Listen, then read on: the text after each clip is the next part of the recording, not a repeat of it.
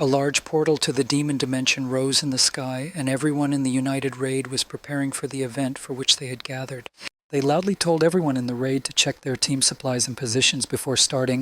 It was the first time they had seen so many people at a battle, but there was a Flying Tiger clan that had no losses, and the boy wanted to join them. But my friend noted that with this level you can't get into the clan on the backside. There was another guy, Sokanrim, who heard their conversation and was from this clan. He noted that the clan chooses not only by level but also by gift, because 5 years ago, after awakening, people were given a gift based on the fate of the place of time. They pointed a finger at his shoulder and said that fate was nonsense and an invention. Another battle participant came up to Sokanrim to say hello and noticed that they were in the same clan. I also shared with him that it was his first time participating and he was nervous and excited to fight alongside the clan members. But I was surprised by why he was talking to him, possibly because he was new and didn't know him. The newcomer was distracted by a company that came up and called him over. When he approached, he was immediately warned that it was Sokanrim, and he was terrified. The guy repeated Sokanrim more than once. God, what a horror he even has. My face changed dramatically from thinking that I had met his eyes and was still talking to him. But Seokanrim was not surprised. He was used to the fact that there were various rumors about him that he had killed his brothers and stolen their powers. Most of the people in his group came back wounded, and they saw his fate as death, and when they got into his team they were unlucky, so they gossiped about it. All these rumors came from a force called the Hijacking of Fate, an evil force that made it possible to accept the fate of a person who had passed away, and it turned out that because of the unfortunate fate, the stories about the partners also seemed true. So fate is divided into 5 types, and the highest is godlike. Below the godlike rank is the rank of dragons, followed by the rank of demons. Demons, in turn, are divided into first class, second class, and third class demons. Even lower is the human rank, and at the very bottom is the rank of Sokanrim, the third class insectoid. And the insectoid class meant that he was a representative of an intelligent race that either descended from insects or were insects. In other words, it was a difficult task for him to destroy the second awakened one, and his ability has requirements for use. Sokanrim could not do this to his comrades and certainly could not steal their fate. Suddenly he felt very sad about the events of the past, so he put his nose to the ground. When he opened his eyes, a white-haired girl with golden eyes sat in front of him and asked him why he was sitting there. Yuharan, the girl's name, smiled and asked if she would go to the party after the battle. The girl was accompanied by her boyfriend, Jang Tae-hyun, who also wanted to see him at the party because he missed it last time. Why did he answer that he was lazy, and what's the point? Everyone will look at him like garbage anyway. Yuharan skipped a school trip for the party and couldn't understand why Sokanrim was so concerned about those losers who were afraid of even his name. But he calmly changed the subject and asked if they knew that he was a decade older than them. But the girl did not miss a beat and immediately poked her nose in the fact that she was stronger. Jang Tae-hyun picked up on his friend's insistence and said that he had to go to the party and that they would teach anyone a lesson for it. Their conversation was interrupted by their mentor, Kang Do-hen, who called the two to him. Understanding that they wanted to talk, I emphasized that the battle would soon begin and they needed to go to their positions. The two men emphasized in a threatening voice and promised him to come to the party. The friends parted, wishing each other good luck and to see each other after the task. Kang Do-hen wished Seokanrim well and was told that his task was to cover the rear. Still wanting to protect himself, the man turned around and went to his group. How he would like to take part in battles with him, the boy thought. His thoughts were interrupted by a gramophone announcing that the task of destroying the demons was about to begin and that everyone should be ready.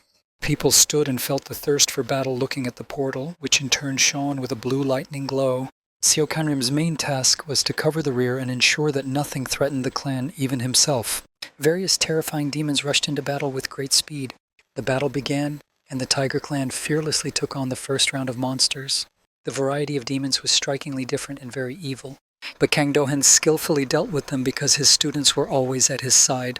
Chan Tae-hyun, who scattered them right and left with his skillful abilities, and the lovely and skillful Yuharan, who cannot but impress with her skills. They announced that the demon Sogvis had appeared, and everyone was ready to defeat him. The vanguard was ordered to ignore the low-level demons and hold its ground. A large number of small and nasty demons that looked like devils approached the rear. They were short, with glowing red cat eyes, claws, and horns. The rear troops of Sokanrim began to fight the horde of these monsters. They were agile, and we had to defend and attack in response. Today there were more of them than usual, and this time they were deeper in the dungeon than usual, so it was difficult to breathe because of the demonic energy. While he was wasting his time talking to himself, Seokanrim did not see one of the devils sneaking up behind him. He delivered a vicious blow to the back with such force that it knocked him down. Therefore he had to defend himself from the deadly blows of the paws by lying on his back, and many more of those demons were accelerating toward him. At that moment all I wanted was for someone to come to my aid, and a green bright light illuminated everything as if his requests had been heard. A woman was standing on the large twisted tree trunks, the head of the Flying Tiger clan, Shinsua. Many people were surprised that she helped even groups that were in the rear. So Kanrim was happy for such timely help and everything went well, so he thanked her. Shinsua smiled and opened her fist to greet him with a sword. Their attention was diverted by the appearance of the boss's main demon, but it was surprising that it was too early for him to appear. A huge demon looking like an elephant with a lion-like mane appeared before them.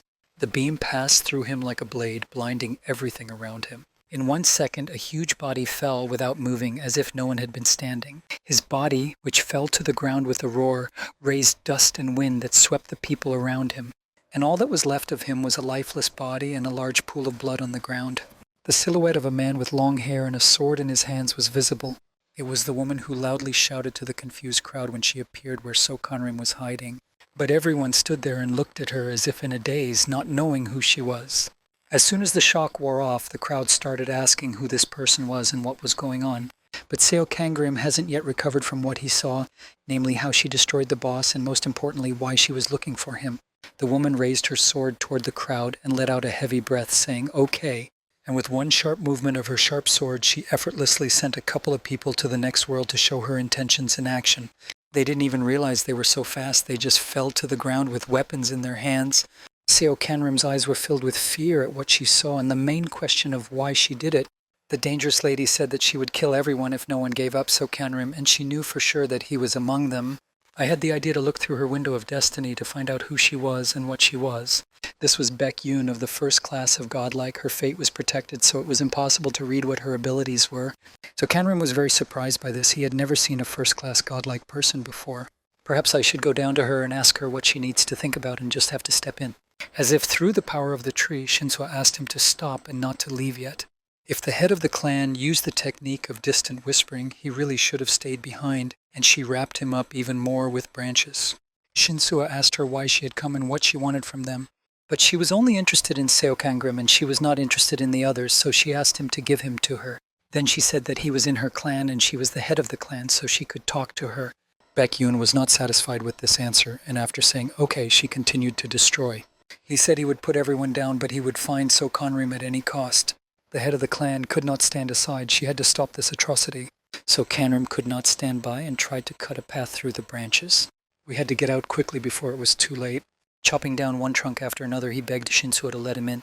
Many panicked and fled as fast as they could, just to stay alive while they still had a chance. Until then, there was a fierce battle between the head of the clan and the godlike one. Baek-yoon repeated to her that as soon as she turned in Seokangrim, she would disappear and no one else would be hurt. But Shinsua refused because she was ready to stand up for every member of the Flying Tiger clan. A sharp, strong, and lightning-like blow of a godlike force that could not be foreseen. He hit the target, knocking the clan leader to the ground, and now nothing else prevented him from destroying everyone else. Her injuries were very severe and she could hardly move, so she gritted her teeth and endured the pain. Kang Do-eun's appearance with his team saved us from death, as they came to the rescue just in time. Baek-yoon's gaze turned to them, and her eyes showed that no one would interrupt her. First I talked to Yu Haran, who in turn did not even have time to understand anything. Then she switched with lightning speed and attacked Kang Do-eun with her sword, who had no chance of stopping such an unseen godlike force. The last person left was Jang Tae-hyun, who tried to attack her by surprise, but she stopped his punch so easily that she could intercept it with one hand. Those who were running away were trapped by the barrier. They had nowhere else to run. Nothing could save them from Baek-yoon now, and no one would come to their cries for help. At this time, Seokangrim continued to cut his way through because he realized that he was the only one she needed, and if he succeeded, she would stop. I was screaming and breaking through the thick trees and wanted to get there as soon as possible to everyone. He almost succeeded. He made every effort in those last strokes, and when he struck with his last strength, he did. He broke through and flew down to the ground, and to make it safer, he put his shoulder to land on it. I looked with horror at where he landed, and he fell into a large pool of blood of his comrades. The fear that Seokangrim saw was evident in his eyes. He couldn't even do anything about the number of people he had killed, and the circle was in complete chaos, with only Baek-yoon standing up. Remorse pierced his soul that he had not tried hard enough, that he was late, and now his friends were gone. and it could have ended on him alone and no one was hurt today. I shouted out loud why she did it because of the third-level insectoid. Baek-yoon finally saw the man she was looking for without saying a word about why he was there, but she swung her sword at him. But large tree trunks suddenly appeared out of the ground and surrounded her from all sides. It was Shinsuo with her strength who rushed into battle with her last strength to protect Seokanrim. With the words that she should not touch him, the blades crossed so that sparks flew from them. But one of these events could not be understood by the godlike Baek-yoon, that it was possible to prevent such a tragedy by giving her Seokanrim and save a lot of lives. Why did I hear the answer that it is the duty of the clan head to protect everyone? And she looked at her and shouted that she could not understand it. The guy was impressed by what he heard. He had never heard anything like this before, especially in his direction. Shinsuo shouted at him that she had broken the barrier and that he should run away as fast as he could. But there were tears in his eyes, and he could not just leave after such words from the chairman. Baek-young stood in front of Seokanrim, looking at him clearly. The end of it, he whispered under his breath, but he didn't understand if she had come for him, why the sacrifice. Poor Shinsuo lay on the damp ground, giving her life for him and the clan. Suddenly, out of nowhere, a voice asked me to turn on the ability to steal fate. Without hesitation, Seokanrim activated his power, which came at the right time. The voice warned that it would affect his karma and that there were a lot of people in the area of action and whose fate he wanted to take away. He spoke to everyone without any hesitation in his voice and used his ability. Seokanrim's ability was to check the fates that could be stolen, but because of the low level of magic you could get only one fate, but since there were many goals, the fate could be chosen at random. So Seokanrim blamed himself and his fate, both before and now, for all the troubles he was causing in, and at the same time he began to receive inexplicably good abilities from his comrades. Even Shinsuo's ability to use the Shamrock method was passed on for use. And when Baek-yoon said that it was over, at that very moment the message came that the abilities of 421 destinies had been stolen. The battle began with renewed vigor, and he managed to wound Baek-yoon with an unexpected blow. The eyes full of revenge for her comrades and anger toward her overwhelmed her and made it impossible to move forward. Then he managed to activate the Swordmaster ability, and the fight became easier. Next, the Hawk's Eye and Reflex abilities were activated, and so on without stopping. One by one, others were connected. The fight was on equal terms, and so Seokanrim fought like he hadn't even imagined before. We just had to wait for the moment when she would open up and make a mistake to strike. But it wasn't that simple. Baek-yoon had the ability to summon ice and was also waiting to strike. She managed to attack with a counter and hit the shoulder, which knocked Seokanrim to the ground. He was lucky in that some of his abilities were automatic and didn't need to be turned on, and some were at the level of instinct. Still, the body and weapons did not allow him to use all his stolen power, and with so many abilities, the enemy was still very strong. Not knowing all the possibilities also did not play into the hands of the skills required by the survey training. There was one ability he knew very well, which he observed and rated as one of the best, and to turn it on he had to break his leg. Baek-yoon looked at him and convinced him that it was all meaningless and that he was destined to stay here forever. That ice wound triggered Shinsuo's ability to use the Shamrock method. Most importantly, Seokanrim understood how to use it, which gave him an advantage over the enemy. In her mind, the godlike woman appreciated that the swordsman before her was not so simple as he was quite skillful with magic. I don't think there's enough of that kind of ability to defeat her in this battle. Because of his overconfidence and failure to fully appreciate Seokanrim, he came from behind and was able to inflict life-threatening injuries on her. So she had to and needed to for everything. He held her gaze, convinced of his revenge, and the smile that appeared on his face meant victory over the godlike one. Screaming with my last strength, I destroyed it and fell to the ground after it. Although he was badly wounded, he could not take his eyes off her body because he was able to take revenge. The regeneration ability was activated, but he turned it off at the same moment he was in it. There was no point in it. The emotional pain was greater than the physical pain, even though he managed to cope, but it will not bring his comrades back. He sat among them and recalled how a shaman once reminded him that from a young age his fate was full of trials and losses of people and bad luck. His parents passed away in early childhood, and his first such heavy loss came later. Comrades from the same clan who accepted him despite knowing about his abilities and the bad luck that follows him all the time. The joy turned into self-recrimination because if I had come to her from the very beginning, everyone would have been alive, as she said, and I was thinking about how everything could have been fixed. He came up with a lightning idea. Baek-yoon has a regression ability that makes it possible to go back in time without losing his memory. I turned on the ability to steal fate and got myself the ability to regress.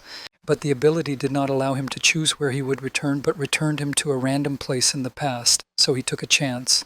He was moved to a spacious room with a large table and large sofas. He did not expect to be thrown back so far into the past. The stupor of these thoughts was interrupted by a knock on the door, and two young men entered the room.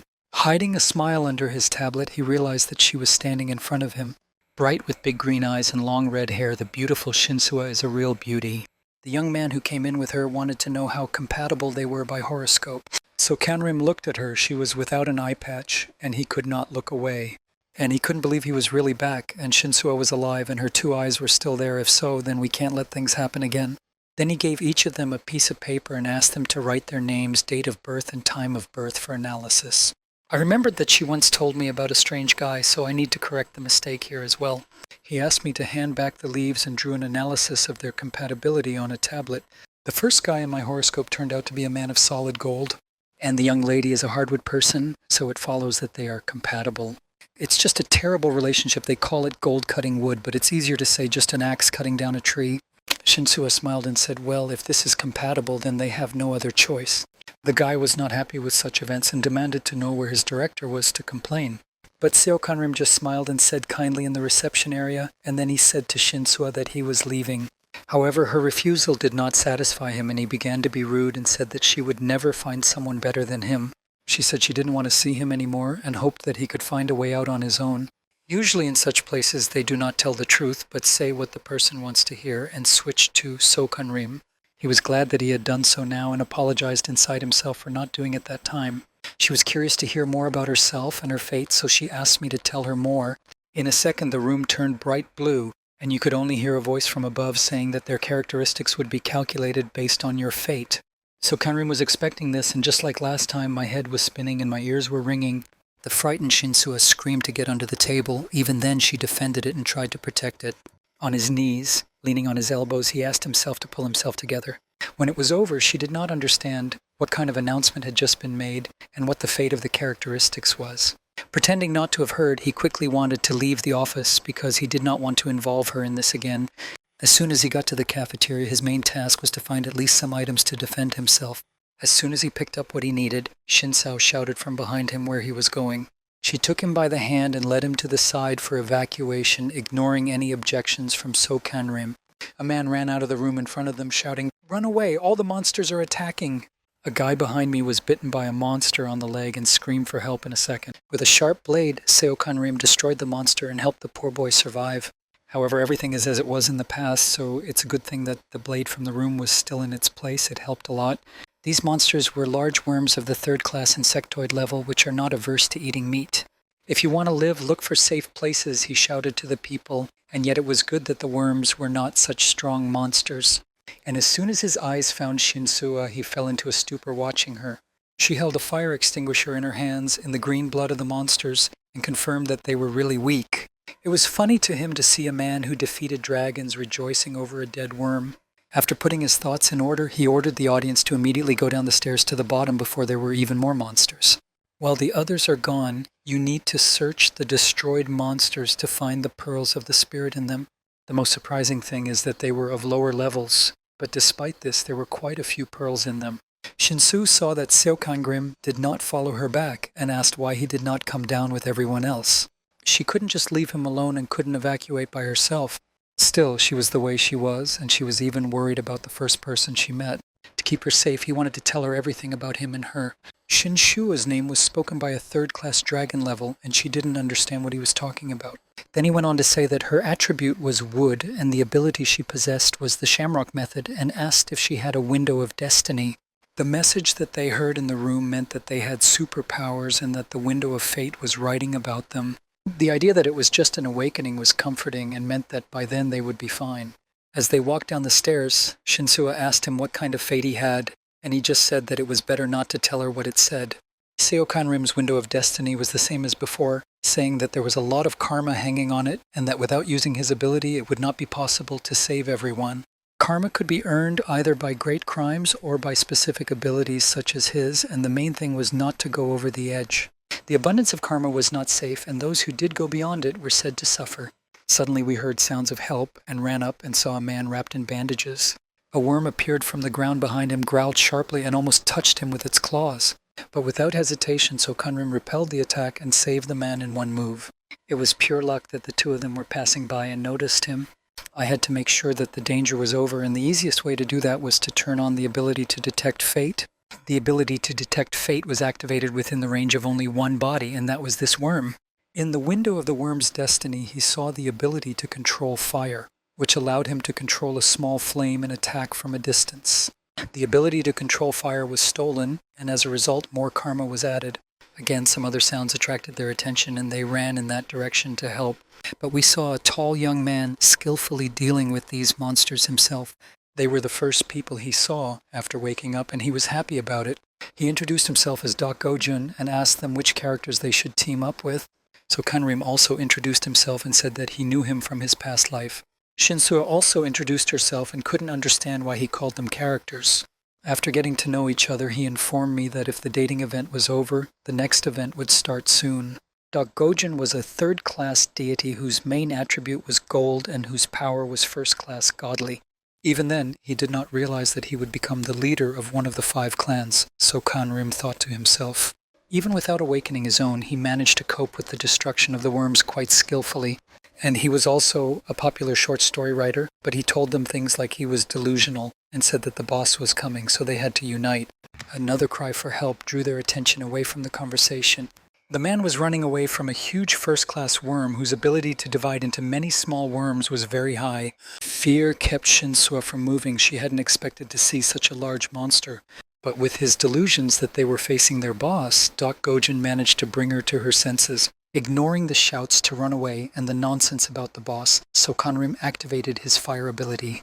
And the fact that he did not have this ability before and used it for the first time to attack a monster.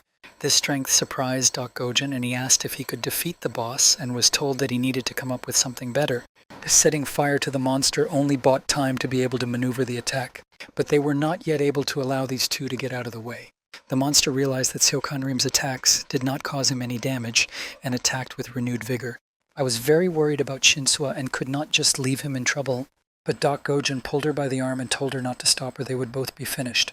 Only Seo Kanrim was interested in that monster, and he made him very nervous. At Perth, Shinsua stopped and shouted at the top of her lungs, which distracted the crawler. This allowed her to attack again with her fire ability and set the worm on fire to draw attention to herself and get Doc Gojun out of here with her. The plan was simple. We had to stall for time until the Fate Protection Agency arrived. The strange light coming from the monster's mouth attracted attention and gave us the idea to try another trick. Attacking the monster's jaws with fire may stop it at least for a while. The worm went down, and I thought that it hadn't worked yet, and I managed to win. But this only made him even angrier, and I had no idea how to stop it. He didn't even realize how the sticks started flying at the worm's back with the rest of them, and he thought that only Shinsua could do that. A scared girl with a bunch of sticks in her hands was throwing them at him without any fear and with the decision to help. But there was no way out except for her to use her ability to use the shamrock method. The same sticks began to grow bigger and bigger shoots because the ability required a tree. She made great efforts because it was the first time she had used this ability. With a strong and quick jerk in the front, the shoots broke through the monster. She did not expect to be capable of such a thing and was shocked by her abilities. The monster, however, also had the ability to divide into many small worms, and then I had a lightning idea because wood enhances the fire ability very well. So Kanrim attacked very quickly while all the small parts of the monster were on the tree. The fire was pushed down instantly and very strongly. The voice inside spoke the fates of Shinsua and Seo Kanrim united. Shinsua's fate gives life to Seo Kanrim's fate. The fire control power was also temporarily improved to the first insectoid level. In that life, it never occurred to him that the same logic applies to abilities as to horoscopes. Shin was very happy that they had succeeded in destroying him and that Seo Kanrim had lost a lot of strength. She was forced to carry him to the first floor because he was anemic due to low mana. When they opened the door, they found themselves not in the exit but in a dark hall. We entered and felt a sharp relief of the wound, and the mana started to heal. There was a totem on the stage that had the level of a third-class dragon with the ability to heal wounds and cure and prevent demons from approaching. The door disappeared behind her, which frightened Shinsua, and she thought it was a trap. But he reassured her that it was safe here and they could rest. The monsters wouldn't get them. Doc Gojun approached them and asked how they survived and defeated the monster. But why did the heroine leave him and choose to help Seo Kanrim instead of running away with him? Shinsua was very angry with him for not helping them and accused him of being a thief and a traitor. Her words cornered him and shocked him because he could not believe that he could really be the thief in the script. Later, All the others who fought the monsters without realizing where they were began to move to them. On the stage near the totem, another rather bright person appeared and attracted attention. She introduced herself as Chasa Inawi from the Central Office of the Destiny Protection Agency. She said that everyone in the room was under her complete control. The crowd in the room was most interested in what kind of Destiny Protection Agency this was. They were outraged by such audacity in controlling them and believed that they had been kidnapped illegally. Ignoring the hype, Sokanrima thought that everything had just begun, and this time he was sure that everything would be different, so he made a promise to himself to become very strong. Dak Gojun couldn't stand the noise any longer and shouted for everyone to be quiet and let him explain everything. Inavi invited us to sit down and offered to show us what was going on outside for better understanding. Monsters flooded the whole country and the so-called demon dimensions appeared outside of it. From those dimensions, all sorts of monsters fell down with great pressure, destroying everything about them. Their agency was ready for this. They had awakened their abilities long before this day and were ready for today's event. However, in order to completely defeat them, Inavi continued, we need more awakened people than there are, and assured that they are here because of their skills and no one is keeping them here by force. But first, before she left, she asked me to look at my abilities in the window of destiny so that I could see for myself what she said. So Kanrim already knew what was written in it. He was more interested in Inavi's fate, and it was impossible to read it through the mask. She went on to explain that everyone calls these abilities whatever they want, superpowers or magic. Those who awaken the powers use it to hunt monsters and raid the demon dimension. But we need to remember one simple truth. This work is very, very dangerous and they could lose their lives, emphasized Enavi. That if a person wanted to get out, he or she had to give up abilities. Everyone was given an hour and told to go up to the second floor to rest and think. Those who stayed had to go back down, and those who did not had to go out on the third floor. An hour passed, and the remaining people automatically started to participate in the training. A tall gate appeared in front of them, looking like a portal to other worlds. Inavi explained that 3 people can pass through the gate at a time, and if the task is completed successfully, or if someone decides to leave, they will be in front of the entrance.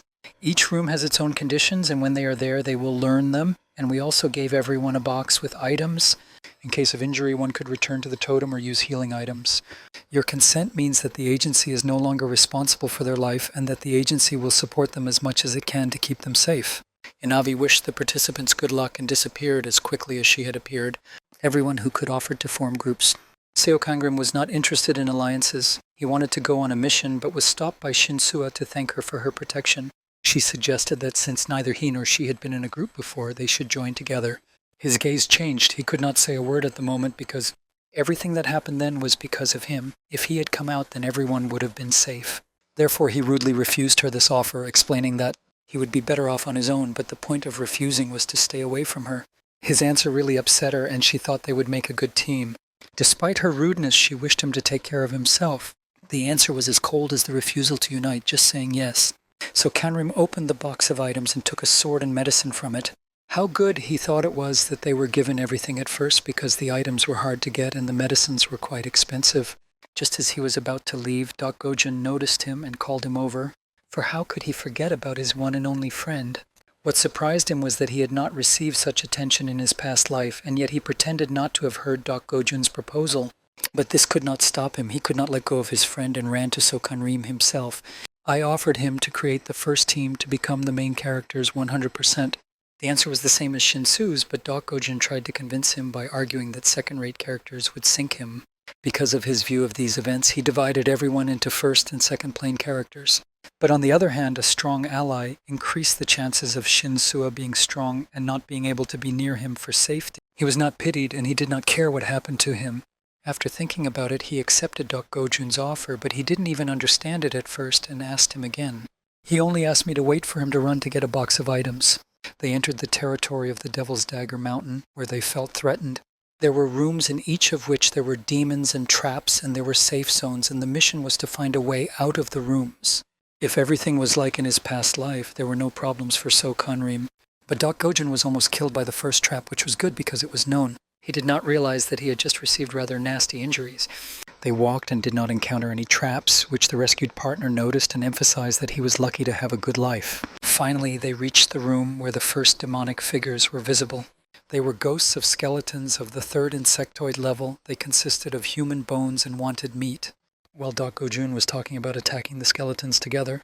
So Kanrim activated his fire ability, went into battle first, and destroyed one without saying a word.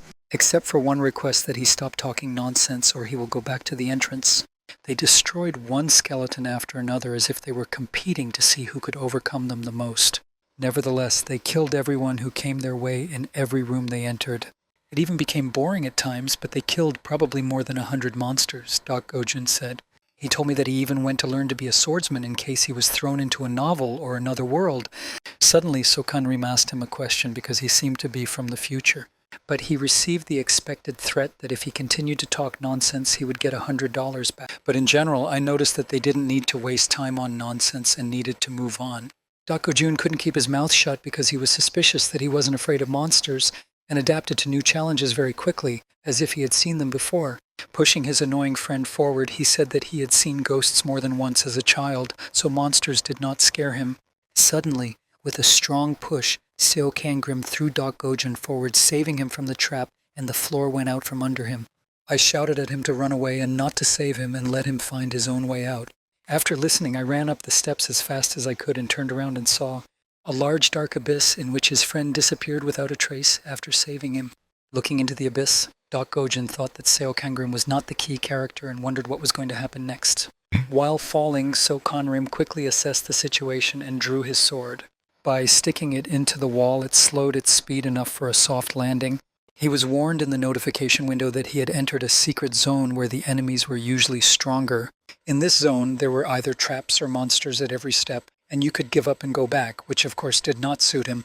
It was also a chance to get additional features and improve the existing ones. The good thing is that he shared the same name as Doc Gojun, which meant that he would receive more awards. Experience points fell with each destroyed skeleton, which increased her strength, and she reached the 4th level. As you leveled up, the demons became easier and easier, so it's good that you were able to increase your experience so much. My strength had already risen to the 5th level, my endurance and perception were already at the 4th level, and my magic was at the 3rd level. Those who were interested in flooring would be strong, but everyone started from the 1st level, and people with a higher rank gained experience faster. Now it was his turn to be the first, and he had one more thing to do first. I had to meet with the boss and try to win myself, which was a difficult task. There were traps and fear all around, and finally it felt like the devil's dagger. The generals of the mountain were 2 demons of the 3rd rank of the human class. They had the abilities of a sword master and had to be defeated simultaneously to win. We had to think carefully about how to defeat them. First, we had to overcome the fear in ourselves. Then, in order to overcome them, everything must go according to the plan, and then everything will work out. From the wall, he unexpectedly struck one of the generals directly in the head, making him growl in pain. He obviously managed to get their attention by running away from thinking about how to lure them further. Since they are impossible to defeat in a straight fight, it was a nice bonus that the agility level became level 7, which allowed us to move more dexterously. It was easier to try to send them into previously prepared ambushes. He activated the flame and pointed the blades at the rope where the junior general was standing. The blade passed through him like a knife through butter, and at that moment he fell to the ground, but they must be destroyed simultaneously to win. The older general chased after Seo Kangrim, ignoring the younger man's body, and fell into the next trap. Everything was going well according to plan, and the only thing left to do was to lure the younger one back. He recovered and looked around for where to run and where the older man was with that person, when Seo Kangrim attacked from behind and hit him, sending him into the last trap. The older one was also driven in, and since they were both destroyed, it meant victory. The mission was over, and the only thing left to do was to leave the room with the bosses, and the last thing, it remained to be seen whether he would be able to accept the fate of the monsters, since they had the ability to take on the appearance of humans. The ability to steal fate was activated in the area of effect was 2 bodies. This meant that one could steal fate from human-like demons. In the past, using the ability to steal fate due to a low magic level consumed a large amount of mana, but not anymore. A part of the demon's power and the ability to bear the sword was stolen that gave incredible sword skills were automatically activated when the sword was in your hands.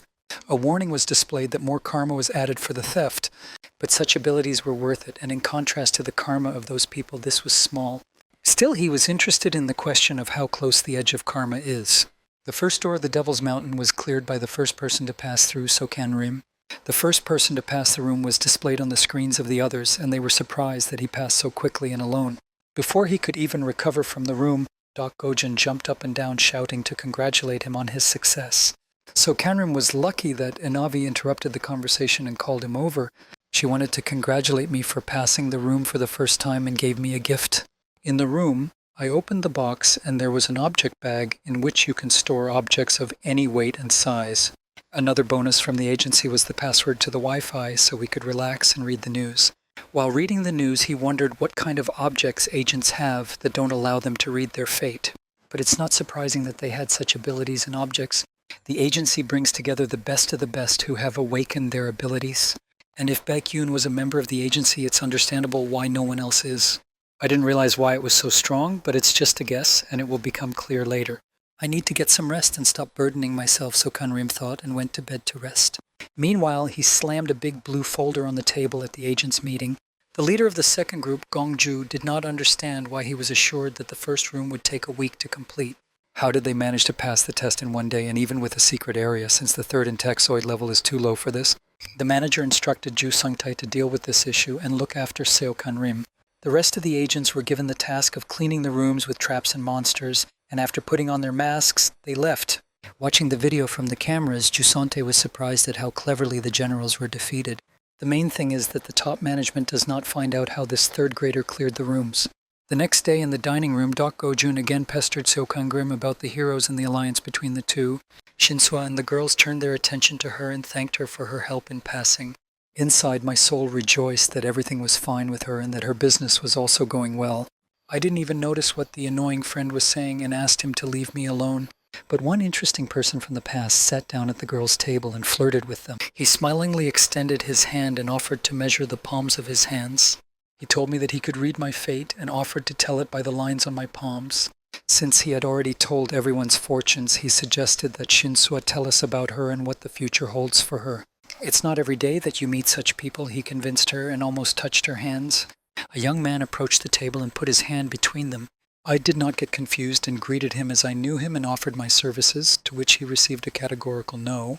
He asked Shin-soo to leave for a couple of minutes as he had something to tell her. It was better to move away from the table, perhaps to an empty room, so that they could not be heard. On the way, everyone greeted him and thanked him for the password to the Wi-Fi. It was not usual after my previous life because those who knew about it tried to avoid it. We didn't even go where he was, and we didn't want to be on the same team. But that was because of his rather low level of thinking at the time, but later he thought so. The first time he met this young man, he was the first to be so friendly to him. His name was Jong Gunam, and he dazzled him with his kindness.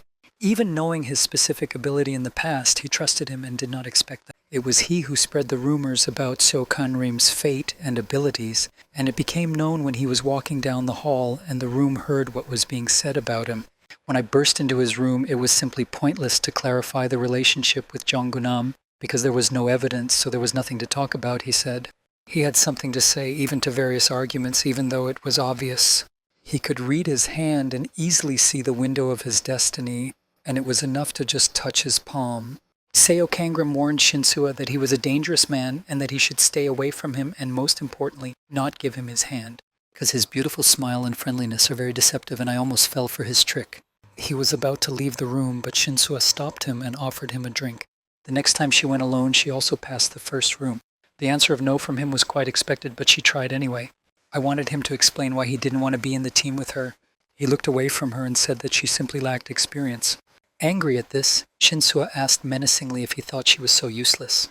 In the next room, the main attribute will be fire, so the Shamrock method ability will no longer help. Seo Kanrim's answer made her think that it would not be so easy. Despite the rude words in her direction, she stopped him too. I wished him to take care of himself and thanked him for his advice and for the warning about Jong Gunam. When Seo Kanrim left the room, she wondered what the real reason for the refusal was. The excuses were so-so, but he still warned her about her palm-reading ability, which meant that he was clearly worried. Jong Gunam spoke to Seo Kang-grim from the corner of the room, waiting for him to offer to go on the next mission together. Putting his hands in his pocket, he walked on ignoring him, but he still needed to figure out how to get rid of him. Gunam asked again about a possible union and said that he would be useful to him because of his dragon level. The liar was outraged by Seo Kang-grim, but he checked and made sure that he had the attribute water, which could help him in the task, and agreed to the offer the second time. But it was time to go, so he gave Jong Gunam a couple of minutes to get ready and told him that he was waiting for him at the entrance to the portal. Still, it was lucky that he approached him and even offered an alliance, and we just had to figure out how to deal with it. The next test was in the Hellfire room, where the task was to find and return the ice crystals. In reality, everything in this room was on fire. There was lava. In a word, it was very similar to hell. Yongganam was surprised that Seo Kangrim accepted his offer, and he guessed that it might be because of his water attribute. He kept talking and talking about where to find ice in this heat. Seo Kangrim's gaze changed, and he looked clearly toward Jonggunam. In the next movement, I took out my sword and raised it above his head. Not understanding what was wrong and what had happened, he looked at his actions in fear. He noticed the fire creatures approaching them one by one, and with a clear movement, he hit them one by one. There were many, many of them, and they were fire frogs who were eager to get to them. The water attribute turned out to be really quite useful against them, and one by one the frogs were destroyed. Jonggunam was happy that at this rate they would be through the room in 2 counts. But Seo Kanrim was in no hurry and knew where to look for that ice. He was more interested in what to do with it. It's a good thing we're here together. It's a pretty good idea. Jonggunam praised himself and fought frogs until now. He didn't know what anemia was from lack of mana because compared to the last room there were more monsters here, so he used all his mana. The only way out was to fight with a sword and as Sokanrim, but he didn't succeed because a fire frog jumped out of the air on top of him and he started calling for help. But Seo Kanrim just looked at him and said that he could handle it himself, and if he couldn't, he should go back. Jonggunam decided to play that everything was fine and he needed to take a little break to restore his mana so that the anemia would go away. Both of them had their own goals, so they united to kill one of them, and the other one wanted to see what his fate would be and his level of, but who knew that he would turn his hand. The only way out was to observe, because he thought that he was obviously hiding something, but he needed to test this hypothesis. We need to wait for him to make a mistake, but he interrupted the monologue with himself. The huge monster that he had recklessly sat on threw him to the ground. It was good that Sokanrim went with him and saved him for the second time, but we have to go further and it's harder to deal with such monsters, so I asked them to keep up. Jonggunam was irritated by such arrogance and waited until his mana was restored to attack him, but he didn't notice how he said it out loud because it was so quiet, so Kanrim heard only mumbling. But to avoid any questions, he got out of it by thanking me for saving him twice. While searching for ice crystals, they came across a round, bright sphere in the middle of the lava. The thought that they would be the first overwhelmed Jonggunam, but everyone would think anyway, that it was only because of Seo Kanrim that he was able to get through this room so quickly. That's why I quickly took off after the sphere without even hearing that they were not crystals. He ran and was happy that he would be the first person to complete the mission and become popular. It was a bag of frog eggs, which meant that they had to be guarded by adults. Stuck on a rock with an egg, fire frogs surrounded him from different sides. They attacked him and threw him down with them, and he only shouted for help. So Kanrim watched and said it was all karma for trying to stab him in the back. He didn't even look at him and walked on, ignoring the shouts.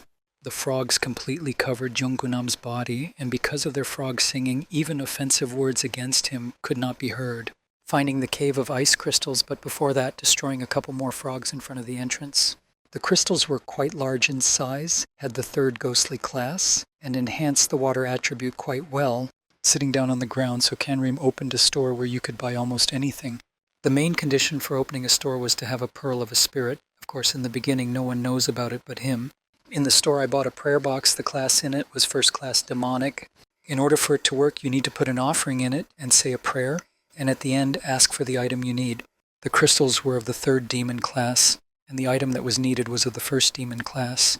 But the main thing is that both of them have demonic classes, so it is possible to pray. The box contained 3rd-rate insect intestinal honey, and it's a good thing. There were a lot of these crystals in the cave. You can replace quality with quantity and still get the desired object. Jonggunam survived, though he suffered serious injuries and burns from lava and frogs. He was walking and muttering to himself that if only Sokangrim caught his eye, he would not get away with it. This monologue was interrupted by a bright object sticking out of the frog, and it was not an egg, but a crystal. With the frog in his hands, Gunam left the room without taking out the crystal and received a message that he was the first to pass it. The rest of the participants were surprised that he walked through the room in just one day.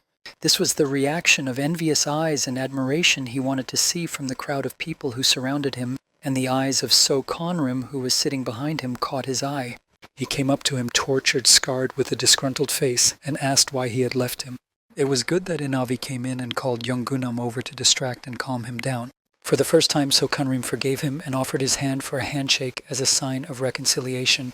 Having activated the ability to read palms, they shook hands. "I wouldn't eat you. Why are you so tense from a simple handshake?" said Jonggunam. I went away and immediately began to read his fate card, where it was written that So Conrim has the 3rd insectoid rank, and the attribute was fire with the ability of a naked sword. He was very annoyed because he had suffered so much, and here was such a low level. The smile on So Conrim's face spoke for itself. He was very lucky. that he did pray for a thing called a fate charm, which helped protect some of the data in the fate window. When he was telling Inawa how he managed in one day, Doc Go-jun noticed their conversation in the room. I waited until the end of the conversation and called him over to see how he did.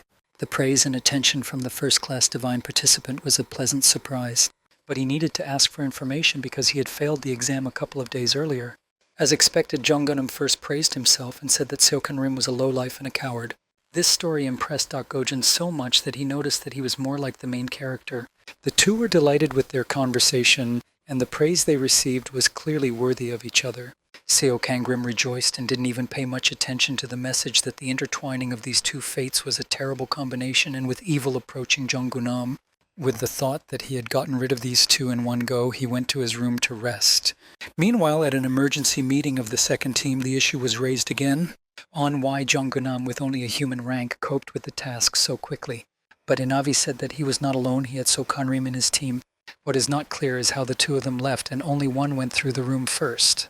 Inavi reported another strange thing. Gunam said that he found a crystal inside a frog, which was not real because the crystals were in a cave and there was a barrier.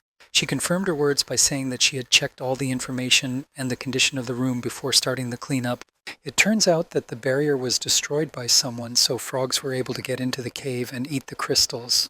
The manager asked Ju Sung-tae for an explanation of what he had found out about the case, and he only said that people were very talented and that was the reason. Slamming his hand on the table, the manager stood up and asked if he could answer for his words. But will these so-called talented people be able to pass the tasks of the third room? Because starting from the third gate, the true dimension of demons opens up to them where they can die without preparation. Therefore, the manager's task was to make the people as strong as possible and to keep a closer eye on Seokan-rim. The third gate was closed, and the announcement clearly wrote, "Only as they open, everyone will receive a message with respect to the agency of the protection of the fate of the team number 2. A couple of days later, while having lunch in the dining room, I heard two guys discussing vigorously about some method of Jung-gunam's killing frogs by walking through the room, but the other one thought that something was wrong with his words, and the others who had already cleared the room could not do it as well as he did. Even Seo Kangrim and Doc Go-jun, who were on his team, couldn't do it, and yet they didn't work together and crashed one by one. Seo Kangrim heard them talking and realized that he had already told them about some rumors that people believed in. After having a quiet lunch, an alert came from Inavi Chaz that everyone should arrive at the main hall at 18 o'clock. People gathered in front of the gate and waited to hear what they would be told. Greeting Inavi before starting to say anything about the third gate, she officially unsealed it. From that moment on, the training ended, and the next gate led the audience to the real dimension of demons. It was much more threatening, and the monsters were much stronger than in training, and I added that they would not be alone. As they pass, the so-called gods will watch them and can speak to them. She said that more details are written in the updated instructions which describe various actions that can occur. After finishing the briefing, Inavi asked everyone to be careful and come back alive. The last word struck a chord with those who were not safe there anymore, and indeed the majority began to unite in groups of many people. While Seokan-rim was thinking about whether to go alone or join forces, a short girl crept up behind him. She didn't manage to scare him because he had already seen her sneaking up on him from one side, one of the twins. Her name was Yoon-bom. The second twin on the other side, he could easily distinguish them. The others were constantly confused. In his past life, he and Shinsua were the only ones who talked to him and did not pay attention to Jung-gunam's rumors. Despite the fact that they are twins, their fates were quite different. Yoon-bom was a first-class dragon with the gold attribute and the ability of an excellent marksman, which gave her an advantage in using long-range weapons. And Yoon-gyeol had the same class and attribute, but her ability was a great shot. These abilities, as well as they were almost identical. Only in her past life did Yoon-bom survive, and her sister never returned from the third room alive. After being warned that Yoon-gyeol was in danger, Seokan-rim suggested that the two of them leave together. We need to take better care of them and not let any of them stay there, so that they can be together forever. The third dimension was called the Room of Ice, in which the task was to destroy one monster of each species, this time given a period of 14 days. Since this dimension was full of water energy, the energy affected Seokan-rim, reducing his characteristics by 10%. The girls were very cold, the weather was terrible, it was snowing, and the wind was strong. The first creature they came across was a seemingly cute rabbit. But appearances can be deceiving. It was a horned rabbit of the first insectoid level, although they were first class and easy to defeat. After removing the skin from the rabbits, they used it to make clothes and made them warmer, and Seokan-rim decided to show the girls the store of items. One of the sisters noticed that he was quite skillful at finding what he needed in it, but laughed and said that he had played a similar game once. The girls bought what they considered to be the best choice according to their abilities and tasks. Yunbum had the advantage and used more firearms, and Yoongel in turn used to be an archer in the national team, so the bow was just for her. In addition, their effectiveness and ability work better when everyone has the weapon they are used to. In the past, Yunbum was a top-notch sniper of the highest level. If her sister hadn't abandoned her that day, they would have achieved more together. The loss affected her entire life in the past. Even though she had achieved great things on her own, she was no longer smiling or happy. They have wonderful destinies, and we just need to make sure that the sisters are okay and get through the room alive. Seo Kangrim's attention was diverted by Yunbum's scream, and he froze in his tracks. My sister was looking for Yoongel, who had just been with them and disappeared without a trace in a minute. They ran through the snowy forest, shouting and looking under every tree until they were poked. So Kanrim heard someone in the distance shouting for help in a girl's voice. Running toward the sound, they came across a large pit from which Sister Hell's name was shouted. Going down inside to rescue her from the ice trap, I noticed that there was another interesting character with her. He obviously did not expect that Jung-un would be trapped with her, and he in turn would be trapped with her. I did not expect that the girl who was with him would be on the same team as So Kanrim. I looked at him, sighed, and asked if he needed help, but the answer was the expected refusal. As Hell was about to leave, she noticed that Junggunam's leg was paralyzed after the monsters attacked him. It was most likely rabbit poison, but it was not dangerous because rabbits are the weakest creatures here. The girls laughed and climbed out of the pit together, leaving him there alone, seething with anger and promising to take revenge for the humiliation. Suddenly he heard a voice from heaven speak to him and offer him help. As it got darker, it became harder to walk through the room, so it was a good idea to send the twins home, but they didn't want to and said they could manage. And when they realized that they could not reach an agreement, they persuaded Sokanrim to go with them and return the next day. Suddenly, Sokanrim heard a noise among which he could clearly hear a familiar voice. He told the girls to go wait in the main hall and he would come as soon as he was done. Shinsua's team was surrounded by demonic wolves and they were everywhere. She could not leave her people in trouble and tried her best to fight back. She activated her ability of the Shamrock method and used it to protect people and fought back with her sword. One of the wolves attacked her back and bit her, and she didn't even have time to think about how to get help. Seo Kanrim appeared with a fire sword and set fire to the wolf with the ability to control fire and destroyed it. And he ran on to destroy the pack one by one so that Shinsua's entire team would remain intact. She was happy that she had only scratched herself and thanked the rescuers for saving her. Then, after moving to the hall to the totem, Seo Kanrim immediately attacked her for not running away, as she and the team could have been injured in this situation. If there is no better way to win, it is better to run away, and Shinsua's team had enough abilities to retreat safely. But if it wants to help the weak, it has to become very strong, because this is the prerogative of the strong. Finally, he said that if he did not stop being frivolous, he would perish at the first mistake or failure. The girls from Shinsua's group said that Seo Kanrim was rude to her, but she reassured them that he was just worried and came to help. And she didn't understand why he was pretending to be a bad guy when he was a very good person. On the second day, while finishing off the last monsters, Seo Kanrim's group received a message that the first person to clear the room was Doc Gojin. The girls did not like it because they lacked just a little time to become the first. The twins asked him not to leave them yet, but he reassured them and said that he would stay with them until they finished all their business. If they finish everything here, there will be no point in them coming back, and Hell will stay alive, and we can look for the 11th hidden monster during this time. He was also worried that the raids were ending somehow faster than in his previous life. So Kanrim received a message that the energy of death from the White Tiger was approaching, but he remembered a similar message popping up when he was talking to Dokgojin and Jonggunam. The thought flashed through my mind that it might be easier to kill him so that he wouldn't do any more harm. He killed the tiger without showing it, and asked the twins not to get separated because he had to go away for a while.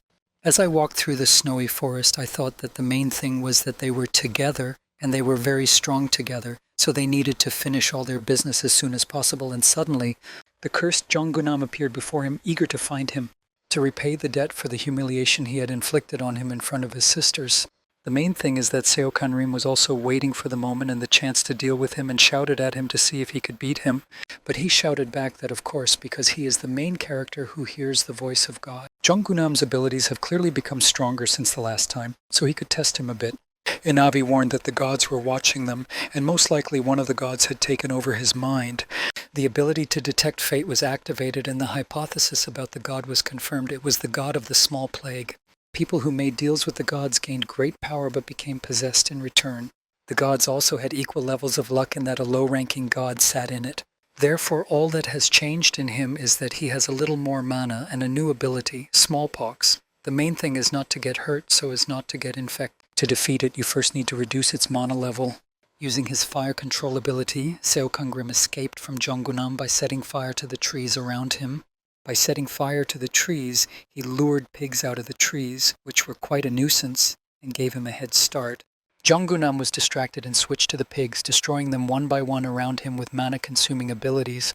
He was also very angry and shouted that he would catch up when he killed all the pigs. But a huge herd leader attacked him from behind, threw his tusks up, and ran away, leaving him on the ground. New voices spoke in Jonggun's head, humiliating him and mocking him because he was a failure and his god was a failure too.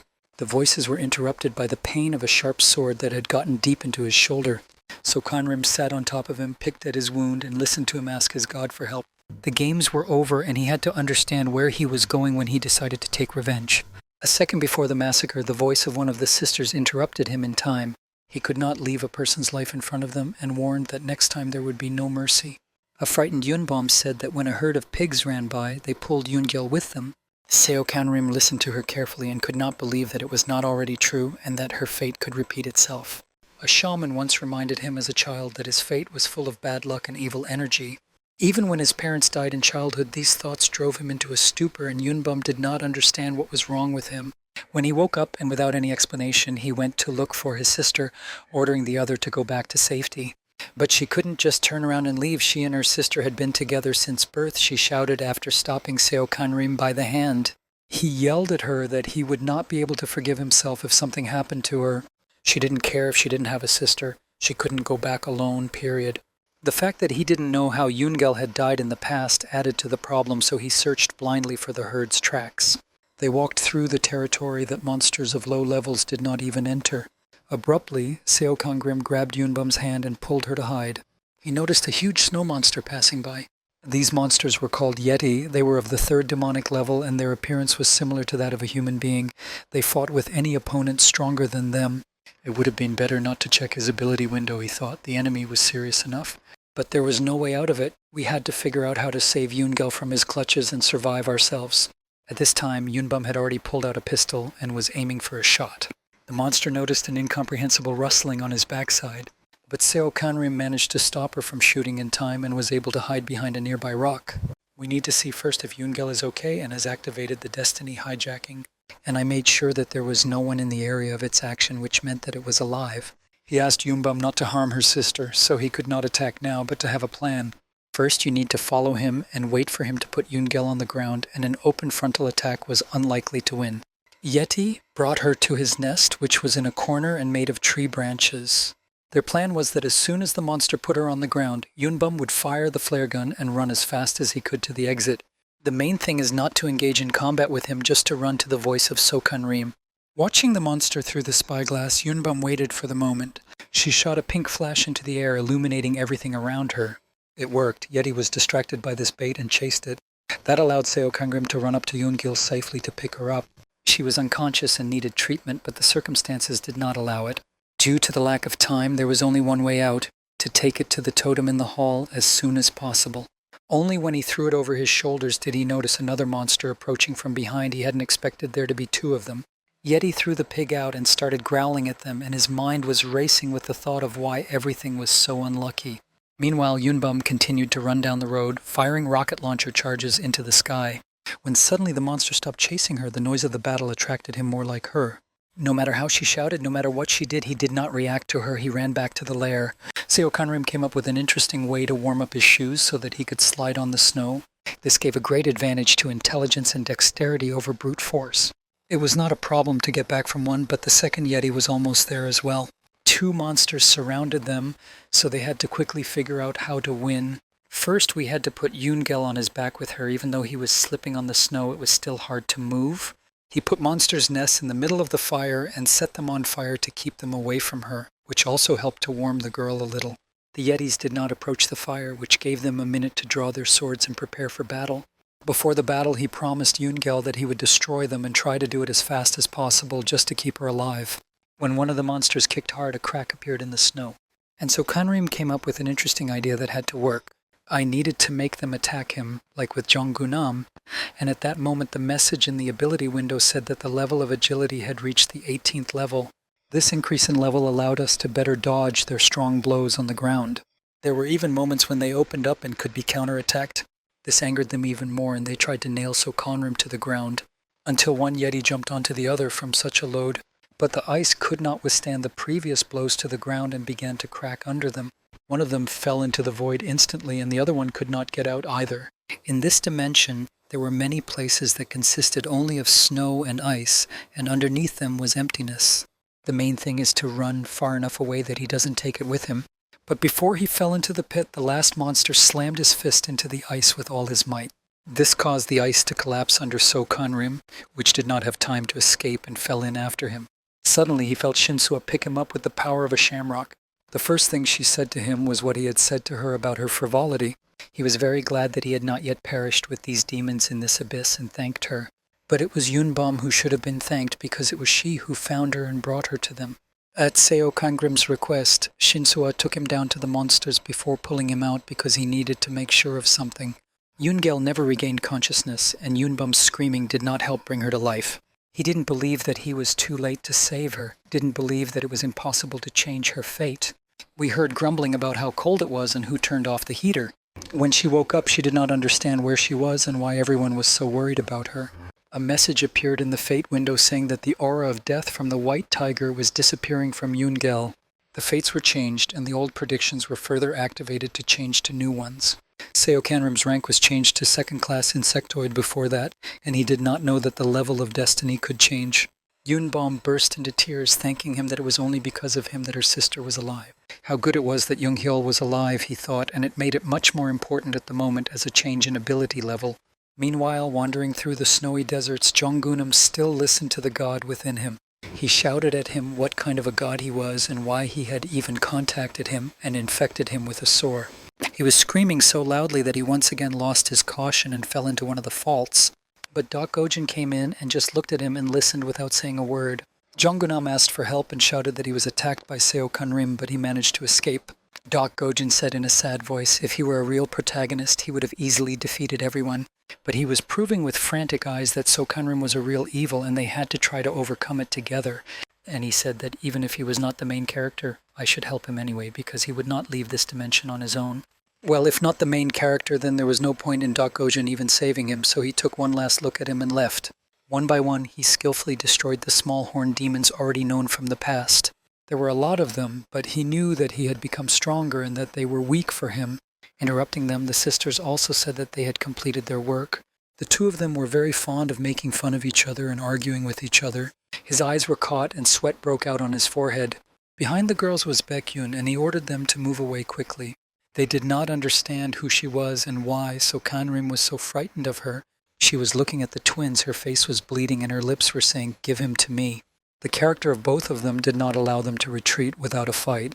But Seo Kanrim did not have time to warn them who it was and protect them from her, and even kick her in the ass. Small demons attacked, and it was not clear how many of them there were. When I fought them off, I saw them lying on the damp ground with their eyes wide open. They talked about why he appeared in their lives. If not for him, they would not have survived. Why didn't he save them from destruction, and why didn't he have to be brought to the Flying Tiger Clan? Shinsua also repeated in the back, "Don't forget, you lost us all, and it's your fault that we're not here." Seo Kanrim stood in the bathroom in front of the sink and washed his face with relief because it was only a dream. We need to do everything we can to prevent that tragedy from happening again, so this time I thought it would be different. And he was also interested in one thing, because of all the karma, how close he came to the border. Before all this, Yunbom and Yungel's fates were intertwined with his, and they considered him a savior, but he still needed to keep his distance from them as he did from Shinsua. The girls knocked on his door and asked him to go with them and Sua to the next mission. He refused them, saying that he had other things to do at the moment and that they would manage without him. The sisters suspected that somehow after the last room he seemed to start avoiding them. The girls went downstairs to Shinsua, gesturing that he was absolutely against going with them. This means that nothing can be done about it, and they went to the fourth room only in 3. The fourth room was a sword forest with the task of fighting monsters and collecting pearls in a forest maze. This location pleased the sisters. They did not like the cold, and the forest was warm, and the air was very pleasant. They need to watch carefully so that they don't get into trouble or so that the monster doesn't make them desperate. In addition, the forest was also a great danger and could be attacked. The Forest of the Sword was a dimension of demons in an endless forest, and when you reached one end of it, you ended up at the end of the other. 1,000 pearls is a lot, so their team first decided to look around to come up with a plan of action. Still, talking among themselves, they felt bad that he did not want to go with them. Sister Shinsua thought about him and his kindness for a moment as one of the twins pulled away from them. Yoongel walked along and did not listen to the warnings that she needed to stop because she was going to continue. There could be traps, and she saw one only at the last moment. Meanwhile, in the room, Seokanrim sat in front of an egg with teeth and poked at it with his finger. The unknown egg had many teeth and was not very pleasant to look at. Anything could come out of it. He received it as a gift for his victory over Bigfoot, and it also said that the species of animal depends on its food. Since he already knew what kind of animal he wanted, he tied the egg with a towel so that it would not eat anything. After defeating Yeti, there were still some pretty nice rewards.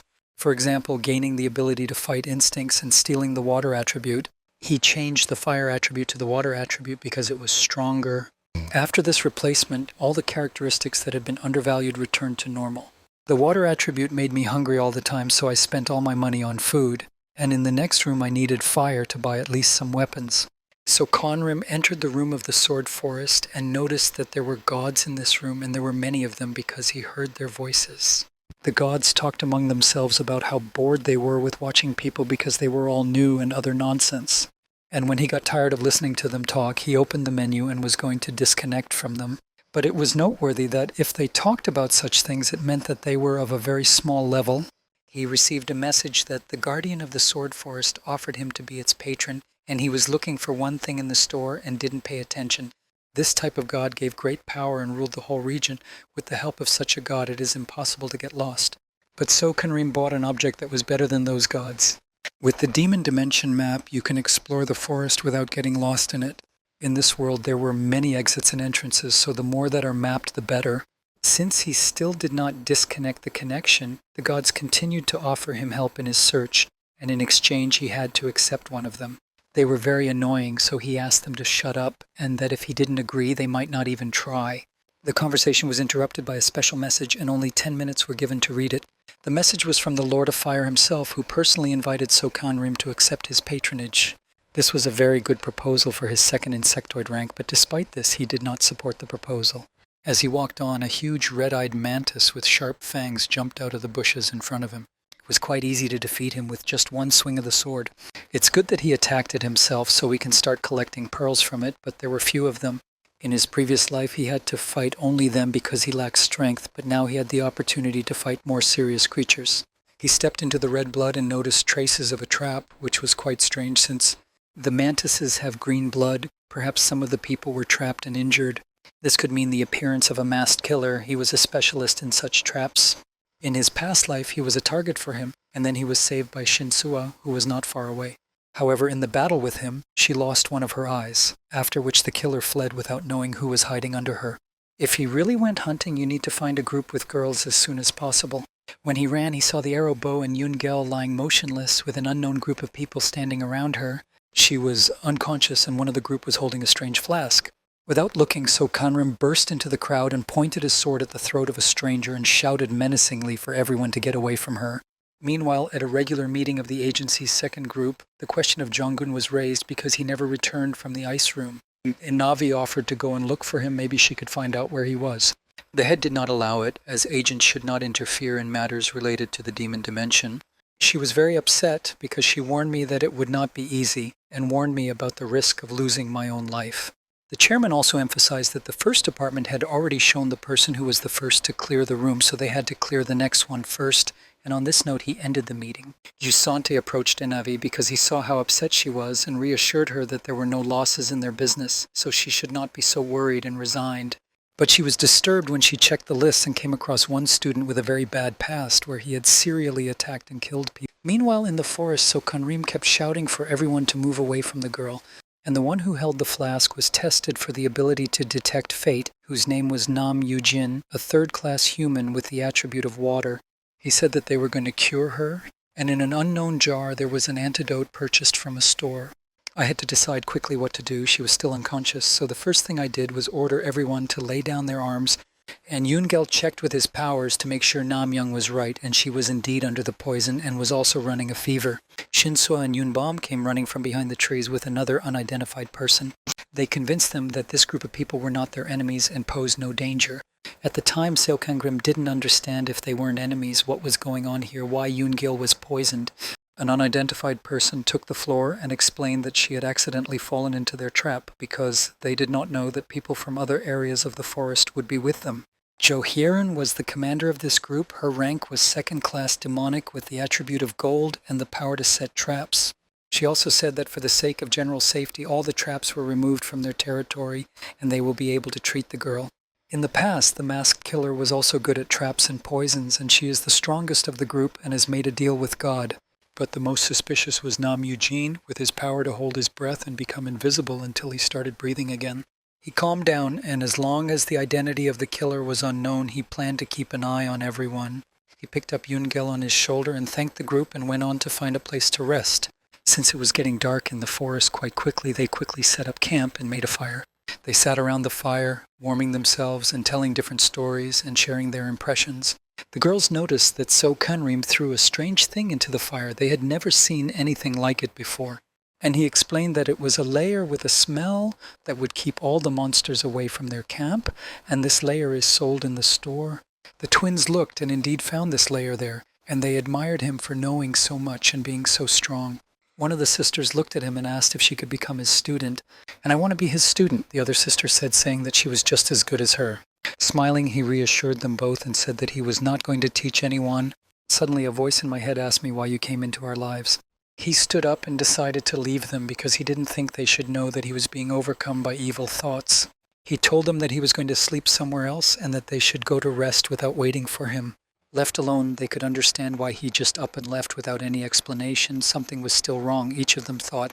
For their safety, it is better to stay away from them, and because of his unfortunate fate. Besides, I had to feed the egg anyway. It was already quite hungry. It was not easy to get him to eat what he needed to eat, as the egg wanted to eat only meat all the time. But Seo Kanrim was also stubborn and made him eat the leaves, saying that he should eat because he would be hungry. He couldn't live without them, so he decided to keep an eye on the girls, at least from afar. The gods were not giving up discussing why he could be with them, but they were playing a game of pull and push. Everything was fine in the camp. The sisters quarreled. Shin-soo smiled at them. He smiled too, and it reminded him of how it used to be in the Flying Tiger clan. The sisters reminded me of how he always argued with Yuharan, and Shin-soo liked to drink coffee and watch them always smiling. No matter what happens in this life, he still thought the clan would be definitely formed. The nostalgia was interrupted by a strong, sweet smell, which was definitely not from the anti-monster layer, but on the contrary. The smell enveloped the entire camp and went far beyond its borders. That he lured the night predators who were almost upon him. Jumping down from the tree, So Kanrim jumped to the girls as he noticed the animals approaching. His appearance frightened them and they disappeared, but Shin-soo and her sisters did not understand what was happening. He asked them if they had seen anyone and if anyone had come to them as he had noticed. That someone had scattered demonic peaches around, which in turn attracted demonic animals. And the theory that they were scattered here on purpose is confirmed by the fact that there were no fruit trees around and a masked killer came to mind. Or there could have been a guy with invisibility, but Yoonbum said that Dok Go-jong walked by them. About an hour ago, he just looked at them for a while and moved on. Yoon-gel couldn't stand it any longer and asked to know what was going on here. So Kanrim said that someone had scattered these peaches on purpose and that the person who did it knew what they were. They listened, but they didn't understand why anyone needed them at all and what kind of a psycho would do such a thing. But he didn't know the answer because he was looking for who it was, and the main thing was to be careful with the people he met here. Po asked them to stay together while he picked fruit as they were already being watched. So Kanrim felt a presence and looked in the direction where they were being watched. But after searching around, he didn't notice anyone. Whoever it was, he knew how to disappear quickly, he thought, as he gathered the fruit.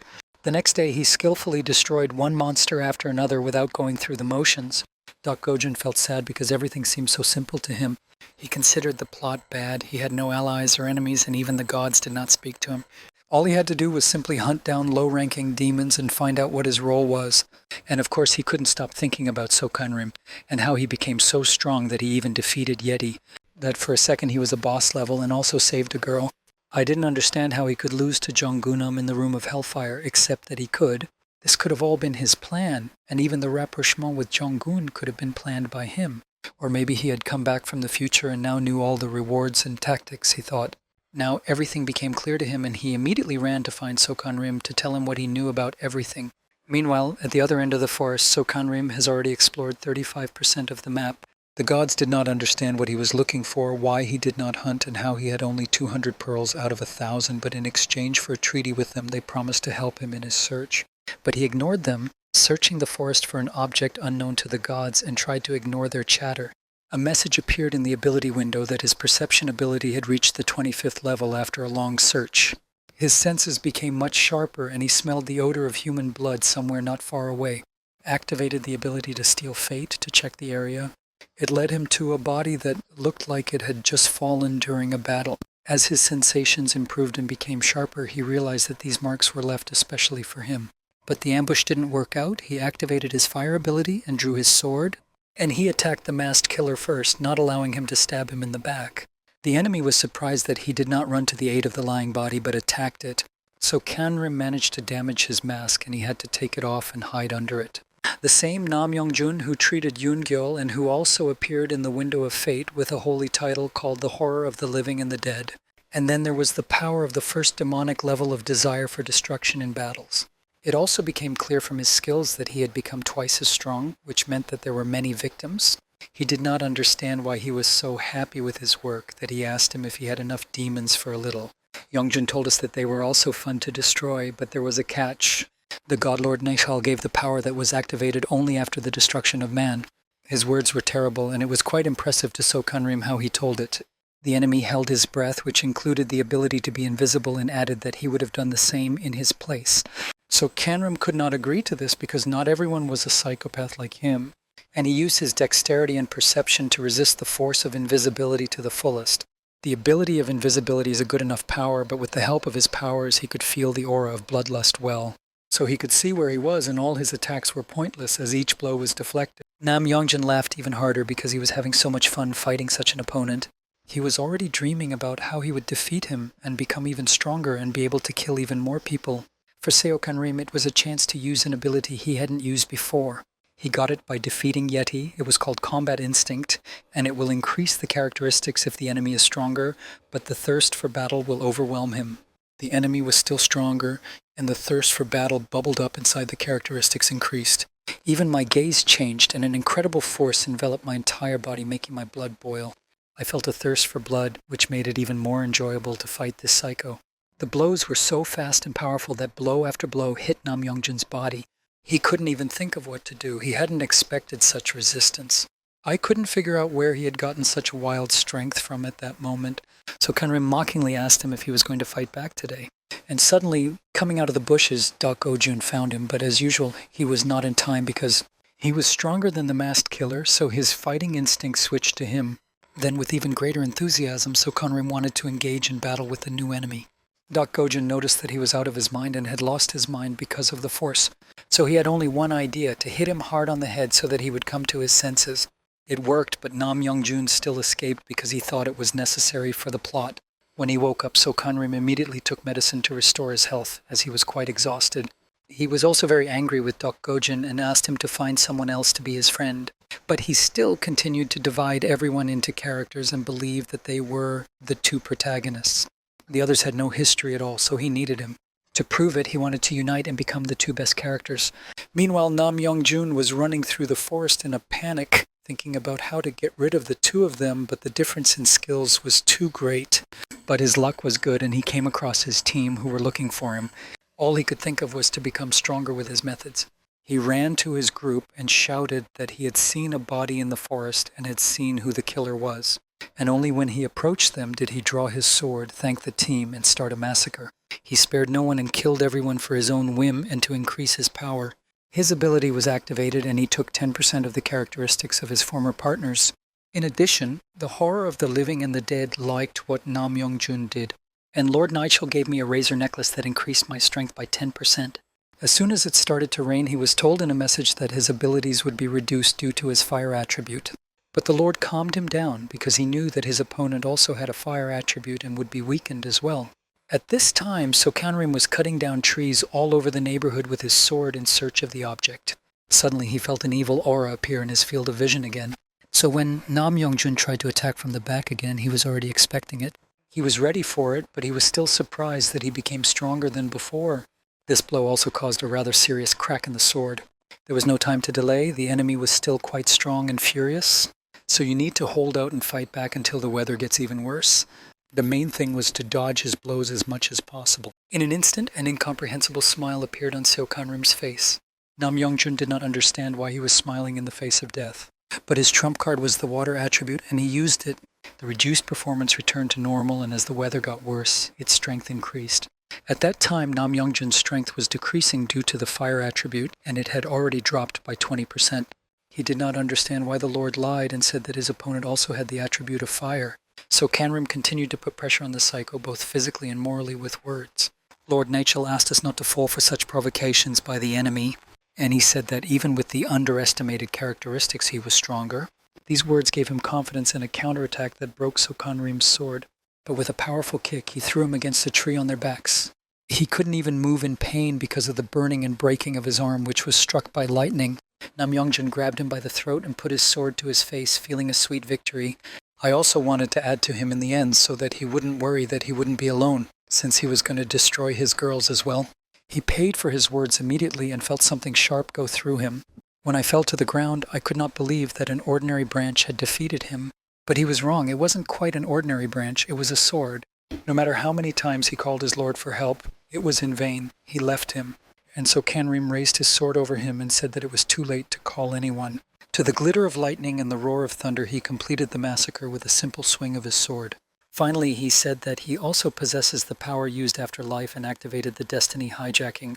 The next day, Sokanrim continued to destroy mantises in search of pearls and thought how lucky he was to have been rewarded.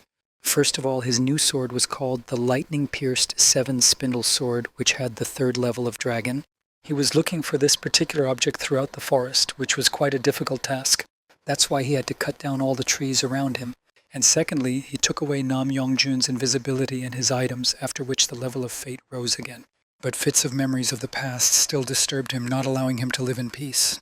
When Doc Gojin came up and saw a bunch of insects, he didn't understand why there were so many of them, but his job was to guard the 4th gate, so he wondered what he was doing here. Then, when he helped to kill the masked killer, Sokanrim rejected all his offers to unite. He was ready to rehabilitate himself for his mistake only to earn his trust. He agreed to this, but asked that his request be fulfilled without any exceptions. Doc Gojin beamed with joy at the chance to help catch a murderer or fulfill any request. His task was to guard the exit to the 2nd region to prevent the killer from escaping through it. He had been guarding the exit for several days and waited for the message before going in search of Sokanrim. Not wanting to talk about the massacre, he made up the story that he never found him. Doc Gojin, although he was quite strange, was not a fool. He was more than confident that he would defeat him. And new things like a necklace and a sword only confirmed his guesses. Taking his hand away from him, he told him not to make up stories, as the necklace was given to him by God and the sword was bought in a store. But he asked him not to implicate him in imaginary scenarios and guesswork. But not being a fool, Doc Gojin was very stubborn and looked through all the excuses. He continued to insist on telling the truth because he was on his side. Coldly and firmly, he was told once again that they were not friends and that everything he had invented was only in his head. As he said goodbye, he told him that Shinsua was the first person to complete this task and congratulated him. He had already finished off the last monsters and extracted the last pearls from them and finally passed this room. Master Sokanrim was shouted at by the twins throughout the building, begging him to take them as his students. In his turn, he sat quietly and drank aromatic coffee, only saying a short no to them. While they were telling us that they had become stronger and no longer weak, they said that they were even blessed by the gods. This caught his attention and he turned on the ability to detect fate and checked who these gods were. One was blessed by the beautiful and wise moon maiden huntress, while the second bowstring is full of sunlight, or to put it simply, a kind of Artemis and Apollo. He praised the good gods and noted that they were very harmonious with their abilities. The girls understood everything and wondered what kind of god blessed Sokanrim. He answered directly that at the moment no god had dared. Yunbaum lightly joked that he should accept the patronage of Zeus, the father of men and gods. In addition, she noticed that people blessed by the gods of one faction had a good synergy, but the other abruptly shut her up. They also said that Shinsua's sister was not interested in patronage either, and they said that they seemed to think alike. And Seo Kanrim told them that he didn't want to do that at the moment either, and he didn't want to be a mentor. He told them once that he could sometimes give them some suggestions, but he is not a good teacher. Their discussion was interrupted by a man who fell to the ground from one of the doors. It was the door from the first room, Yoon-gel noticed, thinking that everyone had already passed it. A tall man with bright eyes and a cross around his neck was a holy father. They took him up to check if he was okay and put him in the totem for treatment. During this time, the monsters still scared him, and it was quite difficult to destroy them. He considered himself miserable because of this, for an awakened person who is unable to defeat a monster cannot call himself so. So Kanrim reassured him and offered to go on the next mission together. His father did not believe what he heard and even asked him a couple of times. The twins immediately shouted in one voice that they were also in this case, and so Kanrim gave the conditions that they had to go hunting first and then he could take. The girls ran away, and the father continued to say that he might not go because he was afraid to interfere with him, but he convincingly stated that people should help each other, just in case. So Kanrim opened his window of fate. His father's name was John Richter, and he was a third-class insectoid. And after checking his strength, which he had under the name of Healing Touch, he suggested that we go on a mission right now. Meanwhile, in the office of the second group of the Fate Protection Agency, the agents were sitting around discussing how good it was that the person from their group was the first to finish the raid. There was a knock at the door, and the head of the first department came in. She just stopped by to congratulate Director Gong on his group's first successful raid. Jamong Engyu promised that her group would not lose the next raid and would be the first. She also suggested making a bet on whose student would be the first to come in first on the highest difficulty in the next raid. He agreed, but he was still interested in what exactly they would argue about. Smiling, Jamong Engyu suggested that they could bet on wishes and asked Gong if he agreed to do so. Because he looked like he was afraid, she continued, but the leader of the second group loudly denied it and accepted the terms. She smiled, wished me a soon-to-be meeting and good luck, and went about her business. The moment she came out, Gong switched to Enavi, and Ju Sung-tae said that they should definitely win now. At that time, Seo Kanrim helped his father to complete all the missions so that they could go to the fifth room together. John could not believe that in just 2 days all the missions were completed, and all thanks to him. But without his healing abilities, it would not have happened so quickly. So Kanrim also noticed his merit. He also told him not to worry so much, that everyone has their own role and that the others have not yet recognized how valuable he is. He encouraged the father and suggested that it was time to go and get ready for the fifth room. When they returned, they received a message from Inavi that the next room would be longer and more difficult to pass than the previous one, and everyone should be well prepared. The next morning they gathered and launched their fifth raid. John could not believe that they were still in the world of demons because of the beauty of the surrounding nature. The room was called the Room of Spoken Sins, and special conditions were in place. The reward for the first task depended on the difficulty. The second condition was that the use of the store was limited, and the third was that they could not leave until the raid was over. But not a single word was said about what exactly to do to complete the task. And the interesting name of the room frightened So Kanrim's father, meaning that for some spoken sins one could lose one's tongue. Then they went from the beach to the forest, where they pitched a tent and made a fire. Now the additional conditions did not frighten the father, and it was a good thing that they had purchased the goods before the raid. By the time the camp was cleared and monster deterrent scent layers were scattered around, So Kanrim could leave Eowon and go scout the area. And yet supplies do not last forever, and you still need to look for food. Not far away, while searching for food, one of the groups came across an orchard with fruit, but the orchard was too suspicious, so one of the groups suggested returning to Shinsua. And since the chairman was the former Shinsua, he got angry because he asked me not to even mention her name. How could he go to ask for help or food from someone who had abandoned him? So he came up with a plan to first get rid of the dogs that guarded the garden and pick the fruit while he still had the strength. The members of the group were paid security guards, so while they were chasing the dogs, he was sitting behind them watching. He came out to them only when he was sure that all the monster dogs had been destroyed. Then he ordered them to pick as much fruit as they could carry. But he noticed that despite the fact that there was so much fruit around, the dogs were very thin. Suddenly the voice of God said that if they took the fruit, the owner of the garden would take away their tongues. As soon as God told me this information, many red eyes appeared behind the trees. The monkey monster, screaming, rushed to catch up with the intruders who had entered the garden. He then screamed in fright to everyone to run away if they wanted to stay alive, but to remember to guard him first. They were running as fast as they could, but it was almost impossible to escape from these mobs unless they were distracted. As it turned out, the leader of the group was the slowest, and the guards did not even notice how far behind he was. The monsters caught up with him and opened his mouth to bring the tongue of the offender to their master. like a sharp sword out of nowhere pierced the monkey holding it. He was still a very happy man because it was good that Seo Kanrim was not far away and heard them, but instead of thanking him, Choi Sang-won said that he didn't need help from him. He said that he would not forgive him after everything that happened between them. So Kanrim smiled at him and raised his sword, telling him to calm down and that he was not going to save him. But still he destroyed another monkey right in front of him that was about to attack. And he suggested that he run away, as his team of bodyguards had already run up. The guards apologized for not noticing how far he had fallen behind, and it was good that he survived. Since he could not forgive himself that it was Seo Kanrim who saved him, he promised that he would get even with him one day. The monkeys were no match for the sharp sword and firepower. They lay in packs on top of each other. His problem was that he was in a hurry. It was just about time to feed the egg, but the monkeys were over and Choi Sang-won had left. When the egg felt the amount of meat around it, it thought it was all for it, but its food was apples from the garden, so it had to eat them because it could really go hungry. When he had fed the egg enough, he returned to the camp with the monkey meat and roasted it on the fire. And when he took the piece, he asked if his father remembered that he had asked for help with one case. He bit into that big, tasty-looking piece, but some kind of liquid began to leak out. It was poison. All monsters in this dimension have poison in their bodies, so he asked to be cured. Father John activated his ability to heal with his touch and began treatment, and at this time, due to the poison, Seo Kanrim was delirious.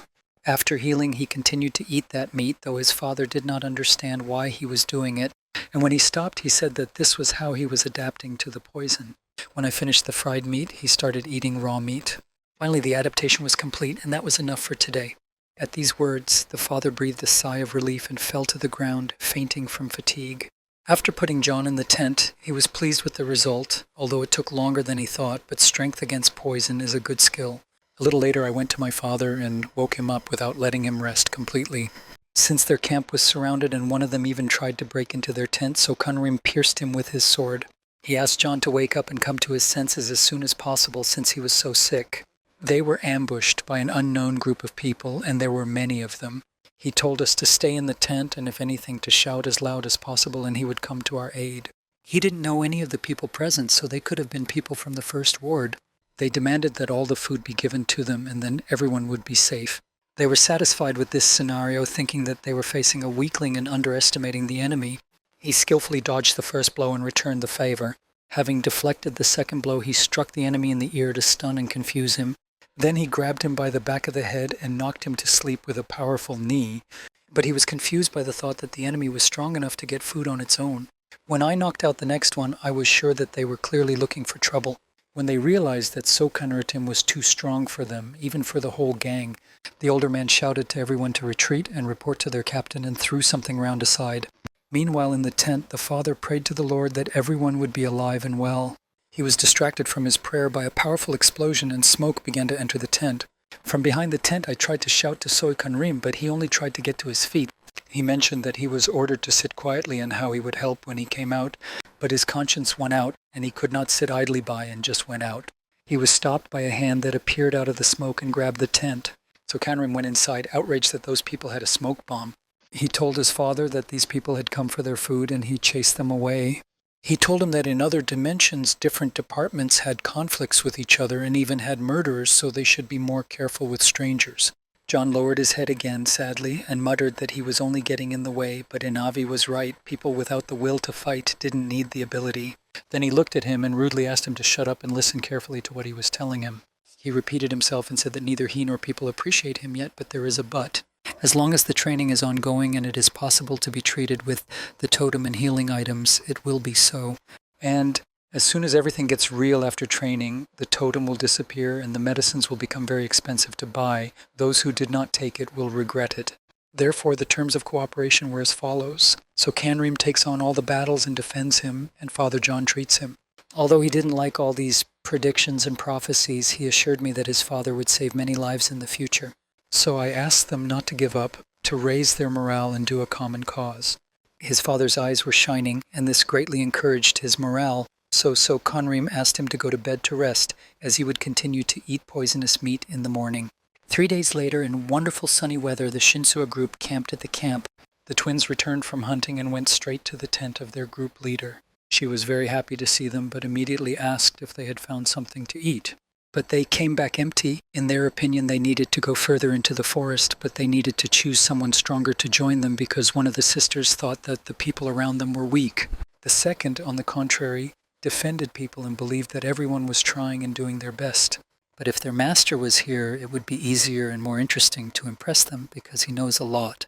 They both said in unison and thought that he had probably gone far enough in this task. Their attention was drawn to a strange noise outside the tent. Someone had come to their camp. But that was just Doc Gojin, who had somehow gotten into the camp.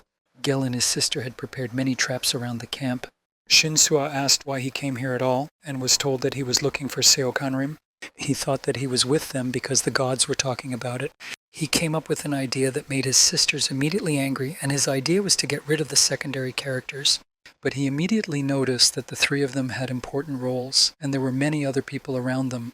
Shinsua did not like such words, and she could not accept this view of the people around her, namely the division of everyone into characters. He threw a fruit at her, and she received a message that she had cleared the room on low difficulty.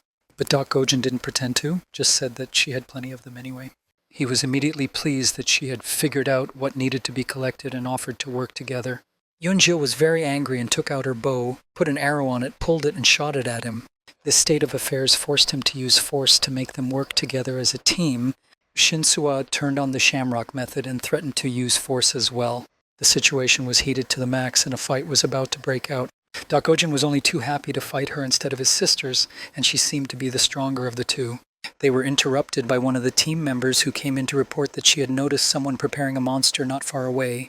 An awkward pause enveloped the tent, and everyone stood with their weapons in hand, and everyone abruptly switched to this information. Doc Gojin was especially pleased, thinking that it was 100% so Kangrim.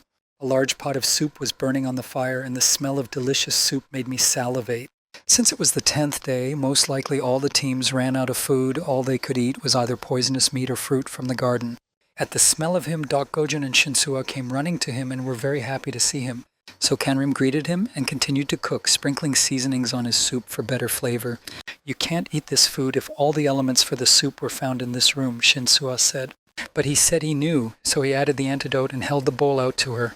But Doc Gojin abruptly snatched it out of his hands and thanked him, and he didn't even expect it, that he would have to pay 1,000 spiritual pearls for this bowl. He said that it was expensive, but he paid because he was very hungry, and Shinsua only had 200 pearls. He attributed the difference in price per bowl to the fact that she was a female character. For 200 spiritual pearls, he fed all those who wanted to eat, and there were many of them. While everyone was eating, Seokanrim asked how they were both doing in their search for the items. Shinsua immediately replied that she could not and hoped that he would help them. And Doc Gojin said that it wasn't very good, and that the first branch was to blame, and that he thought they would succeed with it. If the secondary characters don't get in the way, he looked at Shinsu, who agreed to unite, but emphasized that this was not a novel. He saw the two of them snickering at each other, smiled, and even suggested that they work together. The two were arguing and fighting over who would work with him, and they didn't even hear what he said to them. So he took them to a tent so that no one would look at the noise of these two. He immediately told both of them that he had no intention of cooperating with either of them. Shinsua asked him to think again, because it would be difficult to defeat the first branch by himself. They are constantly ganged up on and put spokes in the wheels. If this is true, then you need to reconnoiter the situation first before dealing with them. He didn't want to take his father with him. It might not be safe there, and he asked him to stay in this camp. Although his father was against it and argued against it, Seokanrim proved that he would only be distracted by it, so it was better for him to go alone. I asked Shinsua if she would mind such a guest, and she gladly agreed and said that she would look after her father. In addition, there are many people in the camp, and someone might need it to treat them. Before he left, she asked him to watch himself and to let her know as soon as something happened. Deep in the woods, looking for the first unit, Seokanrim continued to destroy monsters along the way. Just as I was walking through the garden with the monkeys, I was eating green fruit to refresh myself when suddenly his senses kicked in and warned him that danger was very close. Behind him was a huge silhouette of a monkey, similar to the ones he had destroyed, only this one was huge. What was interesting for him was that despite its size, the monster approached very quietly. The monkey saw him and swung to hit him, but he immediately disappeared with the help of the invisibility ability. It confused her. She didn't understand where it had gone, but all that was left was the fruit. Sneaking up behind him, he first used fire to set fire to the tree the monkey was holding, and then he abruptly attacked her backside while she was worried about the tree that was burning in her paws. With just one swing of the new sword, he was able to easily separate the monster's head from its body, which surprised Seokanrim with the great quality of the object. He thought that of course there would be casualties, but it was better not to use this sword against the first unit. And then I had to figure out what was better, going to find the group here or finding out where the monster came from. After eating the blue fruit, I received a message that the room was completed on medium difficulty and that the advantages of these berries were that they restored mana and gave resistance to poison. He also noticed that many of the trees no longer had fruit, which could mean that the first section could have already passed the medium difficulty. So Kanrim ate and ate fruit. Even the gods could no longer look at this picture and asked him to stop. But it finally gave him a first-class level of resistance to the poison. Finally, he saw the wrong people he was looking for and threw a fruit at one of them to attract attention. They even knew his name and had an invitation for him because their leader wanted to meet him. He thought about whether to go or not, but he had to find out at least some information. So he agreed to crouch down from the tree and asked to be shown the way to them. Their camp was bigger than Shinsua's, which could mean a large number of people. Their people sat there calmly looking at him without feeling any danger. When he entered, the curtains of the main entrance to the tent were closed behind him, and the first thing he saw was the first thing he saw. He saw a burly man sitting in front of him, rubbing his weapon. Just in case, he turned on the fate search as he needed to find out the abilities of the person sitting in front of him. That was Hong De-hoon, the leader of the first branch. His rank was first-class demonic with the attribute of gold, and in his hand he had a first-class weapon, the Divine Blade of Fire, which was used for both close combat and ranged combat. From that moment on, it became clear why the first branch was always more successful than the rest. So Kanrim asked him what he wanted from him without greeting him, but he in turn stormed off. He pointed the weapon right in front of his face and said that he was being rude. But despite his rudeness, he offered to join them. So Kangrim rubbed his forehead and asked if he was done, and noticed that they hadn't yet completed the room on high difficulty. And since he wanted to go first, he did not accept his offer, but his words made it sound like he was mocking them.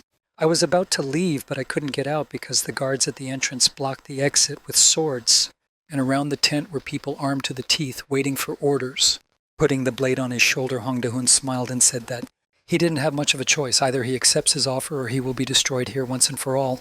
From his pocket, Sokanrim took out a token with an inscription and emphasized that if something happened to him, this token would be the end of him. The token of retribution stamped the killer, and whoever destroys the owner of this token will be destroyed by the leader of the first branch of the Gongju Fate Protection Agency himself. This surprised Hong De-hoon because the leader of his unit gave him the task of going through the room first and gave him such a unique weapon to do so. That Sokanrim also received a message, but this time from his leader, and he was given a token. Indeed, after the raid in the fourth room, the leader of the second Destiny Protection Unit congratulated him and instructed him to go first in the fifth raid and gave him a token. So he realized that the leaders of the branches were simply competing with each other. Then he ordered the fourth group not to attack the guest because he had a strange object that meant that whoever destroyed it would be destroyed in the wake. As soon as Sokanrim asked if he could go, the leader of the first group ordered the others to beat him so that he could not even walk. Hong De-hoon was the first to strike and shouted for them to grab him. It's a good thing he wasn't naive and had already been prepared for such events. With the help of his agility, he quickly moved between opponents and calmly came in with blows from the back. After putting two of them in a pile, I held my breath and activated invisibility. Panic spread in the enemy's ranks as he had just been here and disappeared. He also sent several people to sleep and held his breath again to become invisible. He did not want to fight them and had a much better plan to teach them a lesson. He took fruit out of his bag and scattered it all over the camp while they were looking for him. The sweet smell of those fruits spread throughout the neighborhood near the camp, but that was not all. He had a fire in his hand. While they all fought off the monsters and tried to put out the fire, he was able to leave in peace to get even for all their evil. But he was angry at the thought that all the problems between the branches in the past and now are due to some kind of pitiful reward. When he returned to the camp, he poured out a large mountain of blue fruit from his endless bag. He asked the entire second unit to pay attention to him and what he was saying. He said that according to his information, one of the branches was going to ambush them. So the idea is that if everyone eats one fruit, it will allow them to complete the mission to medium difficulty and they will be able to leave for their own safety. And since there was a lot of fruit, he asked me to tell the others who were not present and he was going on business. He left the group when Shinsua caught up with him and asked if he would also complete the mission or go to the difficult level. He didn't say anything, just asked her and the others to get out of the place as soon as possible. So Cameron went to the garden where he met that big monkey monster. He was still disturbed by the thought that the monster had appeared very quietly, as if from the ground. Of course, this cannot be the case, since all monsters or demons live in their own world. He searched the entire forest for where these creatures came from, even following the second monkey, until suddenly he came across a tree. Although it was just a tree with a hole in it, he knew it was the entrance. And the entrance was narrow at first, but quite deep when I went further into it. Going down to the very bottom, it was so dark at first that he even illuminated the road with flames, until he came to a place that illuminated and blinded him with its beauty. Even the gods who pursued him were amazed that there was such a thing, and on the tree hung fruits of different colors, and the gods noticed that there were no monsters. But this place is used as a trail, so no one fights here. But of all the dimensions, this place was the most dangerous, despite its calmness. There was also a hole in the tree in front of Sokanrim with a passage to other worlds, and he wondered if there were monsters there as well. That task had to be done because when he picked a fruit called the fruit of all flavors, a message came that he had passed the room of said sins. And just as I was about to leave, a powerful explosion occurred. A team of the first squad led by Hong Dahun appeared from a smoke bomb. They were following Sokanrim and came across an interesting discovery along the way. When they went to deal with the second branch, they picked up a girl. He was horrified to recognize one of the twin sisters who was unconscious. Even the fruit fell out of his hands. When Hong Dae-hoon picked up the girl, he had a brilliant idea because he couldn't do anything to him and his friends could do whatever they wanted. Therefore, his conditions were simple. Give him the fruit and the girl would live. He had nothing to give him, so he crushed the fruit in front of them with his foot. But if he wanted the fruit, he could go and get it from the back of the truck. There was plenty of it. He ordered his soldiers to climb up to pick fruit, but he still did not let the girl go. In a crowd, they climbed that tree and were quite happy because it meant that they would finally go home. Since Seokangrim had kept part of their deal, he asked Yoon-gyul to leave, but he asked him to throw away the weapon if he had the courage, and then he would let him go. Without the slightest hesitation or fear, he drew his sword and threw it to the ground.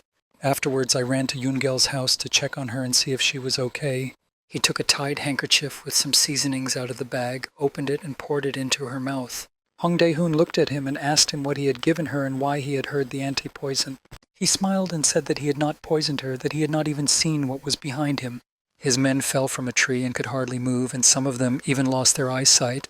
He thought that Sokanrim had poisoned them all, and he received a warning that he had been inhaling the smell of the fruit of all the flavors for a very long time.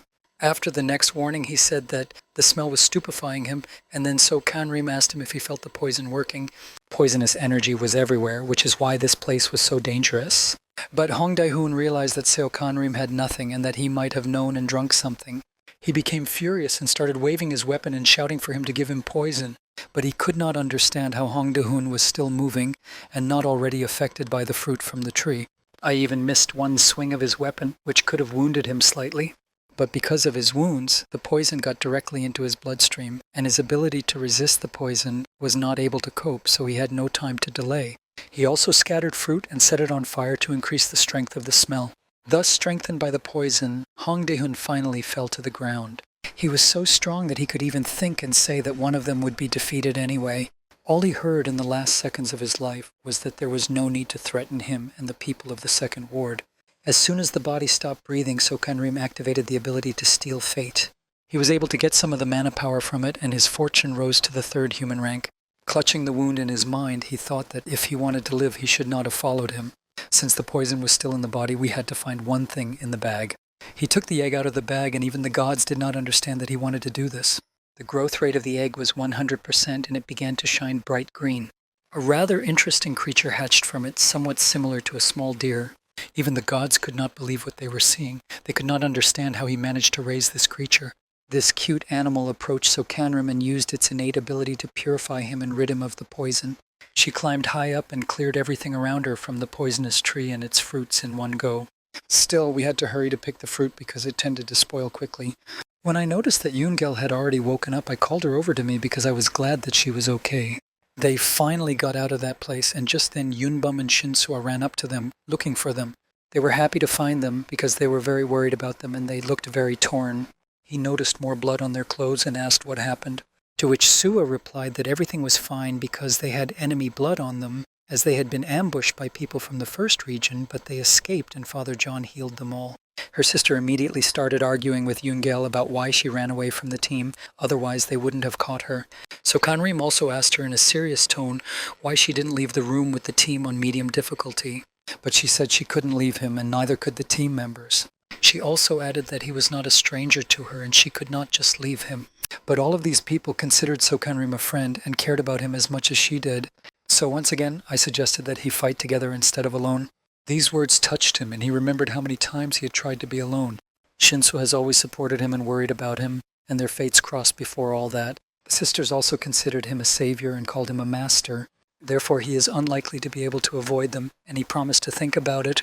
Sokhanrim was the first and only one to clear the fifth room on high difficulty, and I was the first to receive a gift of a fate guide for clearing it. This compass allows you to predict the future, and it works automatically whenever you want. Before I knew it, the compass turned blue, which meant it was working, and the message from him said that Sokhanrim's fate was being distorted. At the same time, Gongju was watching him and thought it was strange how he was coping. He easily cleared the difficult territory of the Devil's Mountain, and the Hellfire Room was also strange, and the destroyed Yetis were not giving him peace of mind.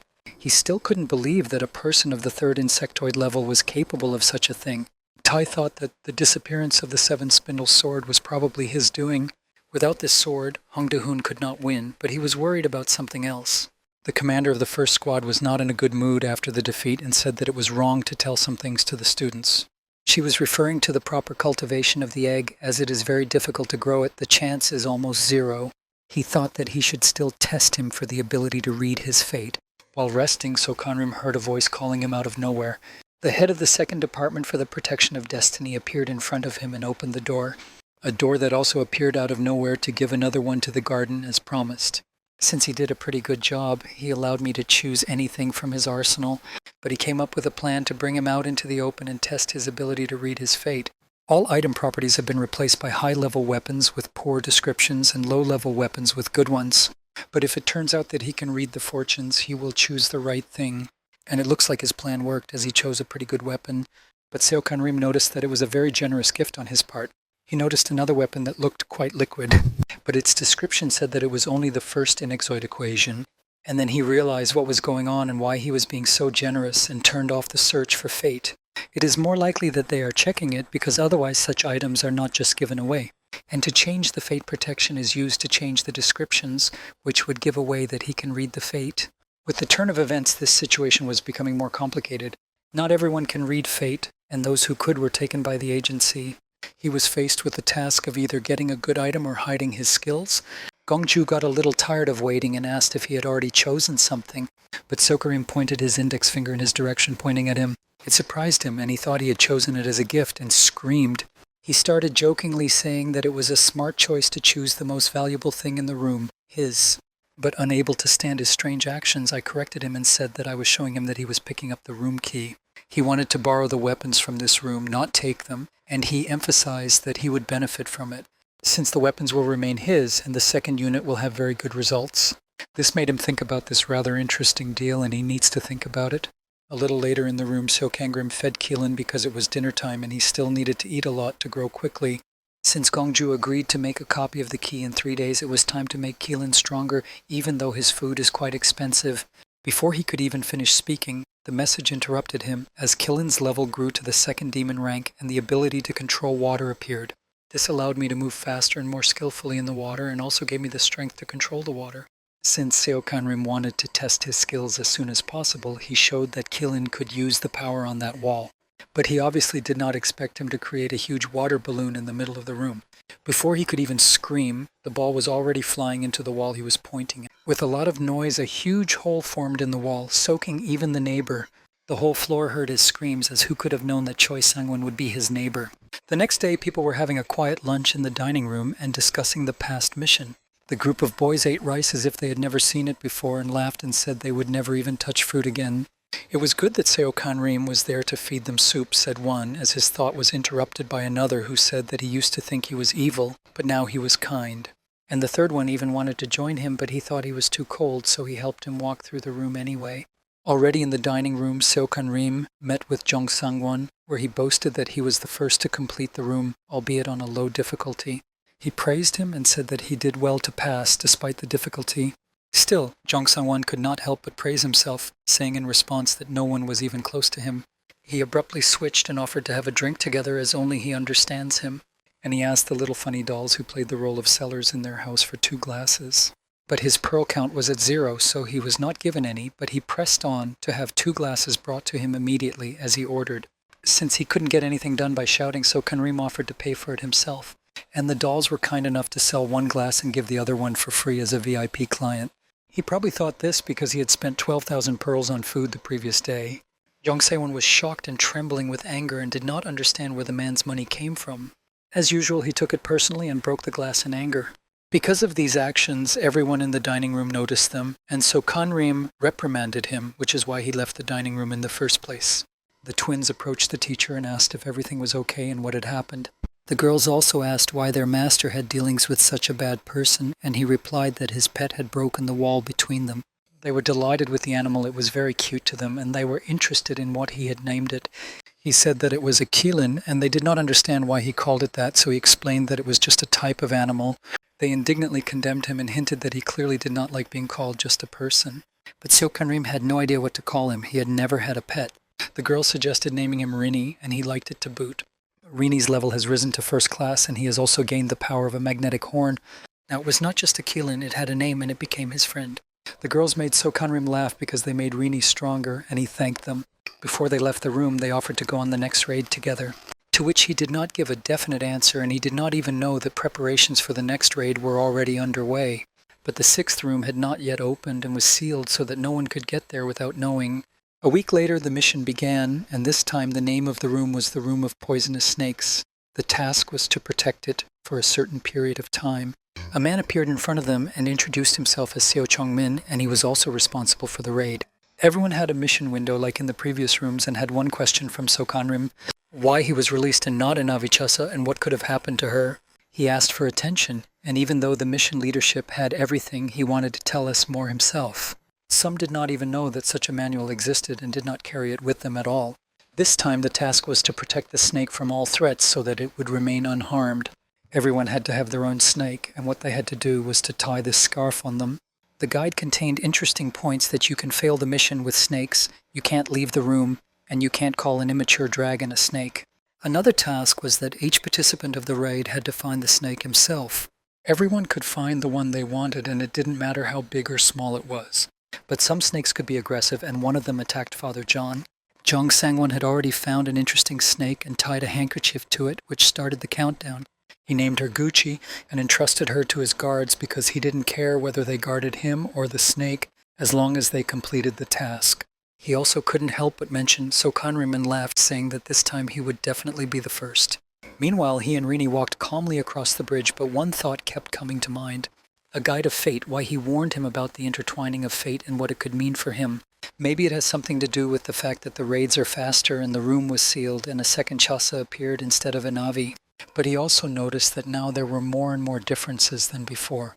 But no matter how much he thought and doubted, he was going to reach his goal. The gods also started to ask him why he didn't want to go looking for the snake and what he was doing on the bridge in the first place. He told them that words could not help the matter and was already on his way to find him. But he undressed, and his clothes revealed a slender body with a clear muscle shape.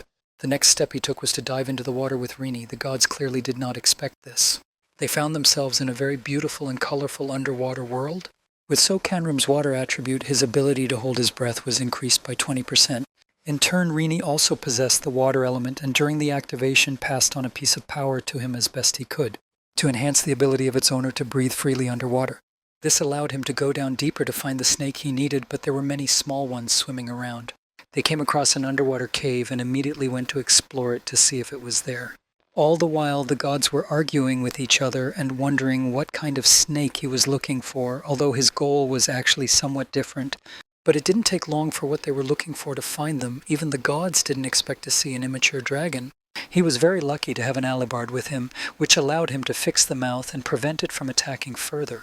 The immature dragon was quite large, but it was too small for a dragon and quite large for a snake. In order to tame it, it was necessary to tie a sign of friendship on it somewhere, and since it was already in the mouth, he chose the tongue, which the immature dragon clearly did not like. That he wanted to use the ability to drive the stranger out of his mouth out of anger. He managed to do just that, and so Kanrim flew out of it, and he also managed to throw out the alibard. Still, Rini was on the side, and with the help of his water ability was able to protect him and stop him from swimming away. And yet the immature dragon was distracted by the shining of Seo Kanrim's celestial body, which was able to outrun him from behind, and to try again to attach the sign of friendship to the tail even though it did not obey at first. and with the help of brute force, namely by grabbing him tightly with my arms and squeezing him, we managed to subdue him. And riding on it, he got to the surface without any extra effort, and at that time the gods did not believe that he had managed to conquer such a healthy snake. On the surface, Seokanrim ordered him to behave as usual and not to come to the surface, and in a week he would take off his scarf. He breathed a sigh of relief because he had a whole week to go about his business, and the gods were calling him a charlatan for such a prank. And these cases involved the destruction of local fauna to improve their skills. At the moment, strength was already 26th level, as were senses and dexterity, and magic and endurance were 23rd, and they all still needed to be improved. But improving his skills for destroying monsters was not an easy task and was time-consuming, and Rini was already quite tired of it.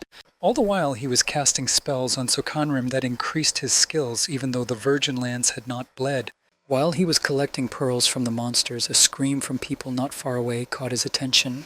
Thinking that someone was in trouble, she and Rini jumped up and ran in the direction of the sound to see what was going on. When they got there, they first observed what was happening and reconnoitered the situation. But at the bottom of the waterfall, Jong Sung-won was quarreling with his team because he had already gotten them fed up with his orders and behavior and his constant reproaches for Seokanrim. In the end, the whole team rejected him and told him to hire him if he was so great. Watching him, the gods suggested a rather interesting idea. What if we actually offered help for pearls? While Seokanrim was arguing that he was a homeless man and had no pearls, they saw him. Lee Choi Sang-won himself asked for help in finding the snake because it was missing and in danger. As they were running around looking for her, the question came up of how many pearls he would get for the search. They stopped and made a deal, and Jong Sang-won hurried because his snake had less than half its health, as the warning indicated. As soon as he found it, he saw that the snake was writhing because they were trying to take its life with a sword. And just in time he ran, which made it possible to block the last blow at her, which saved her. With a single movement of his hand, Seokangrim threw the snake toward Jong Sang-won and noticed that the person in front of him was from another department. Jong Sang-won was very worried about his Gucci and even gave him a medicinal syrup just to keep him alive. He immediately shouted to the stranger who he was to destroy his snake, and the people standing in front of them could not understand what was happening. Then he pointed out that it had a sign of friendship on it and that he should go find his own and do what he wanted with it. So Kanrim realized that he did not understand anything and asked him why he did not protect the snakes but wanted to kill them. He opened the mission window and showed them that his goal was not to protect them, but on the contrary, which they were not pleasantly surprised by. This attracted So Kanrim's special attention because the purpose of the third branch has changed, and this is possible because of the intertwining. In their past lives, all of them had the same mission goal and even worked together with the third branch. And he realized that if Gucci had just been almost destroyed, then his immature dragon was also in danger. Immediately, he received a message about the danger to his snake, and the only one who could compete with an immature dragon. And even if it was from the third ward, it could only be one person he knew well from his past life. They were just at the very beginning of the battle, an immature dragon roaring and ready to attack. But this did not frighten his opponent at all, because he had no fear and could walk across the room immediately if he destroyed such a snake. And he did it perfectly well. Even without weapons, he would have destroyed his target with powerful fist blows. But Seokanrim arrived just in time to protect his animal by wrapping it in water and repelling the attack with his sword. When he saw him, his doubts disappeared from his mind, and he was convinced that he was right about who could attack the immature dragon. It was his brother from the past, from the Flying Tiger clan, ranked second-class demon Chan Tae-hong. He was angry about this and said that he would let him go, since they had never met before, but the snake was still his target. Seokanrim asked the immature dragon to hide in the water and not even think about coming to the surface. And he disappeared deep into the water, leaving behind a ruined bridge and the two of them alone.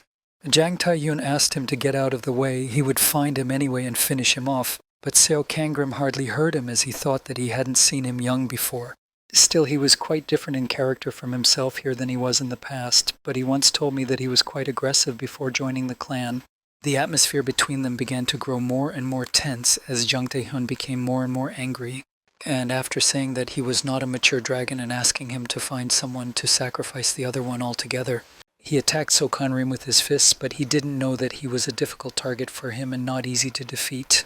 After deflecting a few blows, a smile appeared on his face, no matter how much he liked to get into the mess. Jang Tae-hyun noticed that he was smiling, and at that moment he did not understand what was so funny. The smile on his face was due to the fact that Seokanrim was very happy to see him alive, but instead they were opponents, and he changed the attribute to flame. Chantahong still had a second-class demon rank, and he was stronger in terms of characteristics. But he didn't understand how he was losing, since he was stronger and his opponent was weaker, but he couldn't admit it. So to avoid getting hurt, Sokanrim had to outsmart him and wait for the right moment. He was able to turn away from the attack and get through with a strong blow to the enemy's stomach, but with the blunt end of his sword. His advantage was that he knew all the techniques and styles of fighting, he thought as he looked at him. He let him go, of course, and when he ran away, he promised that he would not give up so easily and would come back for sure. But there was one problem. In the past, he had met Shinsuwa on this mission, and in this reality, they might not have met. And it turns out that he will not join the clan of the Flying Tiger, or it could have been even worse, and he could have joined the clan of Asura, and there he could have died at the hands of the Tiger clan, so we had to figure out what to do. At this time, at the end of the day, the white trees of which Jongsangwon was beginning were quarreling with their chas, that why he had not warned them that there would be a different mission in other departments. When he did not receive a direct answer, he left with Gucci in his arms and grumbled under his breath, and so Kanrim also needed chasa. He smiled and kindly asked if I also had any questions for him about the mission. And then he asked why there was such strong competition, and doesn't the agency need more strong people? The answer was not long in coming. The purpose of the raid this time was to eliminate the weaklings who were constantly on their necks. And he gave an example from the raid where people received all the necessary items to complete the room's tasks, and hinted at it. Chasa also said that now there are not so many snakes, and it will not be possible to team up with someone for a joint passage. The answer was clear enough to understand that in this task, almost everyone was on their own, and it confused him. The next morning, Soe Conrim went back to his room to check that there was no attack on his snake in the messages, but noticed someone approaching. Abruptly he ducked back, and at that very second an explosive blow hit the ground where he was standing. Jang Tae-hyun stood before him again, very happy to have found him, but he did not understand why he had been looking for him at all. He rushed into the fight with his fists, and shouted that he was looking for him to return yesterday's gift. So Kanrim understood the sequence of his strikes and planned to give in to his opponent a little bit. But he clearly did not expect the kick, which meant that the sequence and tactics of the battle were changed. He was lucky to be agile enough to deflect such a blow, and he realized that the man had guessed that his blows were red. The blow was strong enough to leave a good mark on his arm, and so Kanrim even praised him for figuring out how to change the order of the movements. But he asked why he wanted to fight him. It would be easier to find another snake, but Chan Tae-hyun replied that he had lost once and now wanted revenge. This was typical for him, as his character in the past was calm as it is now, but still belligerent. In the past, he liked to constantly spar with stronger opponents. He smiled that he was now strong enough to spar with him and was even amused, but he could not let him destroy the snake. A real fight with a stronger enemy could have given Chang Tse-tung what he wanted, and he only asked him to be more careful and activated his fighting instinct. But in turn, he also had the ability of combat instinct, which he also activated. And the battle between them was filled with new colors, as Seo Kanrim's fighting instinct was characterized by a strong thirst for strong opponents. And Jang Tae-hyun was simply endowed with more power, and he remained sane without the desire to destroy the enemy. Therefore, Sokanrim's blows were aimed at places important to his life, and he noticed that his behavior changed a lot. His blows became more and more ferocious, and something had to be done urgently, because it would be impossible to fight off such strong attacks forever. The solution was to wait for the moment to strike one strong blow, and he just couldn't let this moment pass him by, so he put all his strength into it and hit Sokanrim's body with a direct fist. A couple of bones in his chest broke at once from such force, which is a serious enough injury to continue the fight. But it wasn't over yet, as the combat instinct ability was upgraded to the second demon rank and consciousness was temporarily restored. She recovered in time enough to block another rather powerful blow with her sword. But that wasn't all. He used another skill that Jang Tae-hyun couldn't even really approach. So Kanrim covered himself in flames and despite his injuries smiled and joked that the victory was his, and he had even figured out how he would do it. At that moment, Chan Tae-hyun was not up for games. He was fighting to the maximum and could not understand how he was still walking and attacking with broken ribs. So far, Sokanrim was driven by the desire to destroy the target in front of him in his eyes and in his words. Only victory and leaving the enemy alive. Even though he admitted that he had lost this battle and could do nothing, the enemy did not hear him. He had already swung his sword over him as he did at that moment. The only thing that stopped him was that he ran out of mana and all abilities were automatically disabled. Then So Kanrim ordered him to stop frightening his immature dragon and let him look for something else. Chan Tae-hyun was no longer interested in his dragon. He only wanted to win their sparring match and promised to come every morning until he won. but he asked him not to because sooner or later he would give him a hard time. The gods saw this duel and were delighted, but still held the opinion that if Chang Te-hung did not find the second snake, only one would pass the room. So Canrim had to return to the hall to the totem for treatment due to severe injuries. Chasa Inavi was there and was surrounded by a crowd of people who were outraged at this task. She explained to them that their mission was to protect their chosen snakes, and since they failed, they would be removed from the lists by the end of the task. Those who did not pass the room were quite angry and did not understand why they had to wait for the end, as they could be kicked out immediately. After hearing all this from So Conrim, an idea came to him and he turned to Enavi. He whispered his idea quietly in her ear so that the others wouldn't hear and asked if this option was even possible. She paused for a long moment, considering what to say to these words, and smiled back, which meant yes on her part. This pleased So Conrim quite well, as he had one less reason to lose. The next morning, he returned to the room where Jang Tai-hyun was waiting for him, having soaked himself with water beforehand because he thought it would help with the flames. And so it was every morning he stubbornly wanted to win and stubbornly did not retreat from his goal. Of course, his dousing did not help his fire ability, and he was screaming that it was not fair to the flames. But Seo Kangrim told him that there was no problem with that he was using his abilities and did not mind using them against him. When Jang Tai-hyun once again promised to look into it and that he would come back the next day, and this time they were watched by an immature dragon. His owner noticed and asked him why the hell he had come to the surface when he had ordered him to stay in the depths. And to get him back into the water, he gave him food and let him sit deep because people are much more dangerous than monsters, he told him. He was very happy to eat such a delicious meal, but Seo Kanrim also asked him not to say anything to Rina about it because she was his and he would be angry. After he finished eating, he told me that he could be free and warned me to be careful and safe. As soon as the immature dragon disappeared into the water, Yungel and Yunbam ran up behind him and he was glad to see them. They noticed that Seo Kangrim was feeding an immature dragon and muttered under their breath that they were jealous and wanted to do the same. They also saw their teacher fight with a person from the third ward, but he calmed them down because it was like a fun training session for him. At this time, the third branch wanted to unite and invited Chang Te-hong to join, which would increase their chances of winning. He agreed, but first had to defeat his opponent. An immature dragon was swimming nearby, and because he knew his offender, he quietly swam out of the water and overheard their plot against him in the second unit. He agreed to this adventure because he wanted to defeat and humiliate Sokan Reem at any cost. The dragon immediately swam to his master, but he could not inform him about the conspiracy of the third branch and that he was not safe. It was already the last day of the mission, and the venomous snakes had a few hours left in the room. But it was also the last day for Jang Tae-hyun to keep his promise and defeat him. To end their duel, he offered to bet that if he won, he would make any wish. He didn't let his opponent say what he wanted from the win, but only told him not to even think about winning and to burn with his own flame. Then Jang Tae-hyun sighed and warned that now his ability was meaningless and he would easily pass it. In how many fights did it really stop working because he got resistance to fire and he broke into the fight with full confidence? The crown punch with his right hand easily passed through So Kanrim's fire shield and did not even burn him. And to make sure, he opened the window of fate and the words that the fire shell was no longer active were confirmed. This helped him to pass the defense once again, and with one precise blow he managed to break the sword. But still, he didn't expect that his opponent had another ace up his sleeve, which he used. The 7-pointed sword easily inflicted a couple of precise sharp wounds to the leg, and, for good measure, So Kanrim also turned on his improved fighting instincts. Jang Tae-hyun just smiled lightly as he noticed that his opponent had changed his words and actions. So there was no time to waste, and he got his ace, the formless spear, which was a very rare weapon that could only be obtained from a god.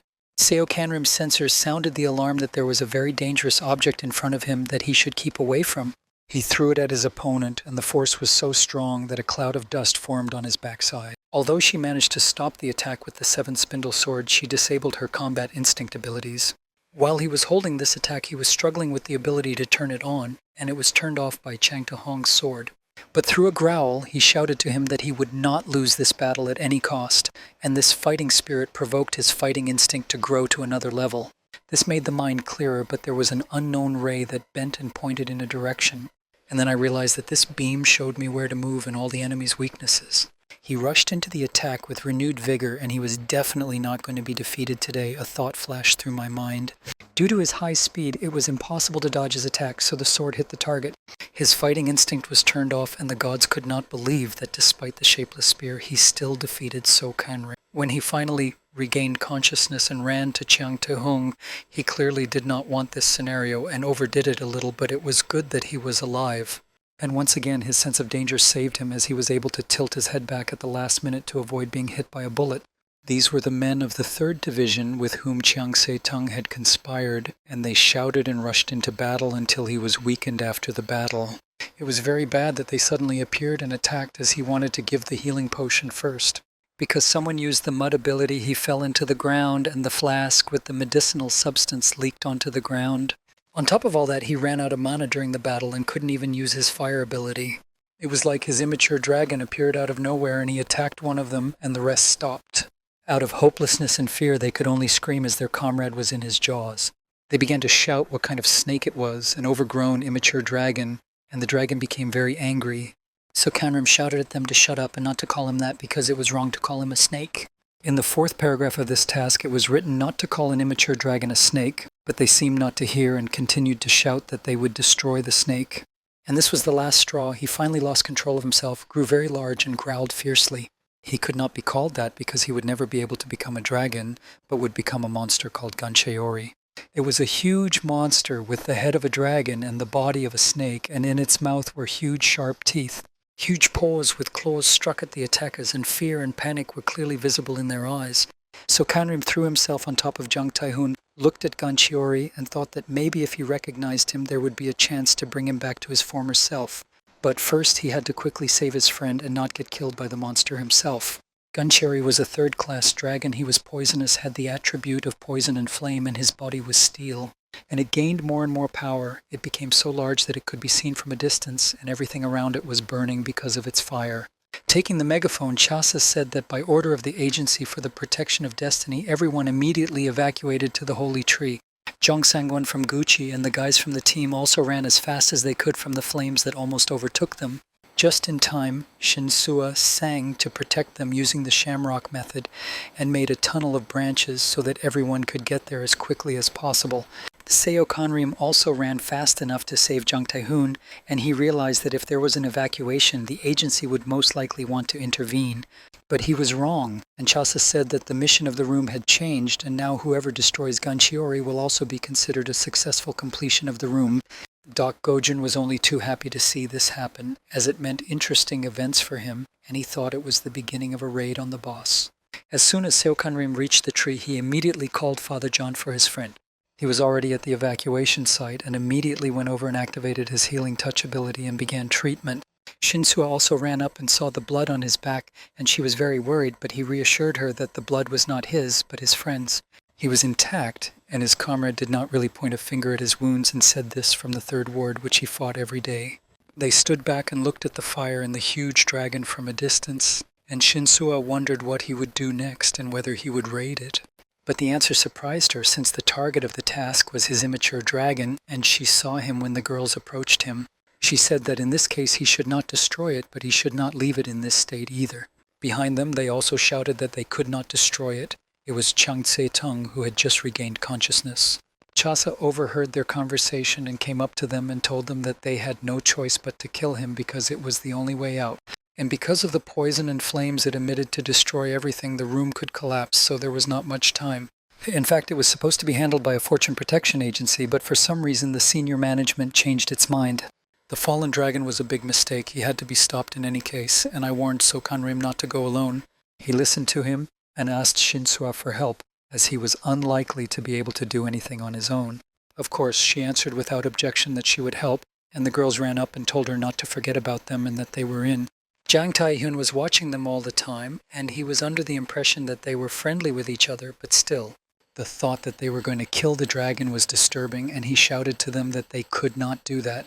He emphasized the dragon Sokanrim and shouted even louder that they had no right to take his life. The reason why he did not want anyone to hurt him was in himself, or rather in his past. During his childhood, his father frequently mistreated him, physically harmed him, and hurled various insults his way, always concluding with the remark that he was a mistake. And no matter what he did, no matter what high awards he won, he could not earn respect for himself for 20 years. In the end, everything slipped into eternal fights, from which only the winner could emerge, and everyone around him seemed to be his enemy. Perhaps this led to the fact that he could understand how the dragon feels and what kind of sensations it has, and as it turned out, Seokanrim was a good man, and when he was carrying him, he couldn't understand why he was helping him at all. And he received a response that was very pleasant for him, albeit banal, and that he believes in him. In turn, he also believed, and knowing that he had to stop Guncheri, he believed that he would find a way to stop him without destroying him. So Kanrim took out the key to the weapons room from his bag and said that the girls could borrow any weapon from it. He emphasized one more thing because they could often flirt and do something. He warned them that he would handle Guncheri himself. The main thing was to distract him and make sure he was not injured or even worse. I explained my plan and told them who was supposed to be where and who was supposed to do what, and everyone had their own role. They liked the plan and wanted to try it, but Yumbam said that it was better to tell the others so that they wouldn't kill the monster. At first, Seokangrim thought what kind of a crazy person would try to do this, and at the end of the exam, and they all simultaneously said the name Doc Gojin, only he has the guts to try this. When the new mission was announced, he was with his father, and he was very excited about it, but his father said that he went to the tree, and Doc Gojin went in the opposite direction. Meanwhile, Doc Gojin came across a group of people who did not know where they were going, and he asked them with a crazy look where they were going to run away to. But they only wanted to hide in a safe place from Guncheri with their tame snakes and just wait for the mission to end. Jeong Sang-won said that there was no point in them taking such a risk if they could walk through the room easily. He finished the conversation, and just as he started to move on, Doc Gojin snatched Gucci from his hands. And then he activated his corrosion ability, and the snake seemed to melt in his hands in front of its owner. Now that the snake is gone, there's no point in hiding, and to complete the task, you still need to raid Gunchera. His words were spoken to everyone, but people stood in front of him with fear and unclear faces as to what had just happened. He showed the seriousness of his intentions by attacking each of the crowd, taking away the snake and destroying them with corrosion. People were angry, and those who had gotten used to their pets even cried from the loss, and they wondered why he hadn't killed his snake. Not even a second passed before it fell from his neck, head, and body separately, and there were no more questions for him. Now he and the people had no more questions and nothing else to go to Guncheri. Seokangrim just happened to run into Doc Gojin and a crowd of people who were following him to defeat the monster. And he asked where he got the number of people, and was told that they were secondary support to help the main characters. They met at the right time because Sokanrim had a plan to deal with the monster and needed a lot of people. At this time, more officers from the second unit, led by their supervisor, entered the room to observe and, if necessary, protect the students. But the manager of the first branch was already there, and the head of the entire agency had given her this task. And with her was her manager, Yang, who hadn't been seen in public for a long time, and he and Manager Hong hadn't seen each other for a long time. They could watch Guncheri in the battle from the ability window, and at that very moment, Sokanrim and the second squad were fighting him. The agents could quickly deal with the monster because the students would most likely not be able to defeat it, but they could not violate the principal's order. And if the students are more likely to lose and run away, then in that case, Shimong Engyu could take Seokanrim for herself on the instructions of the principal. The battle was in full swing, and Yunbom was doing a great job. And with the Demon Destroyer rifle from Gongju's arsenal, it was quite easy to do. Gunchiori could not just surrender to the people, he used both fire and poison against them. However, all these attacks were nullified because, with the help of Father John and his abilities, the shield and healing touch were also difficult to hit. Yungel also kept up with her sister, distracting him while her father treated people. She also borrowed a new bow and arrows called Red and White, the most modern bow in the world. Rini was also useful in stopping the dragon's fire attacks with his water ability. Gongju couldn't understand how they could fight back so skillfully but missed all the attacks. He was worried that they might not be able to cope, and then the manager of the first branch took his people away from him, including Sokanrim. At the perfect moment, the dragon ran out of fuel for the flame, and this was a great chance. For a massive attack with all available means and people, they had to pass the dragon's defense. But the Bat came up with a better idea. Instead of fighting him, we could try to push him with a wall of shields from the abyss. They used an ice wall to approach it without getting burned by the heat. Of course, Guncheri could not let the attackers get to him so easily and tried to escape the ice trap. Then Shinsua suggested that people with the water attribute attack the dragon with water, and she, in turn, would delay it using the shamrock method.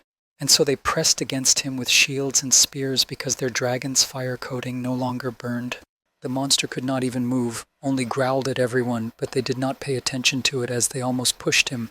In the crowd, in the back of everyone's head, you could see Doc Gojin, who hid his sword and knew what his role was and what he had to do. He activated his corrosion ability and slammed his hands against the ground, releasing only dark power from himself. It worked. The edge of the cliff collapsed and large blocks of stone flew down with Guncherry. And the raven, with the help of which the agents could observe the entire battle, saw everything and flew over them, transmitting the picture to the leaders. When he went down to see if the dragon was defeated, he saw in the window of abilities that Sokanrim was still there.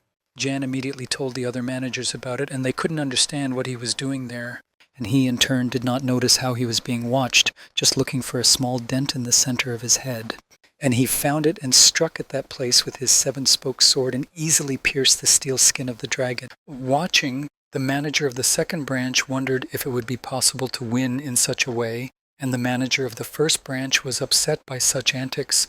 Since all of her young talents were lost in the last room, she needed Sokanrim and his team to lose. Otherwise, she would not be able to take them to her department, so she wanted to prevent Guncherry from being killed. But Gongju's manager noticed that his student was not going to end the mission with bloodshed. Before he went to fight the monster, Sokangrim told Doc Gojin the plan and he agreed to try it. And when he said that the dragon didn't recognize him, it was a problem, but Doc Gojin suggested the idea of piercing the point of 100 vessels to make the dragon come to his senses. All he could do was hope that the plan would work and that his immature dragon would come to his senses, saving him from death. The dragon suddenly raised its massive head up and opened its toothy mouth and roared at the top of its voice. But Seokanrim was still sitting on him, holding onto his sword and trying to remind him who he was. And it worked. He heard him and calmed down, just looked up and listened attentively to him as he spoke to him. He asked him loudly if he remembered him and how he fed him Rini's food and how he was able to protect him during the ambush. But he tried again to put a sign of friendship on the dragon, and maybe it would have worked, and they would have become friends again. The managers could not believe their eyes what he was doing, and there were arguments about it, as everyone wanted to see something different in it. Xiaomenengyu ordered one of her sentinels to write down in the minutes that because of Ganchiori's danger to his students, she was forced to end his life. She activated her abilities and didn't even want to hear Gong's shouting for being responsible for such antics.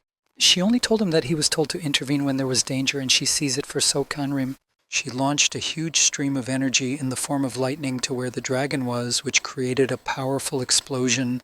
The dragon's armor is hard to pierce, and since Seokanrim was riding it, only the wind from the explosion hit him. The manager of the second branch grabbed her by the barrels, which was unacceptable and could have caused a student to get hurt. It was good that it missed them and hit them, and most importantly that it didn't hit Sokanrim and he managed to tie a friendship scarf. But she broke free, activated her ability to walk on air and said she had to save him and that he was in trouble. She came closer, hovered in the air and took good aim so that this time the lightning strike hit the target. And this time she still failed to hit Guncherry because the lightning never reached them.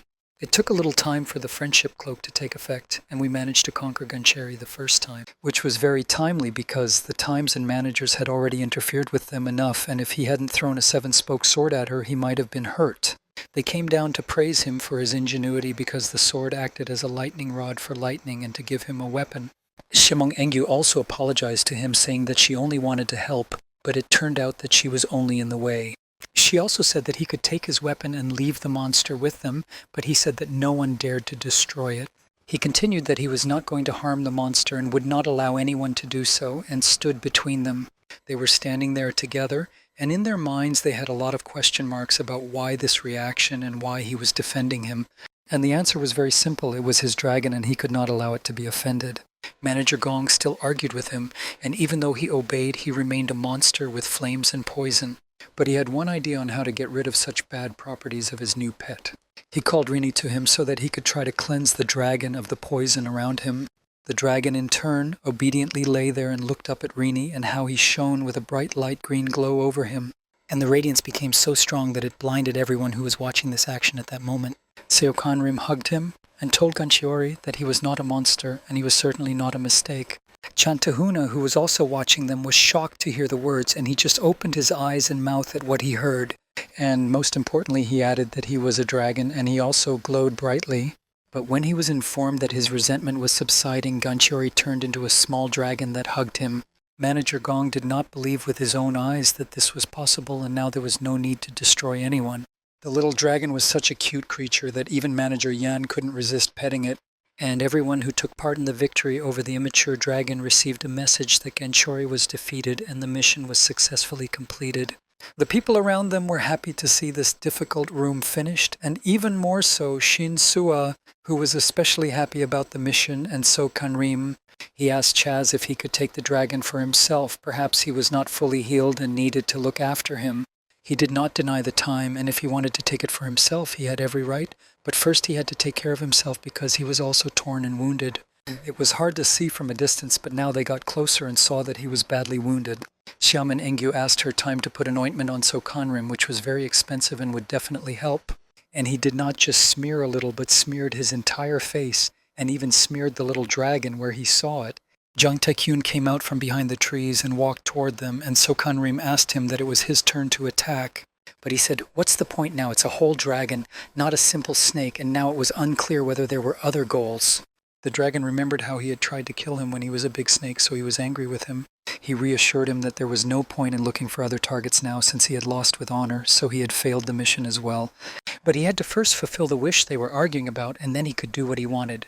Seo Kanrim told him to follow him, as there are many extra ears and eyes here, and it is better to make a wish in private. Chan Tae-hung wondered what kind of desire he had to leave and asked me to wait for him. He told him what he needed to do, and Chan Tae-hyun listened attentively to such an unusual proposal. Of course, So Kanrim said that if he didn't want to, he had every right to refuse, and he said that he didn't refuse and accepted the offer. He hoped very much that he would not regret his choice, smiled broadly, and shook hands. And at that moment, their fates intertwined, and even so Kanrim's distorted fate was corrected, and his rank increased to second-class human. Later, when he was sleeping after the mission, he felt his body became too heavy, and he had sleep paralysis, yet he could not get used to the nightmares. After stirring a little, he saw that Rini was sitting on him, and he also woke up from his attempts to move. He stood on it with his hooves and dug his hooves hard into the body, which was quite unpleasant, and also began to make strange noises. When Seokangrim lifted him up to take him off himself, he activated the purification on him. He couldn't understand why he had used the ability on him, and so unexpectedly.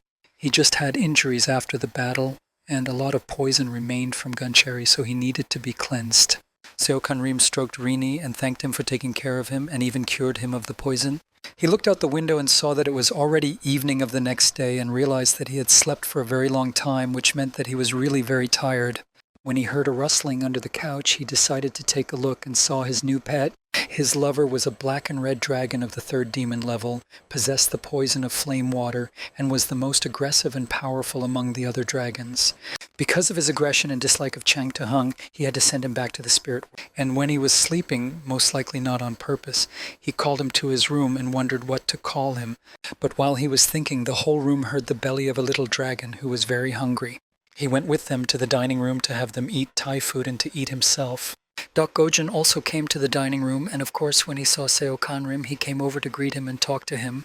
He was curious about the dragon he picked up and asked what its name was. When he heard that its name was Aaron, and Aaron and Rini were clearly not very happy to see such a character.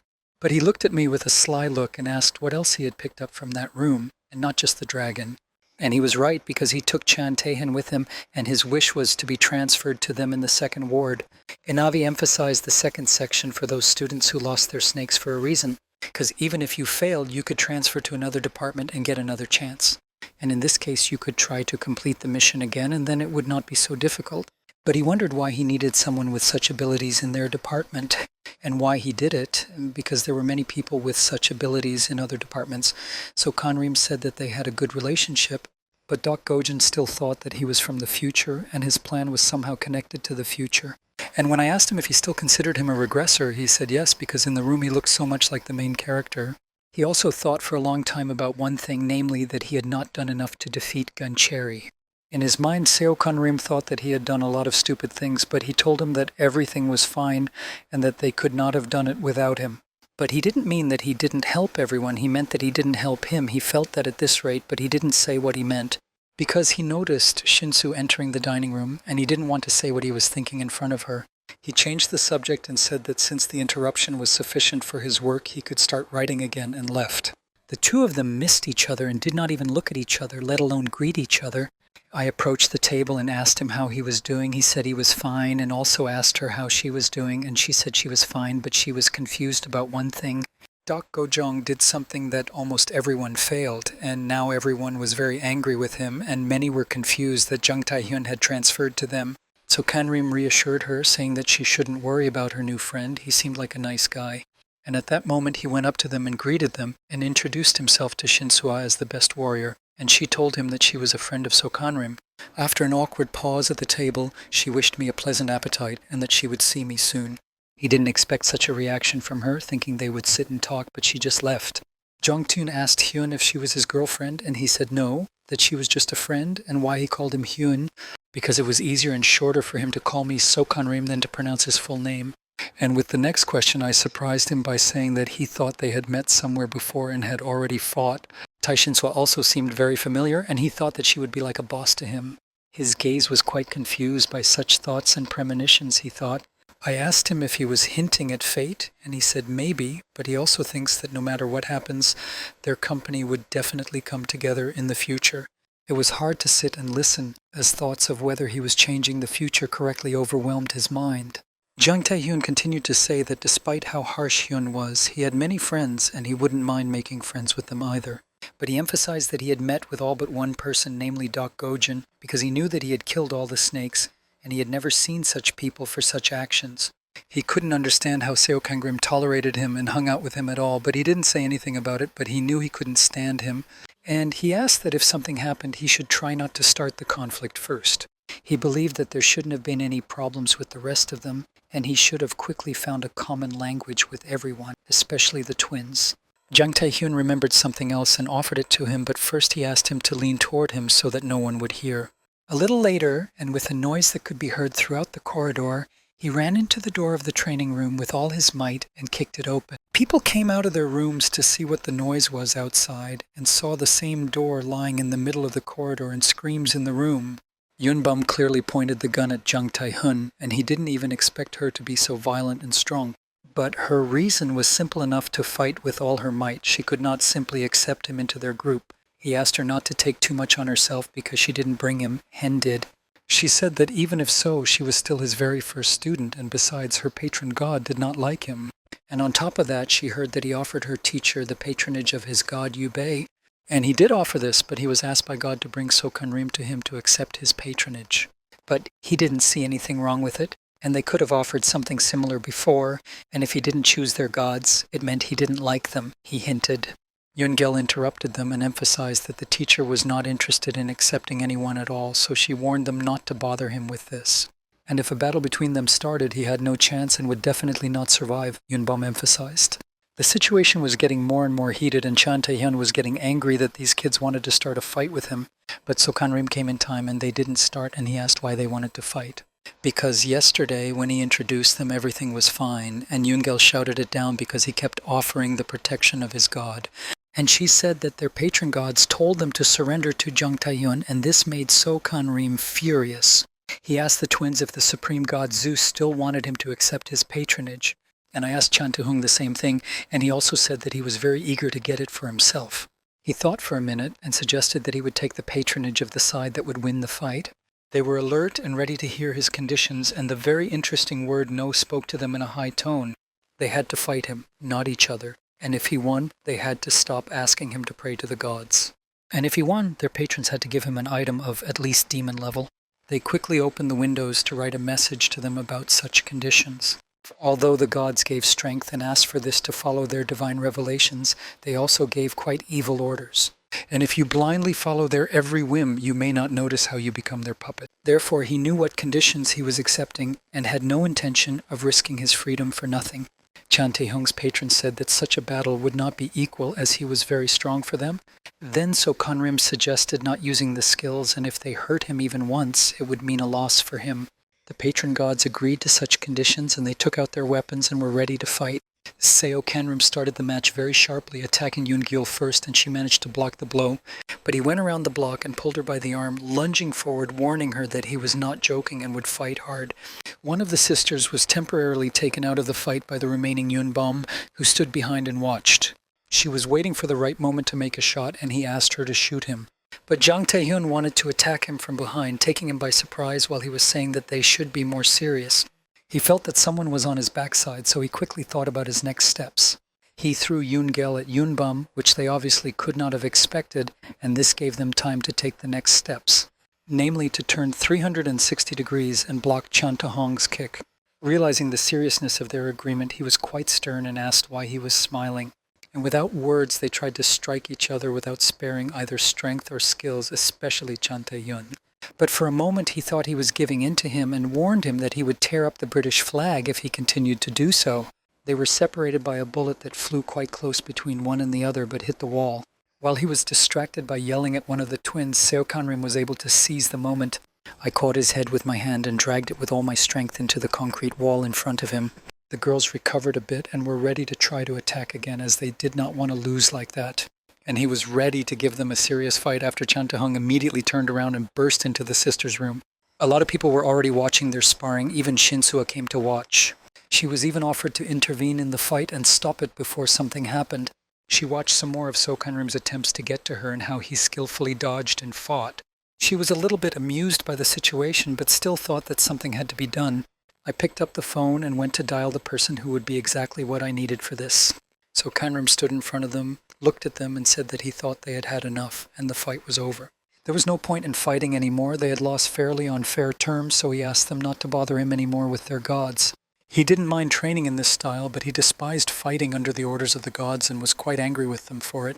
He continued and said that it would have been better if they hadn't become friends right away than to pretend to be friends and start a battle on a stupid order.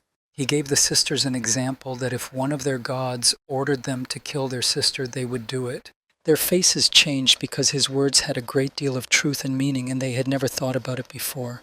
So Kanrim asked them to make their own decisions and think for themselves and not to act on other people's orders. And they accepted the loss with dignity. The sisters were the first to step up. They also apologized to Chan Tae-hyun for shouting and attacking him first by surprise. He blushed in embarrassment and, scratching the back of his head, apologized to his sisters for everything. Just then Father John came into their room and asked if they needed his help, and they happily agreed. When Seo Kanrim left the room, he heard them discussing the entire match in one voice. At first they fought individually and as if with each other, but at the end they were able to unite and work together. Walking further down the corridor, he reflected that everything had worked out well and he had been able to unite them with each other. But Shin-soo was waiting for him around the corner, and she stopped him and asked if he had planned it that way from the beginning. She said that she brought Father John because she thought they might be injured and would need help. He thanked her and asked why she was uncomfortable with Jang Tae-hyun's presence, and he heard that she thought they had met somewhere before. This caused him not only surprise but also concern as to why the two of them thought it was. But he didn't show it and said that it was very good and they would become friends soon, and he thought that if he was gone, they would continue to communicate. Meanwhile, in the office of the manager of the first department, Shimong Engyu, one of her chas reported that the students of the third department who had failed had been transferred to them. But she didn't put much hope in them, since they were neither Seo Kanrim, who had easily passed the task, nor the strong Jang Tae-hyun. Chasa noticed the tone of her words and asked her if she was still interested in Seo Kanrim, since she had turned her attention to other talented students. But Xiamen Engyu said that all these events made her want to take him to her even more. She also smiled and said that he was right and that she had noticed a lot of talented students from the second department. She even said, giggling, that she had managed to get one promising guy to join them and he had agreed, and she wanted to see Gon's face when he found out. The next day in the hall, Inavi Chasa told the students that the seventh door had been officially opened, and the reward for those who cleaned this room was high. They would let them go home. She emphasized that this room is the last and the most difficult one, and you will be able to leave it only after you have completed it. She wished the students good luck, bowed, said she hoped to see many of them again, and disappeared. The sisters and Chan Tae-hyun would have liked to go to it, but there were too few of them, only 3, and it was not clear where the rest were. As soon as Seo Kanrim came down the stairs, they immediately began to offer to go with them on a mission. But he refused because he still needed to prepare better, and when they asked what he was up to, he said it was a secret. He also said that they could start on their own, and when he was done, he would join them. Although he looked very friendly to his friends, when he turned around, his facial expressions immediately changed to a stern one. Walking further down the corridor, turning over various thoughts and events in his head, he noticed a familiar silhouette walking toward him. It was Shinsua, who was walking with her phone stuck in her hand, and only their meeting pulled her away from it. She heard that a new room had already opened and asked him if he wanted to go with her. But his answer was the same as that time. Until he finishes his business, he cannot leave. He wanted to go on, but she put up her hands to stop him and stood in the hallway for a second of silence, until Seo Kangram asked why she stopped him and stood silently looking away. Looking at the phone, she said she thought she had taken the phone numbers of all the students except him. I held the phone up to his face and asked him if he could fix the situation and write down the number. His hand reached out to write, but in a split second he squeezed his fingers into a fist and thought about what to do. She took the gesture personally and asked if it meant he didn't want to see her again after they got out of there. Her nerves couldn't stand the silence and she shouted at him, or maybe that's why he kept a distance between them. He had nothing to say at that moment, so he looked away as if thinking about the right words. It was designed to cut off all ties between her and everyone else after her release. This was the only way, in his opinion, to save them from Baek-yoon. Shinsua shouted at him again, addressing him by name so that he would come to his senses and say something. And it worked. He reached out to her, asked for the phone back, and said that in a second everything would be fine, so she shouldn't worry. She looked suspiciously at him and at what he was typing, telling him not to write down only some left-handed number. But he smiled and handed the phone back to her and reassured her that she didn't have to worry, the number was real. They said goodbye, and Shinsua said she would call him when they got out of the room. But So Kanrim had his own plans in which they would not meet again for their safety. A little later in the training room, there was a real battle of the elements between water and fire. Both Aaron and Rena needed these trainings to improve their skills and acquire new ones. After 4 long days of practicing in this mode, they had no energy or desire to continue. Seo Kanrim saw that they were very exhausted and sent them to rest because they had already worked very hard. He himself was no less tired from such efforts, but time was running out and he had to hurry. And finally, the unique items from the gods arrived, which was also one of the reasons for the delay. And even more than that, because the boots from Hermes, the Book of War, and the secret medicine came. He was happy that the gods gave all the levels to the dragon and fought for it like children for a new toy. He didn't even notice how Inavichasa quietly crept up behind him and whispered in his ear whether it was because of these items that he hadn't yet participated in the raid. He just smiled and greeted her, and she wondered how much longer he would be training. Soe Kanrim said he would be leaving in a little while and tried to ask if anyone had already completed the mission.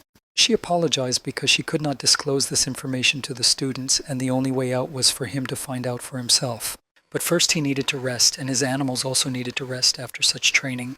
While flipping through the news on his phone, he noticed that there was no news about people from the training centers like last time, even though 4 days had passed. It worried him quite a bit because he knew what kind of room it was, and 4 days in it is quite a long time. Their silence was interrupted by an arrow that flew into the back of the sofa against So Kanrim's head and woke Aaron and Rini. This is a rather rare item because it was an arrow of space and time that sent messages from anywhere and everywhere. He didn't know who it was, so he rushed to open the notification window of the arrow to find out what it was. What he saw in that message made him embarrassed and horrified. There was a severely wounded, barely alive Shnesua lying on the bare ground with a sword in her hands. He covered his face in horror with one hand and reached for the notification window with the other, and immediately recalled the past events. That time she also gave him her phone to write down her number because she liked him as a person, and she was surprised that he never used his ability and passed the missions anyway. Although it was quite difficult, she noticed his desire to reach the goal at any cost. But he was surprised at the time by her openness and warmth toward him, and he was looking for reasons for everything, and she had several at the time. He smiled into her face and wondered what she wanted from him that she even invited him to walk through the room together. Even such stupid thoughts were that she wanted to seduce him, and if that was true, then as soon as he came out he would steal her ability. Then they got into the dimension of the 7th room, and as soon as they were in the room they were given a task to find a sign with their name on it. But not everything is so simple. Bracelets appeared on their bodies, each in its own place, gradually penetrating the body with blades, and the location depended on karma. And over time, or rather in 7 days, if they did not find the plates, they lost the marked limb in the places where the bracelets were. In his past life, he had a bracelet only on his little finger, which meant that he had almost no karma. And Shinsua could have lost 2 hands, but she didn't panic and even thought it was fun. She would like to be kinder, but at the moment it is what it is, and she also said that no one is stopping her from being kinder in the future.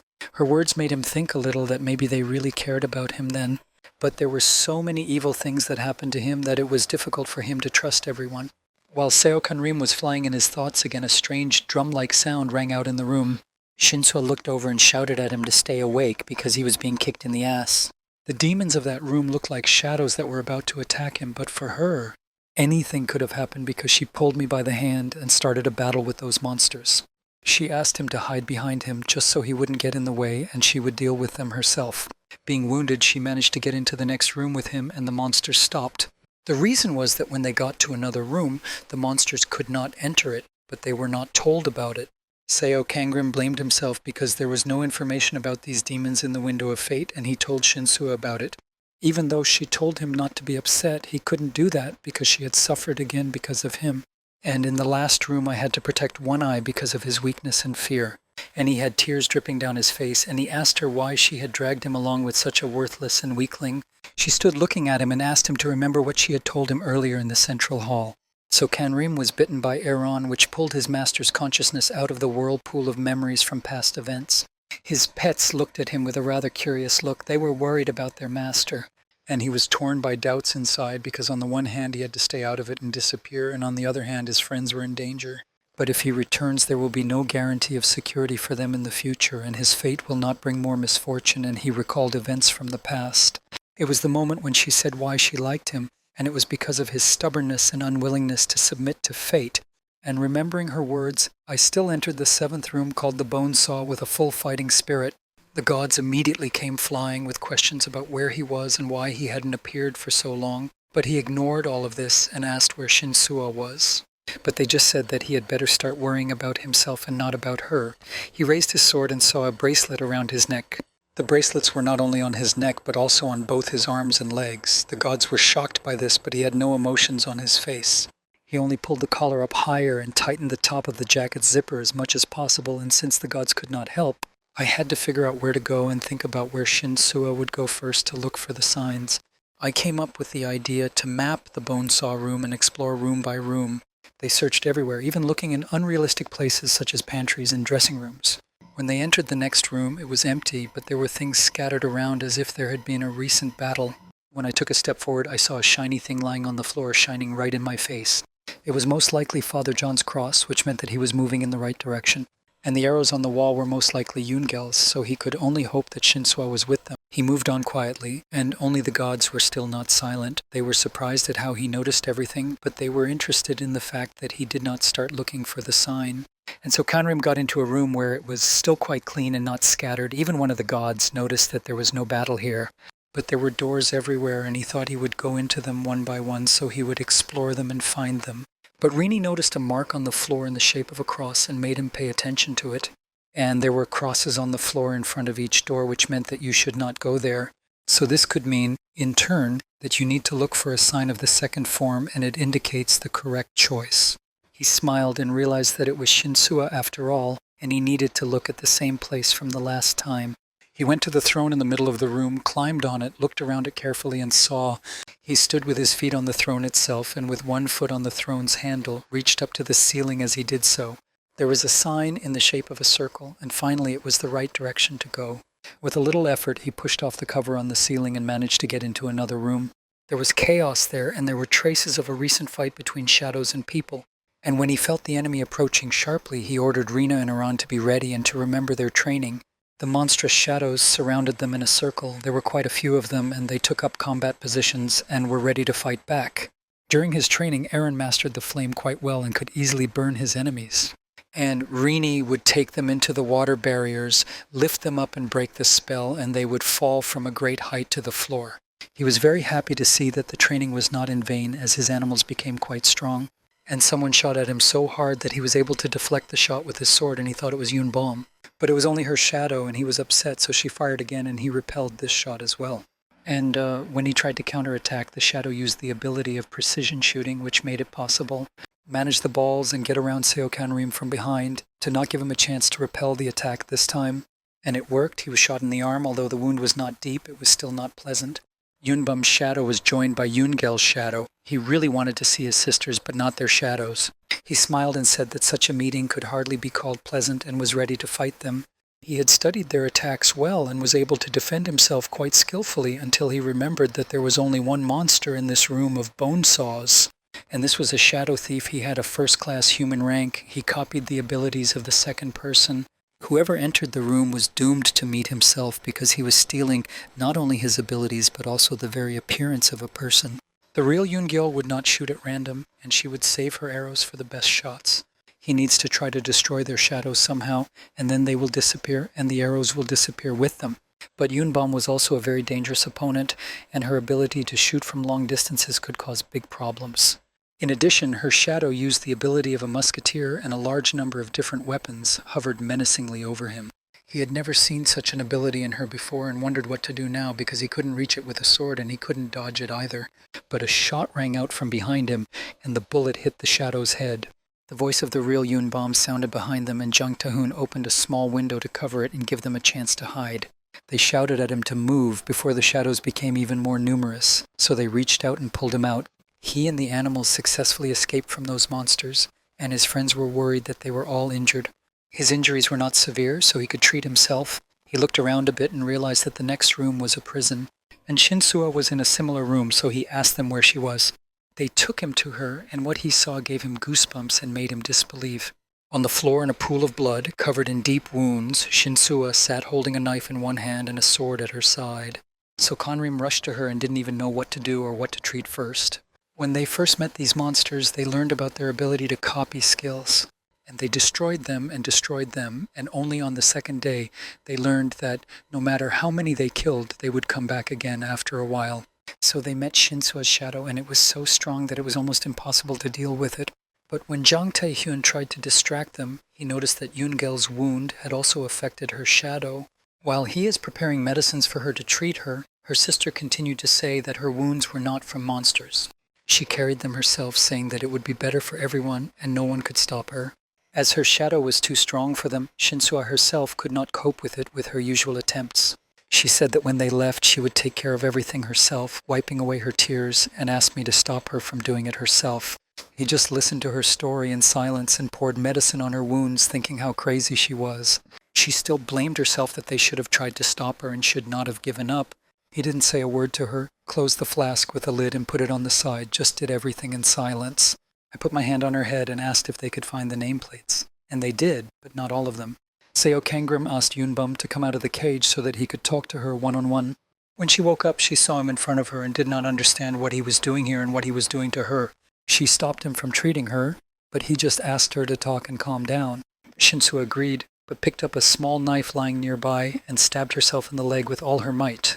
She pulled it out sharply and sent it to another place on her leg again just to hurt herself more. He was able to stop the second blow and insistently warned that they still needed to talk first. She needed to prevent him from curing her, so she tried to escape, but her attempts were futile even then. She asked him to let her in, but he said that only after her they still had a lot of time before the new wave. She didn't think he would come to her because he said so, but he corrected her and repeated that he had said he would only be late. He was the first to speak, emphasizing that she could have tried to destroy her shadow, but she said that she tried and failed to do so and thought that he would understand the real reason. She asked him to look at her window of destiny so that there would be no more questions and he would activate the ability. When he saw that he was electrocuted there, Shinsua's fate changed quite a bit. She had bloodthirstiness and the weight of karma in her past life, but in this life they appeared very early. Her abilities were quite similar in terms of how they were used in his fate abduction and in the masked killer's ability. And the principle of such abilities was quite simple. The more often you use them, the stronger you become. But he noticed that now she had only one hand marked, not two, as it could have meant then that she decided not to use bloodlust, but the shadow had no reason to restrain herself. And this meant that every time they faced her shadow, it was getting stronger, and such a monster would cause a lot of problems. Shinsua interrupted him and asked him to leave and not to pay attention to her because she would only get in the way and drag everyone down. But he was not so easy to get rid of. He grabbed her by the shoulders and asked her to look at him and listen carefully. He told her that she was not such a weak person to give up and that she had enough strength to cope. But in fact she had no strength because of her injuries, so she asked to sleep for a while, and so Kanrim laid her on the floor. It was quite difficult for him to see her like that and her self-sacrifice for the sake of other people. He went back to the room where Father John Yongel and Doc Gojin were waiting for him. The father was very happy to see him, as was Seokan Rim, and said that if it wasn't for his thing, it would have been hard to find them. And then he took out a cross from his pocket and gave it to him. The father was very happy. He thought he would never see it and thanked. But what really pleased him most of all was that they were finally able to unite together, since loneliness became a rather serious test for him, and despite the fact that everyone came in separately, they were still able to get together. Seo Kangrim was interested in what he said because he thought all the time that he and Dok Gojin were together. And while they were talking, my father remembered Shinsua and went over to see how she was doing. But he stopped him by catching him by the arm and said that he thought she would be fine because he had given her good medicine not long ago. So Kanrim's appearance gave everyone a spirit of hope, especially the sisters, and they were confident that with his help they would quickly cope. But Jung Tae-hyun said that Seo Kangrim hadn't noticed before that his shadow was probably very strong. And the twins supported his opinion, and the main thing was that she should not be stronger than he was, as it happened to Shinsua. Dok Gojin looked at him and asked if their strength depended only on their abilities or if something else was involved. But when he asked, his gaze shifted to his neck and he saw a very beautiful neck bracelet. Seo Kangrim fought off Dok Gojin's hand because he didn't want anyone to know, but it was too late and it was noticed. The twins were shocked by what they saw, as it meant that without the nameplate the teacher could have died. But no one has heard the words that he has only been here for 1 day and has a lot of time left. I got up and decided to find the signs and get out of this damn room as soon as possible. But they didn't take Seo Kangrim with them, appealing to his injury, so they decided to go themselves. And he was left on guard duty because they needed a watchman to look after Shinsu, and Yoon-gel poked her finger in his wound convincingly enough for him to stay. The father suggested that someone else stay with him just in case, and Dok Gojin decided to be a guard as well. And it was to Seo Kangrim's advantage that he had a couple of questions for him and asked him to answer honestly since they were the only two left. He agreed and said let him speak, and the first question was why this room was used as a base. Since there was absolutely no point in closing Shinsua because it was her shadow that was dangerous, not her. The answer to that is quite simple. She asked to be locked there because she thought that in the absence of plants, the shadow would not be able to use its powers. He agreed that the circumstances were indeed terrible for the Shinsua attribute, but that did not change the fact that they left her on the cold floor. Without saying anything to the floor, he looked at him and asked him if these were all questions or something else. Because in his opinion, as the main character, he had to ask more global questions. And the next thing he asked was what the arrow with the message was for, what was its meaning. Dok Gojin smiled and replied in his usual style that they needed a protagonist, and since he had been gone for 4 days, he took action. Seo Kangrim did not know how to react to this, so he remained silent and said that at least this way he knew that Shinsua was in danger. But there was another one where he took the arrow of space and time, which is quite expensive to buy in a store. But Dok Gojun closed one eye and put his finger to his lips and said that he wouldn't answer that. It was a secret. He also had some interesting news, but since he was from the future, he should have known it. But in his opinion, something went wrong because this situation had not happened in the past. And his words were true, and indeed the changes were significant, and he could not tell and told him to stop talking his own ideas. But Dok Gojin did not stop and continued to make the point he had just made, taking note of the number of bandages and their location. It was a sign that he had a lot of karma and that he did not understand what he was doing. Then Seo Kangrim asked him to say everything directly and not to go around using words. And he continued that if the place where the bandages were dependent on karma, and the more karma you have, the more important you are as a body part. He showed me his hands and said that he didn't have one either, and that it was also a sign that someone wanted to ruin his writing career. But that was not all he knew, because the amount of karma also determined how strong the shadow would be. And it seemed strange to him that Seo Kangrim was acting like a weasel while he had his hands up to his elbows in blood. It took a lot to do that, and he stood up and asked inquisitively what he had done in his past life. He was eager to find out who the protagonist really was and what was behind the mask of kindness. So Kangrim looked at him and put his hand to his neck, gesturing that the real criminal was hiding behind the mask. But the laughter echoed throughout the room where they were sitting, and Dok Gojin showed with his whole body that he did not believe it. He was interested, of course, if the protagonist was a criminal, but this is clearly not about him. He was also eager to meet the shadow of Seo Kangrim because he believed that the power there was not simple but devilish. When he asked me to shut my mouth at least a little bit, he offered to make a deal if I told him a story from the past. So Kangrim sighed heavily because he was tired of constantly proving that he was not from the past and listening to this nonsense. They were watched all the time by agents who were allowed by the head of the corporation to watch the passage of this room. They watched all the students, and as always, So Kunrim attracted the most attention. They even pulled up the archive about him because it's all quite strange. Jusante looked at his map but scratched the back of his head. I took him to the manager, but there was nothing written there about any crimes. He was just an ordinary citizen.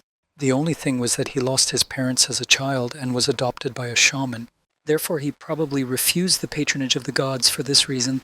And Navi said that maybe he was a murderer and his cases were not solved because they could not explain so much karma in any other way. But Manager Gong denied that things were not that simple and the number of lives did not really affect karma. In such circumstances, he would have had to destroy hundreds of lives, and it's even scary to imagine what he did. Josunte was excited to hear this as they wanted to invite Seokan Rim to work with them after the mission. Moreover, the director gathered all the branch managers for a reason and initiated them into the issue of karma on the last assignment. It was supposed to weed out the mentally weak, taking into account their future goals, so it could not be otherwise. They even took the killer on as an intern, the agency's goal being to make strong hunters out of the students. And during the tasks, they collected karma to see who was who, so the mission of the last room is exactly that. In this way, they helped them become better by putting their lives in danger. Therefore, in addition to ordinary robbers, they even recruited entire dangerous groups. Led by the main gangs, bandits tried to destroy the stronger ones, and they either succeeded or failed. The stronger ones became even more skilled and broke them, so it was quite useful to use them. 6 days have passed since the opening of the bone saw room, and the bracelets of those who entered first have already sunk quite deeply into their skin. They caused a lot of pain and opened deep wounds that were seriously bleeding. So Kanrim took out injections from his bag for them to inject themselves to stop the pain and to be safe from infection. He asked them to leave the room as soon as possible, but they could not do so without his and Shinsua's sign. Then he asked Rini to look after the two of them while he went to look in the other rooms. This time the signs were not in place because he was able to find them a long time ago, so he had to hurry. In one of the rooms I came across shadows, and it was disgusting that there were more and more of them every day. They are constantly renewed anyway, so it made no sense to go back to the rooms we had already visited. He was quite easy to deal with shadows, and the gods noticed that if he is so powerful, how powerful is his shadow? When all the shadows in this room fell, a shining thing on a bookshelf caught my eye. Finally, one of the tablets was found, and he looked at it and thought that it was exactly like the one in Shinsua in the past. All the signs were protected by a barrier and could only be touched by the owner who needed to, and the barrier disappeared. He was able to take the sign away, which meant that now he had to hurry and find more. He wanted to catch his breath for a while, and meanwhile a message popped up that all the conditions were met and the training would end as soon as he left the room with the sign. But he was interrupted by the feeling that he heard someone from the next room, and the voice was quite familiar. So Kanrim entered the next room where a crowd of frightened people were standing with weapons in their hands because he had frightened them.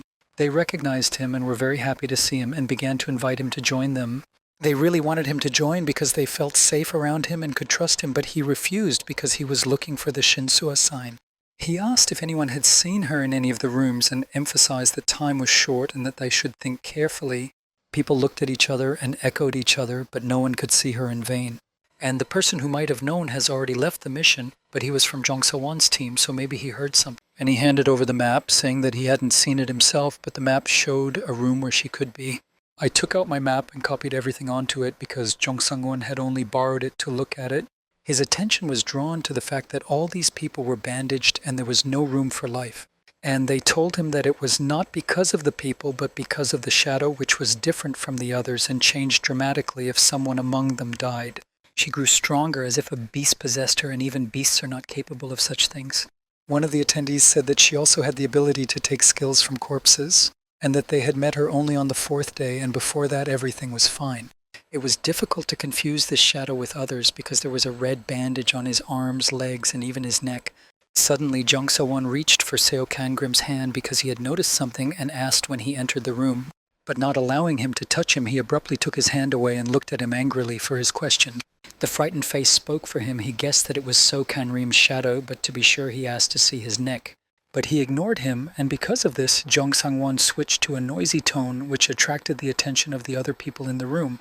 They were already worried and afraid, and the screams added fuel to the fire. Then he started shouting and proving that the time of the shadow's appearance coincides with when he entered the room, and plus he had a lot of strength without talking about the bandages.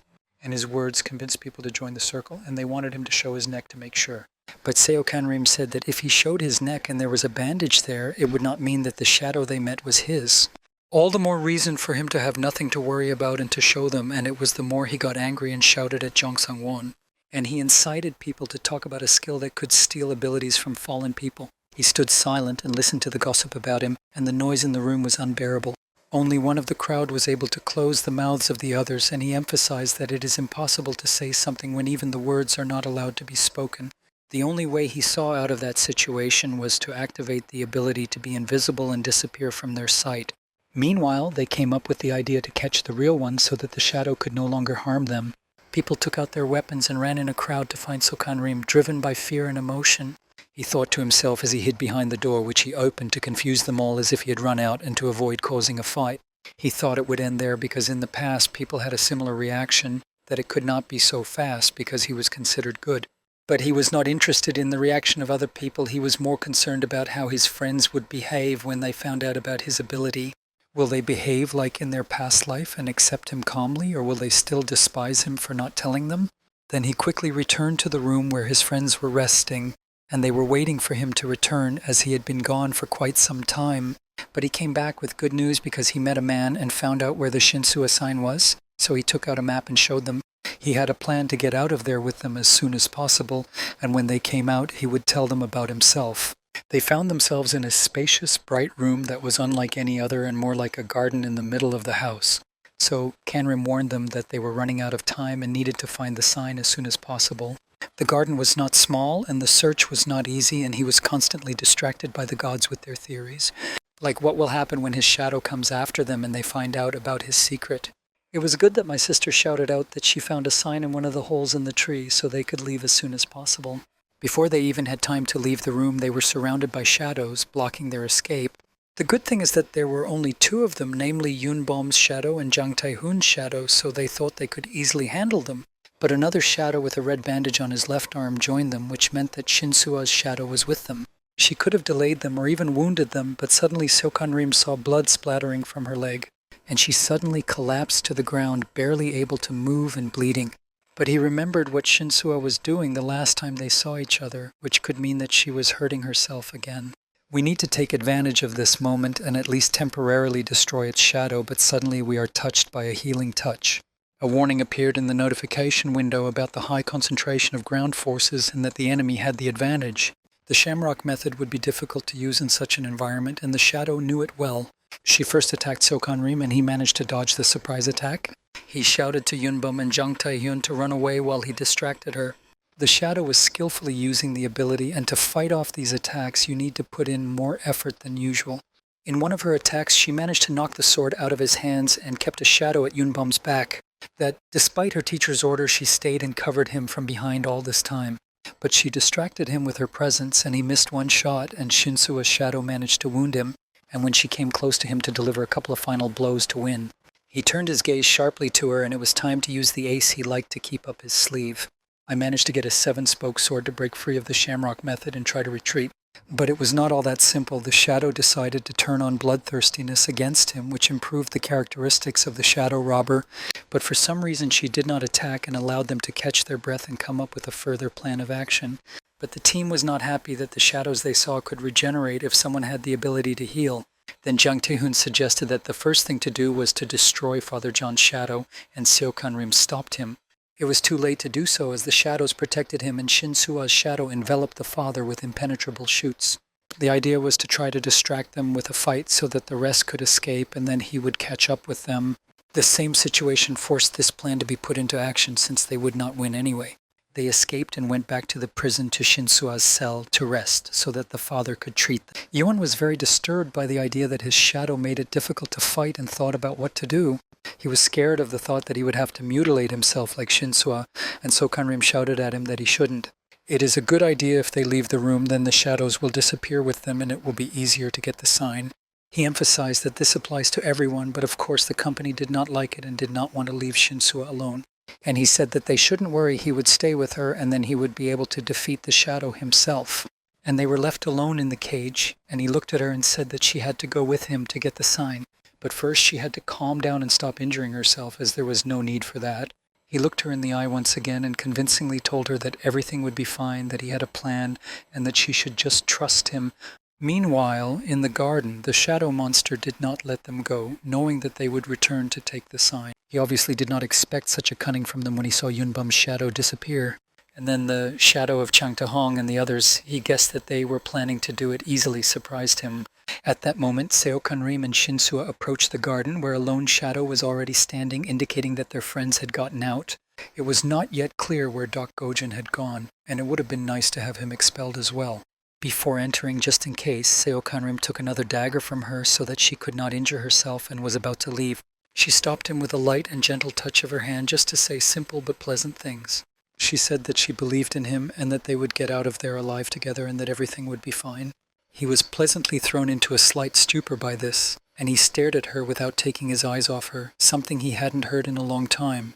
This gave him a powerful confidence and activated the ability to be invisible and burst into the garden with full faith in victory. Her shadow was at the ready and hadn't turned off its bloodthirsty abilities since the last time, so the battle began.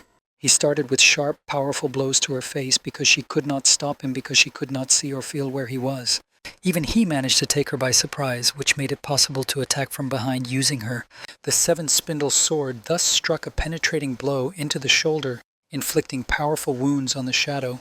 But in order to finish her off, you need a couple more of these, and she couldn't let it happen again and blocked the next attempt. He was able to use this to his advantage because he knew that she would do this. Therefore, we also had to try to evade it and try to attack it, which would have helped us gain time in order for his agility level to rise to level 30 and a couple more skills at the same time. This would have given us a good chance to penetrate its defense and increase our chances of winning the battle. Still, she defended herself as well as if Shinsua had been controlled by the Shamrock ability herself. But in the end, he got tired of simple attempts and activated the flame as the tree was weak before. To make sure everything worked out, he called Aaron to the battlefield to distract her with fire bombs. And they directed a stream of fire towards the shadow, which did not know where to run and could no longer defend itself. The flames engulfed her completely, and I could even hear her screaming because she was burning, which made it possible. So Kanrimu approaches her to throw her to the ground and make the plan work, because his plan was not to destroy the shadow because it would reappear, but to make it not attack. So he threw a huge branch at her to crush her, and he used her own ability against her. Since he had dealt with the shadow while there was still time, he needed Shinsua to pick up her sign, and they got out of there. But he had just started to move when he noticed something shining behind him and turned around. He deflected a shot from an unknown enemy, thinking that it was a good thing he did not hide his sword because he would not have been able to dodge. It was people from another department who shouted that they would get money if they caught him alive. He stood there not realizing what kind of award he was getting, and he asked what group they were from. They began to threaten him if he did not go with them, but another figure of their gang appeared from the door. Seo Kanrim was shocked to see who greeted him. He clearly did not expect this. That Dok Gojin, who was quite cheerful and joked that he missed him all the time, would come into the room with the garden. The look changed to a more serious one and asked him what was the point of his transfer to the first ward. But he laughed even harder and only joked that he should have learned better acting. He said that he liked the show with the taming of the shadow because it was enchanting. He added that he could have destroyed the shadow, which would have simplified the task, but he chose the harder path as a true protagonist. He shouted even more that he liked what was happening around him so much. He drew his sword and struck out of surprise at So Kanrim and his new men. He punched one of his new comrades in the shoulder, and he didn't even understand why he had attacked him. But the nonsense that kept coming out of Dok Gojin's mouth about the heroes was a gesture that it was time to forget about the two main characters. And he labeled himself So Kanrim's main partner from that day forward and giggled on. He also told us that he chose the role of a double agent for this mission and that the arrow of space and time was part of the operation. But Seo Kanrim could not believe him and said that he was talking nonsense because he had heard him speak of strong bloodlust. Dok Gojong noticed his feelings and took his side, but warned him that if he made Shinsu suffer for the sake of the mission, he would not go. And since he didn't do that, he just confirmed his role as a hero, so this is proof that he is on his side. And already in 2, they started fighting with the first unit, not giving them a chance with their strength. And on the one who was wounded, Dok Gojun used his decomposition ability to catch him by the throat. Then he threw everything he had at Sokanrim's feet, but the poor man could do nothing. He had no chance. And Dok Gojun also said that when he set out to do something, he used all his skills and achieved his goals in any way he could. It was clear in his words that he was hinting at his ability to hijack fate and then asked how he knew about it. But he said that the details are not as important as the skill that allows you to steal fate, and he wanted to see with his own eyes and asked him to steal the power from the man who had just taken his life in front of him on purpose. But Seo Kanrim did not appreciate his actions and shouted that he would never use soybean force again. But they were interrupted and a strong enemy flew in, which meant it was only the beginning. It was interesting because a shadow appeared in front of them that was definitely not like the others, and it even had a different energy. Doc Gojin grinned with all 32 teeth. He guessed who that shadow was and who it belonged to. With great speed, the shadow with the seven-spoke sword attacked him, and it took him a split second to react. The blow was so powerful that it threw him like a doll several meters backwards straight ahead. This made a hole in the wall on his backside so strong that he could not continue even the fight that had not started. Seo Kanrim himself did not expect that the shadow in front of him would be of such immense power that it could take out Doc Gojin with a single blow, although he could clearly tell by the dust in the garden that it was his shadow by the bandages and his sensations. She had a very powerful energy emanating from her, and her eyes were not like everyone else's but red, and they looked at him clearly. When Doc Gojin woke up, he shouted at him to steal the fates of everyone around him until she did. And although he didn't want to, he was forced to activate his ability and steal the fates first, because he had to destroy it at any cost, otherwise they would never get out of there alive. Characteristics increased dramatically. Almost all of them became 30th level except for strength, which was at 29th. He also activated the combat instinct skill and told her that the shadow could not destroy the original. The combat instinct began to look for weaknesses to strike, but there were no such places, and the instinct warned that the enemy was too strong. He also felt that he could not move, and the sensations became very acute and chained him in place.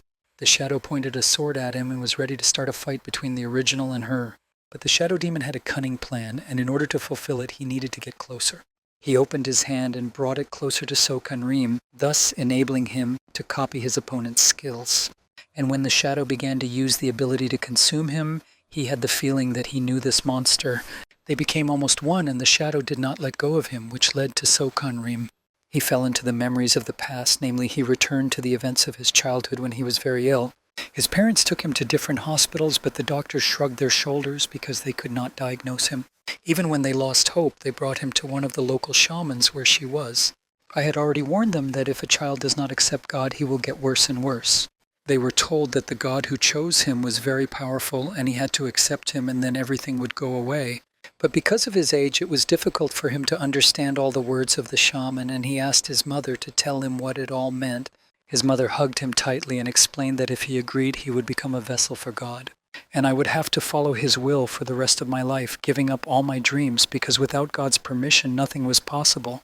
He thought that he did not want such a life for himself, because his mother had told him everything correctly, so he refused.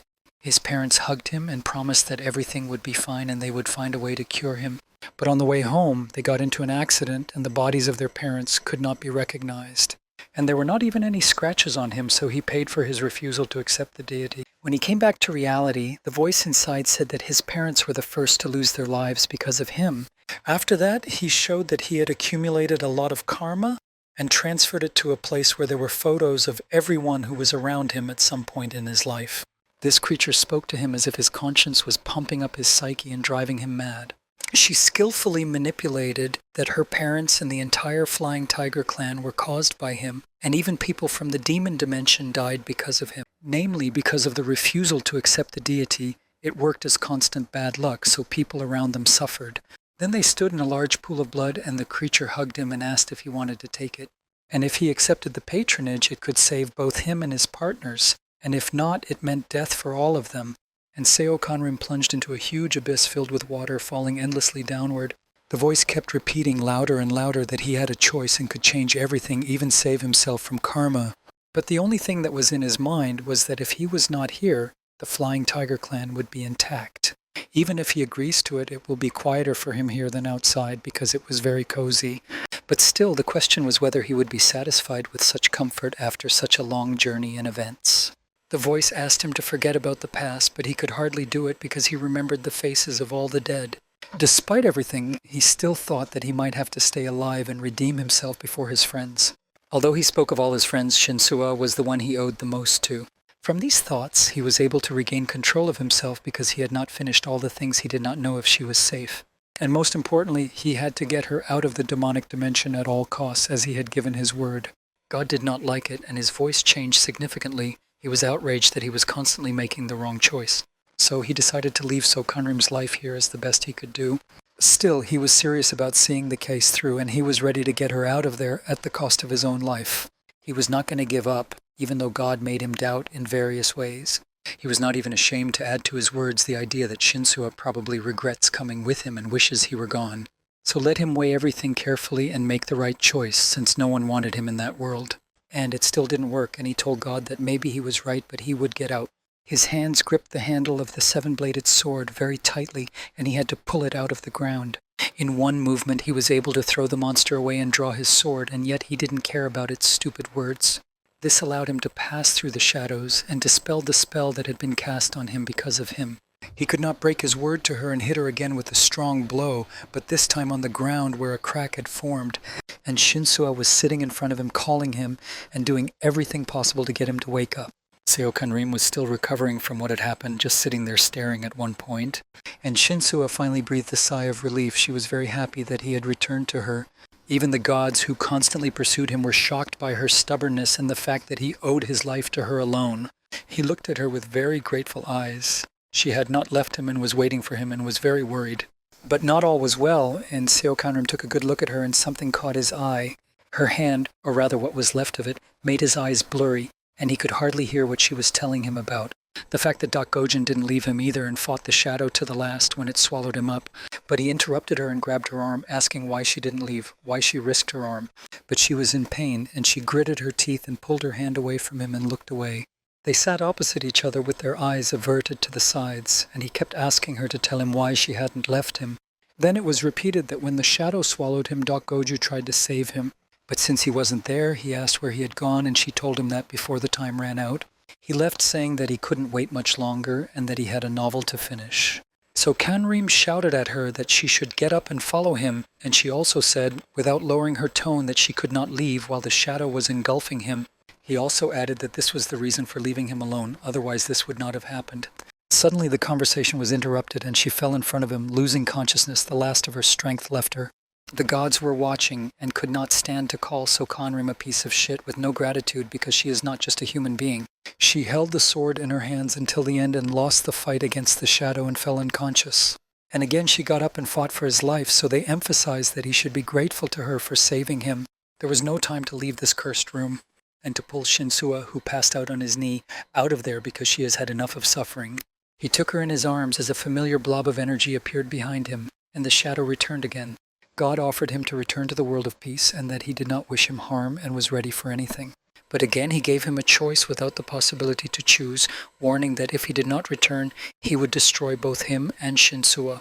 The beasts confirmed their intention with their ability, and in a moment huge beasts stood before Sokanrim. He looked at them and thought about what to do and how to deal with them as quickly as possible because there was no way to run away. Therefore there was only one choice, to destroy the shadow once and for all so that it would not harm them again. For Shinsu's safety he called Rini and Eren to watch and guard her while he dealt with the shadow. He was surrounded by animals on all sides and they had to be killed first to get to him. He warned the shadow that if it attacked him, it would wound or kill him in battle. Then he will suffer as well, since everything is reflected as if in a mirror on him. And the shadow took his words into account and showed him that it had the ability to regenerate. Since the shadow was a god that had been haunting him since childhood, she tried to persuade him to surrender or accept it. This god sought to achieve his goal by any means necessary to get what he wanted, so he did not spare any expense.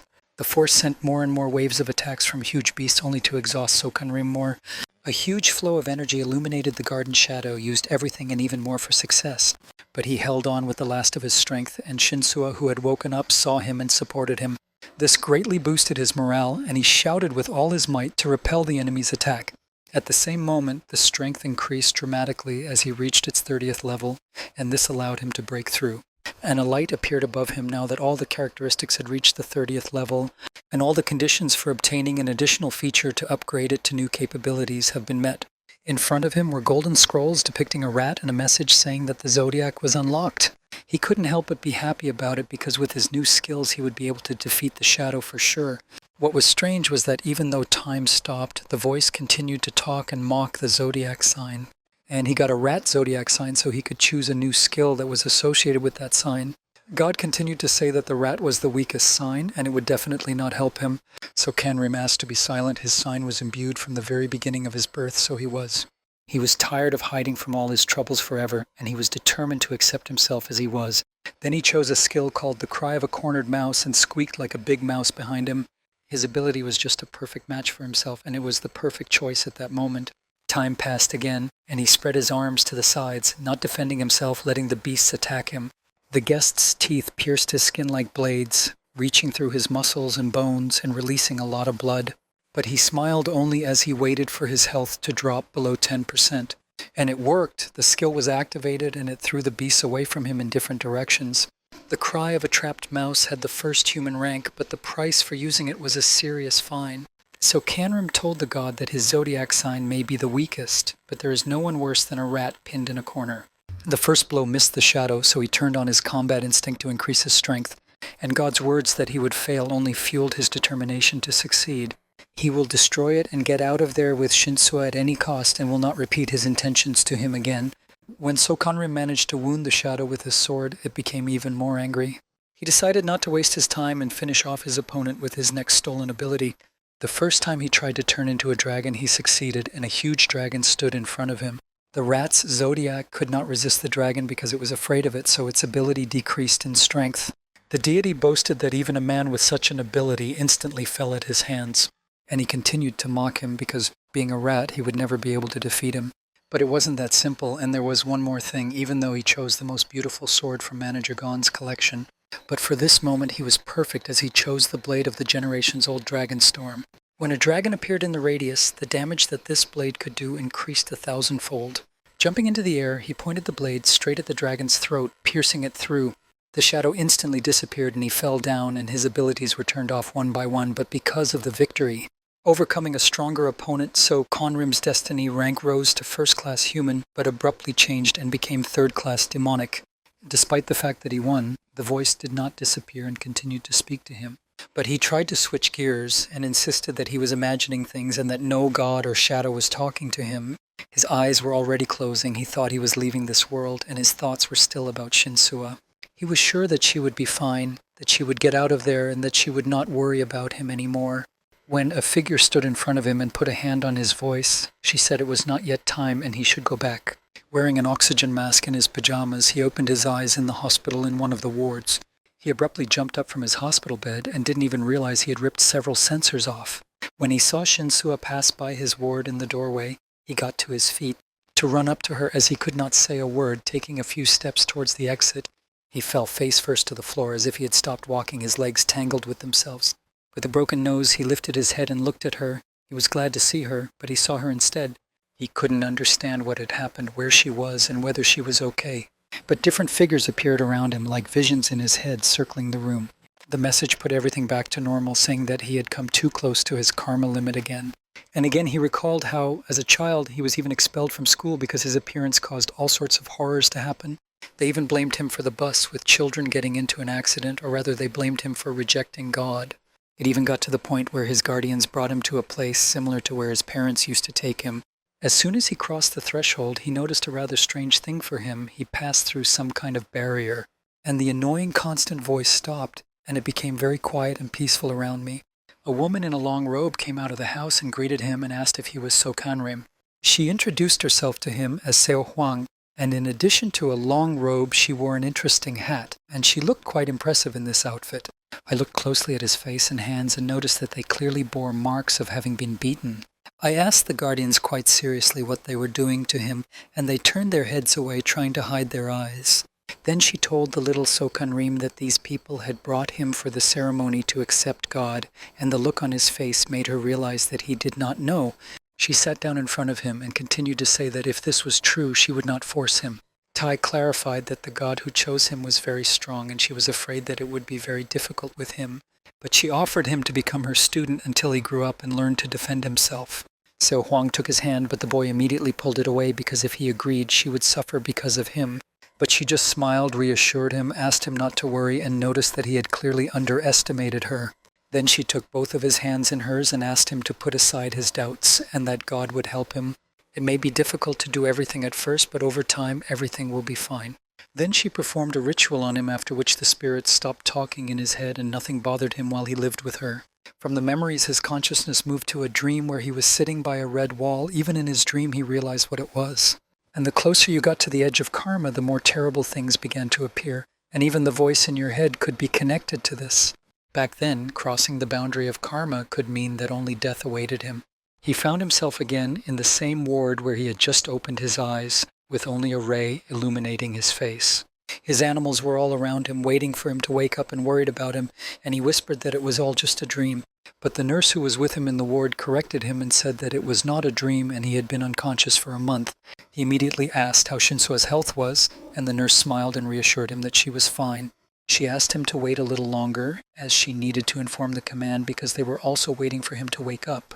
She congratulated Soikanrim on his recovery, but did not know that he had recovered only physically. The people who woke up healed much faster than normal people, and when he looked out his window of destiny, he didn't remember when his attribute had risen by 2 levels at once and become a third-class demonic. He had no recollection of what happened after he defeated the dragon, as if someone had erased his memory. I couldn't even understand how they managed to get out of the demonic world of the 7th room.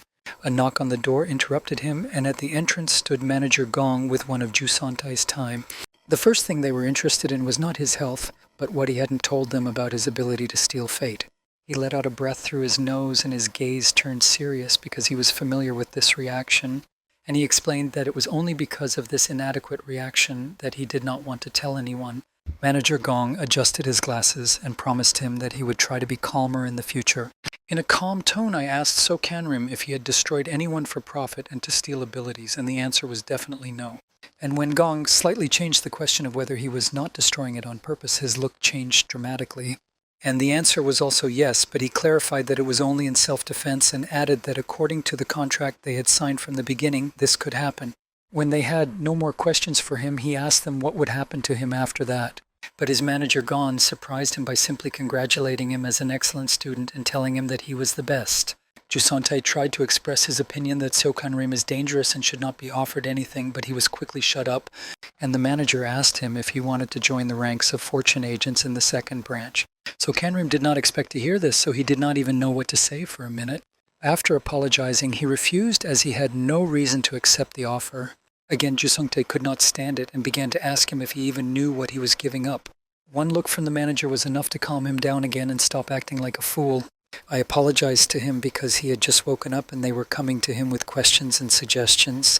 So I gave him my business card, asked him to contact me in a couple of days, and suggested that we meet at the gym because he needed to learn something else. When they left, he thought it was strange that they almost insisted on it, which could mean that no one had learned about his ability yet. Otherwise, they would have sought agreement until they were forced to agree, and then he closed the window on Jusungtai's ability. He jumped out of bed, got ready, made the bed behind him, and headed for the exit on his mission to find Shinsua. With the others, he found her room and opened the door, but she was sleeping, so he quietly moved to her bed. He touched the railing with his hand, looked at her hand, and bit his lower lip as if he blamed himself for it. But suddenly a warning popped up that an aura of death had been detected in Shinsua's fate, even though there was no such thing in his past life. The compass of fate popped out of the bag unexpectedly, and something influenced the increase of its effectiveness, and different pictures of her began to appear in my head, and they were quite real, but she was still asleep at the time. Then a sharp pain engulfed Sokanrim's head, and the images became even clearer. Then there was a room where Shinsua was chained, and a woman in front of her was telling her that he had left her alone and would not come.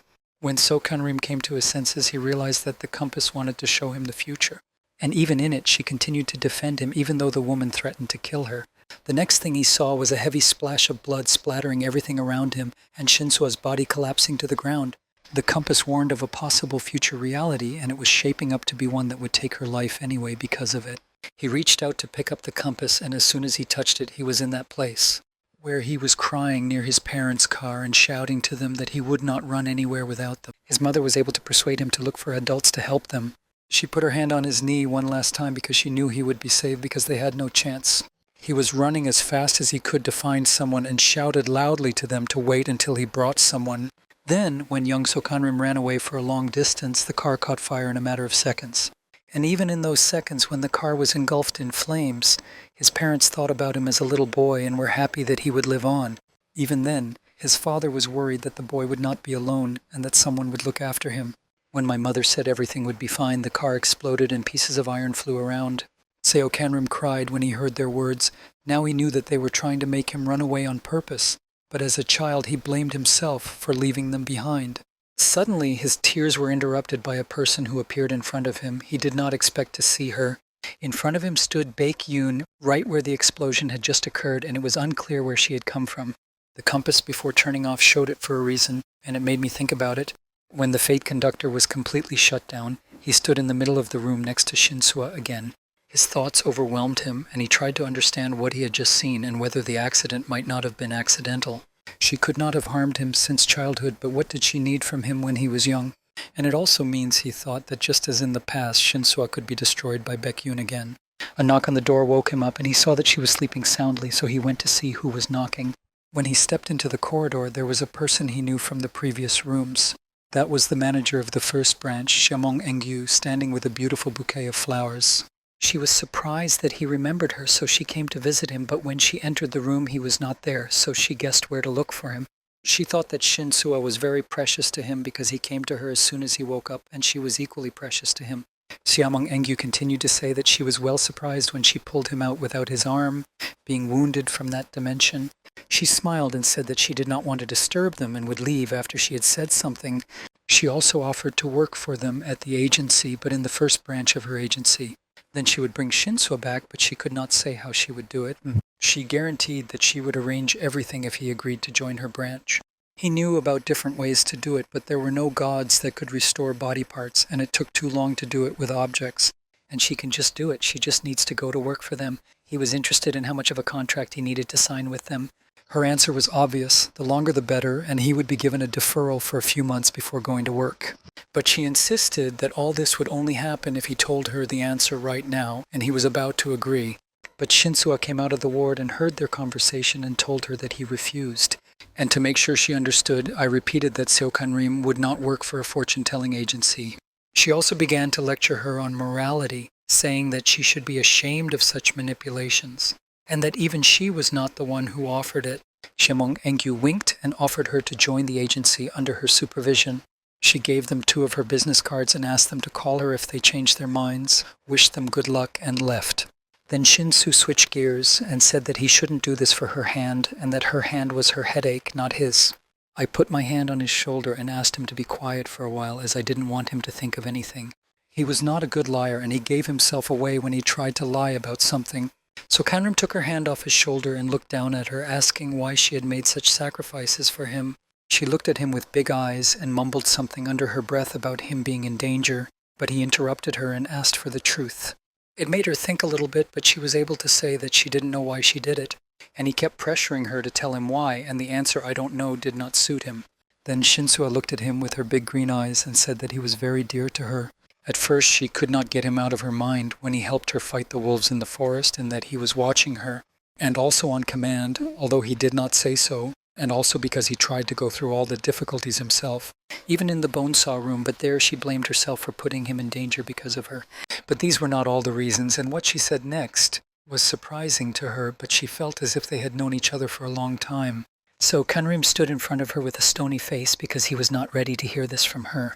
When Shin-soo saw that he was in danger, her body seemed to react. She could not explain why they had known each other for only a few months. At that moment, I wondered how regression affects them, because just like Chan Ta-hung, I also had such feelings. Shin-soo stood in front of him, telling him all this, very hopeful that they would be able to work together in the future. To make sure of this, she grabbed his sleeve and asked him if they could continue to communicate and be friends.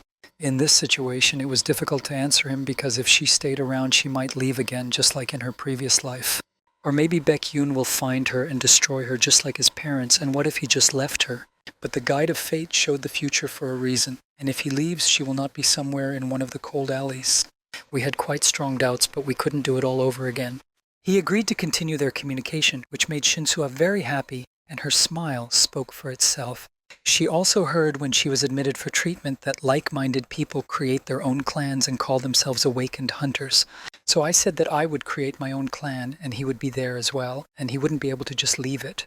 It reminded him of when he wanted to leave the clan in the past, writing various reasons, but Shin-soo did not give her consent. Yuharan read him all his requests, where he was not suitable for health reasons or personal issues, and even his conscience did not allow him to leave the clan. While Seokanrim was standing and enjoying the old warm memories, Father John saw him walking down the hall. His father was very happy to see him because he was worried about him, and he was also happy to see him. Since he was not patient enough, he came to visit the others, and they will also be glad to know that he is awake, John said. For some reason, when Seokangrim looked at Shinsua, he saw that she had 2 hands, but he realized what he was imagining. She asked us not to wait for her, and when she changed, she would definitely catch up with them. That's why I didn't mind them going down first, since Seokangrim was already waiting. He walked gloomily to the elevator with his head down, thinking about how to find a way to protect her and get her arm back as soon as possible. The father said that there is a training center at the bottom of this building, and that's where they go. They were also waiting for him just as they were waiting for them to leave the room, and they were also very worried when they heard about his strength. John straightened his collar and asked if he was embarrassed by the words about power, and he said that he was not and that everything was fine. It was much more important for him that his father was not disturbed by this at all, because he still hid his abilities from him as well. The smile on his face made it clear that he really wasn't worried, and the father added that no matter what they said, he knew he was a good man. In a spacious room, the sisters sat at a table with Chan Tehung and talked about various events and battles. As soon as Seokangrim arrived there, they shouted with joy that he had finally woken up and came to them. They rushed into his arms, almost knocking him down because they missed him so much, and we were very worried that he would not wake up after those events because of the severe injuries.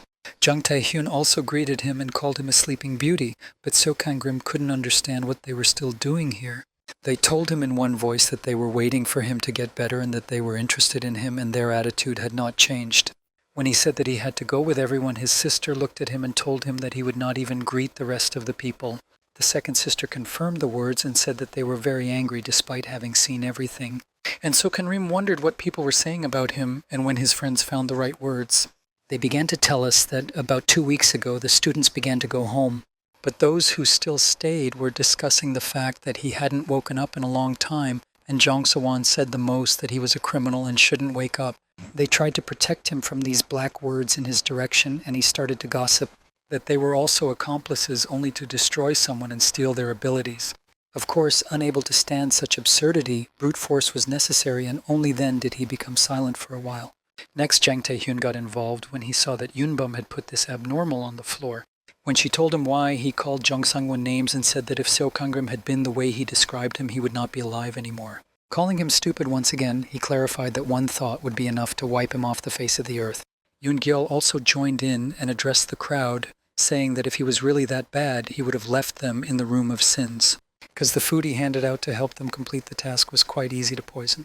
The people's expressions changed, and they began to understand her words because they had some truth in them. When the boy came up to pick up Jung Sang-won, he said he didn't think Seokangrim was a bad guy, but he was still afraid of him.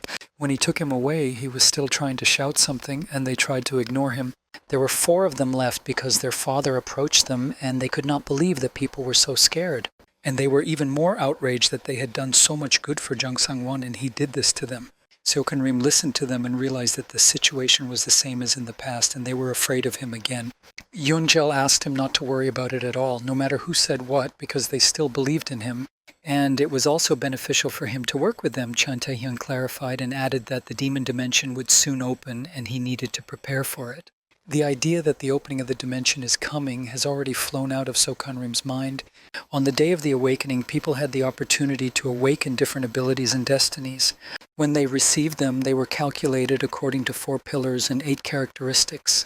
And on the opening day, when people started to fight different demons and go through raids, their abilities developed much faster than in a camp. Normal demon measurements were much easier, but many hunters would go on a raid for a big reward. And Yunbum added that they are going to go to the ordinary dimension of demons for hunting. They looked and beamed with joy, waiting for the answer to the question of whether he would join them. He also looked at them, but thought at the time that his goal was to be the first to take over the demon realm. I told them no, but they thought that after everything that had happened, he would agree to join. And when they heard that their paths were diverging at this stage, he did not tell them that he would look for someone. He said he had some other things to do, so he couldn't leave. They were still standing there, outraged at him. One of the sisters thought that he wanted to get rid of them, but the others said that we could wait until he had resolved all the issues. So Kanrim didn't know what to do because he was interested in searching first and raiding later, And in order not to lose communication and know when he will be free, he was added to the general chat. He liked their pressure. He felt that he was not a stranger to them and was as valuable as they were to him. A little later, in the office of Cha Zenui, Sokanrim sat talking to her as he had to visit her before leaving. At the end of the conversation, she also suggested that he join the agency because he did not have God in him. But the answer was still no. He did not want to join them, and he did not want to accept receiving power from the gods either, like a bad test. When shamans accepted the will of the gods, they could not ignore the divine revelation of the god they obeyed. The goal of the gods was to make their name known all over the world. The more famous the shaman, the higher the god's title, so the gods gave all kinds of tasks to make the shamans stronger. As Sokanrim left the building, he thought that without the gods in it, he needed to prepare well. He headed out of town to a house that was hidden in the trees because he needed someone. When I went inside and saw a very young girl forging iron, I realized that I had come to the right place. She thought it was a customer who had come to their village and looked quite young. But he told Hanroy that he had come to get her and that he was lucky to make it before she was dragged to the Fate Protection Agency. She was the granddaughter of a master blacksmith who was included in the intangible cultural heritage of the late Han Chul. The spirit of the master was present with them at that moment, and the grandfather knew well why he had come to her granddaughter. Hanroy was a rather modest girl, and as a first-class blacksmith, she said she was far from her grandfather's talent. To convince her to help him repair the sword that was damaged in the last room, he opened a window of her abilities which indicated that she was of the 3rd demon class with the fire attribute and the blacksmith's flame ability. I also helped her with some money, but it was only once, and that was for working on the sword, so she needs to learn to earn money on her own.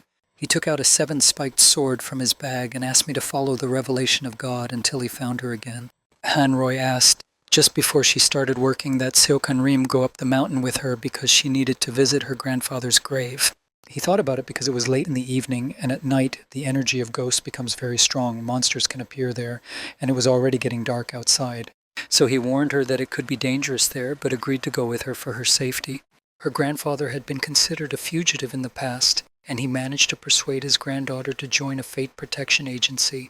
But now he could hear and see him much better, and what he thought was most likely karma's influence. It could also be that they were near his grave, which improved the vision. In general, in this world, the connection with the other side is poor, and the voice of the gods did not disturb him, but when he was somewhere near graves or shrines, the connection improved. Hanroy's grandfather was a god in the other world, and she accepted his patronage, but still went to the grave because only there she felt him by her side. Her grandfather passed away not long ago, about 6 months ago, and when people pass away, so their souls also leave their physical bodies, and the abduction of fate steals information from the soul. But if you want to pull off such a trick with a long-buried person, you will need a lot of mana. So Kanrim thought that he probably would have enough mana to try. But you have to be a barbarian to desecrate a grave in front of his granddaughter, even if it works out. When Hanroy finished all her business, and they were about to leave, so Kanrim's sense of insecurity warned him. He asked me to stand behind him as a large number of night monsters were approaching them. It was the first time she had seen monsters, and there was a wall of red eyes staring at her. Since the cemetery was very close to the house, after dealing with them, a charm should be made. As soon as the monsters moved to attack them quickly, Sokanrim drew his sword and was ready. But I stopped when I saw that someone had glued ribbons with an interesting inscription on the monsters. They fell to the ground dead before reaching the target, and Hanroya only got off with a slight fright. But Seokanrim knew whose hands it was. Only one person possessed such abilities. He had healed him when he fought Gancheri, and now he came here for him for a reason. The first words of the guest were what he was doing here, and why he brought the child to the cemetery at night. He asked her to go inside and wait for him while he talked to a stranger, that he had questions for each other, and when he waited for Hanroya to move away. When he took off the mask, he was surprised that Sokanrim remembered who he was by voice even after 5 years. In front of him stood a guy he had known for a long time, with brown eyes and a long braid, and they had seen each other not so long ago. It was before the battle with Baek Yun that he was in charge of the group of Jang Tae-hun and Yu Haran, so for him it was not 5 years ago, but just a few months ago. He asked him when they had seen each other at training in room 6, and he recognized him, which is why he didn't say anything about knowing who he was, and so Conrim said that it wasn't the right moment. He asked him a counter-question: by whose will did he come to this house, on his own or on the agency's orders? He was not satisfied with this question because he did not ask about his mother first and started with personal questions. So I crossed the river and asked the teacher how he did, but the other man lowered his head and said, "Mom," and he shouted to him without holding back his emotions that his mother had left them 2 years ago. Seo Conrim knew for this, but since it had happened in the past, he was already used to this feeling of emptiness from loss. It brought him unpleasant memories. There was a small hope that something would change in this reality, but just like then, it was gone a couple of years before I woke up. I asked him why he was not invited to her funeral. He was enraged by this question because he fled his home himself because of what it could be about. When the shaman took him in, she had a son, Kang Dohan, who was a little older than So Kanrim. And because he was older, she asked me to watch him closely. On that day, she also told Kang Dohan that he would be her heir as a shaman. Her son was very angry with her for this decision, but she did not want him to share her fate because it is difficult to live by the instructions of God. So she asked him to accept her decision as it was, and she explained further to the kid. A very powerful god came for So Kanrim, and since he did not want to accept him, she decided to help him. Kang Dohan wondered why he didn't want to do this and asked his mother if Seo Kanrim looked down on shamans as much as the other children. He was not satisfied with such explanations and was ready to accept God himself, even through difficulties. Even at the end of their conversation, he shed a tear and shouted that he wanted to be like her. The walls in the house were not very thick, so he could hear the whole conversation from another room not far away. So Kanrim tried very hard to make friends with him, offering to eat fruit together several times. But he shouted no and hit the plate with his fist, and the fruit scattered all over the room. When I asked for help with homework, I also heard a rude answer that he should think for himself. Even when I just greeted him at school, I heard him say in my direction that he shouldn't greet him in public. And of course, I walked home from school alone every day because Kang Dohan did not want to go home together. But one day when he was walking, he heard that the older boys had picked on the so-called brother for being the son of a shaman, and all because he passed by them, even though they had warned him not to appear in front of them because he made them see ghosts. One of them said that if he wanted to pass, he had to pay them for it. I caught him by the skin and squeezed his fist, swung it and pointed it at Kang Dohan's face and at him. Seo Kanrim intervened to stop them from touching his brother and firmly caught the offender's hand. They looked at him, called him a baby, laughed, and were not going to let him go. After the fight, the two of them were left beaten on the playground with their textbooks and notebooks scattered. Out of anger, Kang Dohan said rudely that he hated him and didn't understand why he was following him around. So Kanrim looked at him with tearful eyes and shouted because he and his mother were the only people who were not affected by his bad luck. Kang Dohan was reassured by what was said, so they sat in silence for some time. And when he had a little rest, he asked little So Kanrim not to call his mother Mom, because she was only his. He offered to call her teacher, and if he did, they would become friends and he would be his brother. After that, they walked home together, and little So Kanrim's life seemed to start to improve. And when the teacher performed several rituals to help him, and during the last one he died for the last time, he heard the voice of God trying to tell him that even if he ran away from him, he would not be able to change his fate.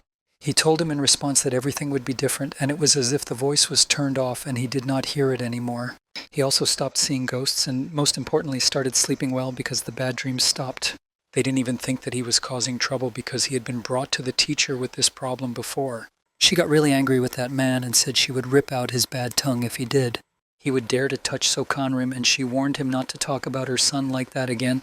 When they were a little older, one night after a party, he brought Kang Dohan home and drunkenly told me why his mother loved him more and why God chose him. When he brought him inside, he asked him why he refused to accept God. He also said that it would be better if an omnipotent God like that came for him than for So Kanrim. At his words, he froze and dropped his brother's face on the ground as he could not believe it. I wondered what he was thinking because he knew perfectly well what he was feeling because of that God. Then he laid him down and covered him, but he had no words, because if Kang Dohan wanted to find God, how could he give him up? So all those years they lived together were a living hell for him, and his brother became unhappy because of him. So I decided to leave, and with him, the reason for my unhappiness and the teacher in Kang Dohan will not suffer. When he returned from his thoughts about the past, he was very upset and stood silently doing nothing. His foster brother kept holding his shirt and shouting why he couldn't say or do anything to him because he was the best rookie. When Seo Kanrim said he did not want to fight him, he loosened his grip but asked him not to look down on him. He said that he had changed, and most importantly, he had finally waited for his God, who came for him himself. Without saying another word, he turned around, put on his mask, and walked back to the place from which he had come. In the past, they were able to cooperate because Seo Kanrim was weak, but now... Strong therefore decided to tell Kang Dohan the whole truth, but he had to wait for the right moment. The next morning at the Fate Protection Agency, Kang Dohan came to report to his supervisor. She asked me at the door whether So Kanrim had agreed to join their department after their conversation. He clearly said no, and the reason was a lack of interest in other matters. This report upset her. She had expected that they were closer than she thought and that he would be able to handle the recruitment, because I remembered that he had healed his brother and his dragon without sparing the very expensive cost of them. And Xiamen Engyu came up with another idea, and it was that they should go to the demon dimension together. There he would have been able to better convince her under the influence of stressful situations, and she begged him to try to bring him to her. Then to launch the plan, I sent a request to Sokanrim to enter the demon dimension with a team from their department, which he of course accepted. The next morning he was the first to wait for his brother to join him. They were to go to a ruined city in one of the unknown dimensions of the demons. Even though he regressed into the past, he did not remember the unknown city because there were places in his head where something happened. And since few people knew this city, it would most likely not cause problems in passing, but the main goal was to talk to my brother.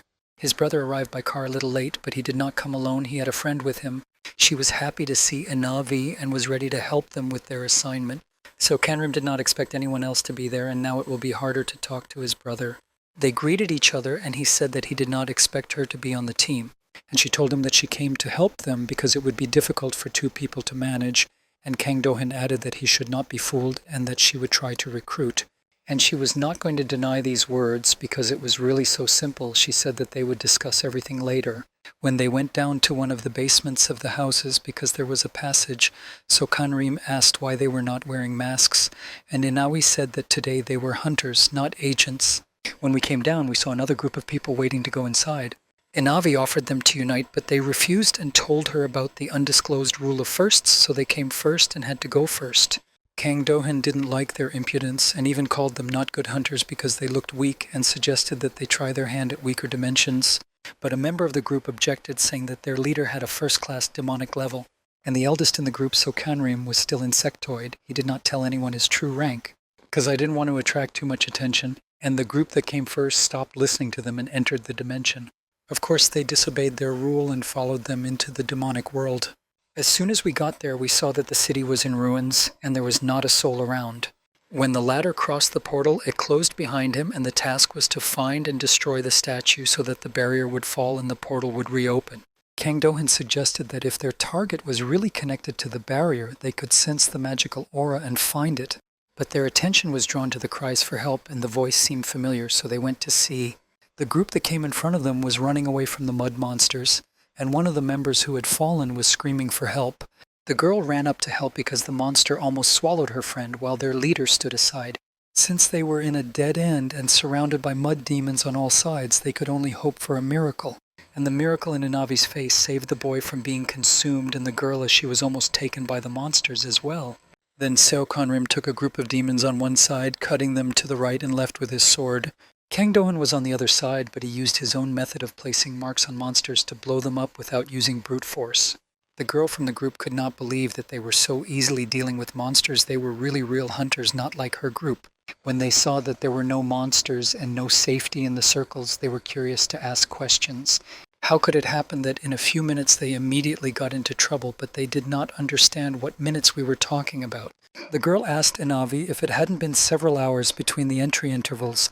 When the first group received the answer that they were leaving right after them, they were panicking.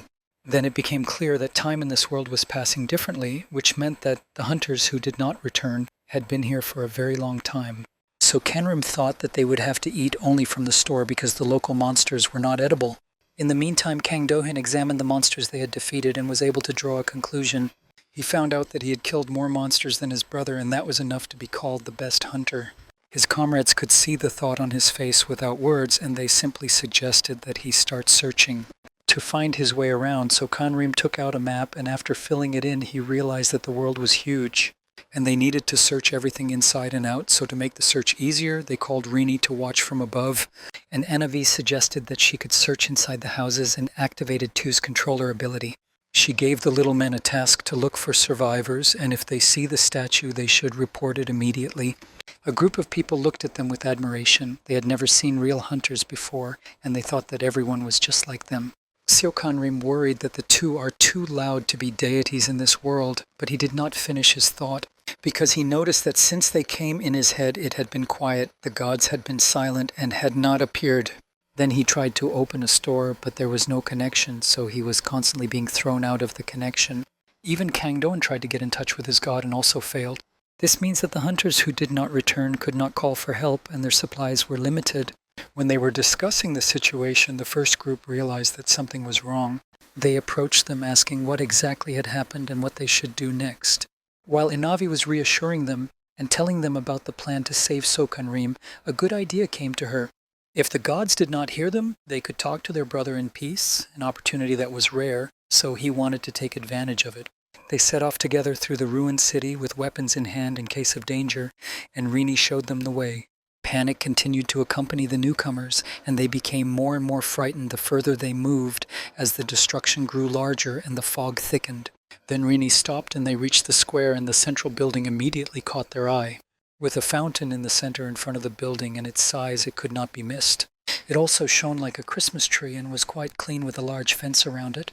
But the most important thing is that it was not damaged, not even a single crack on the facade of the house.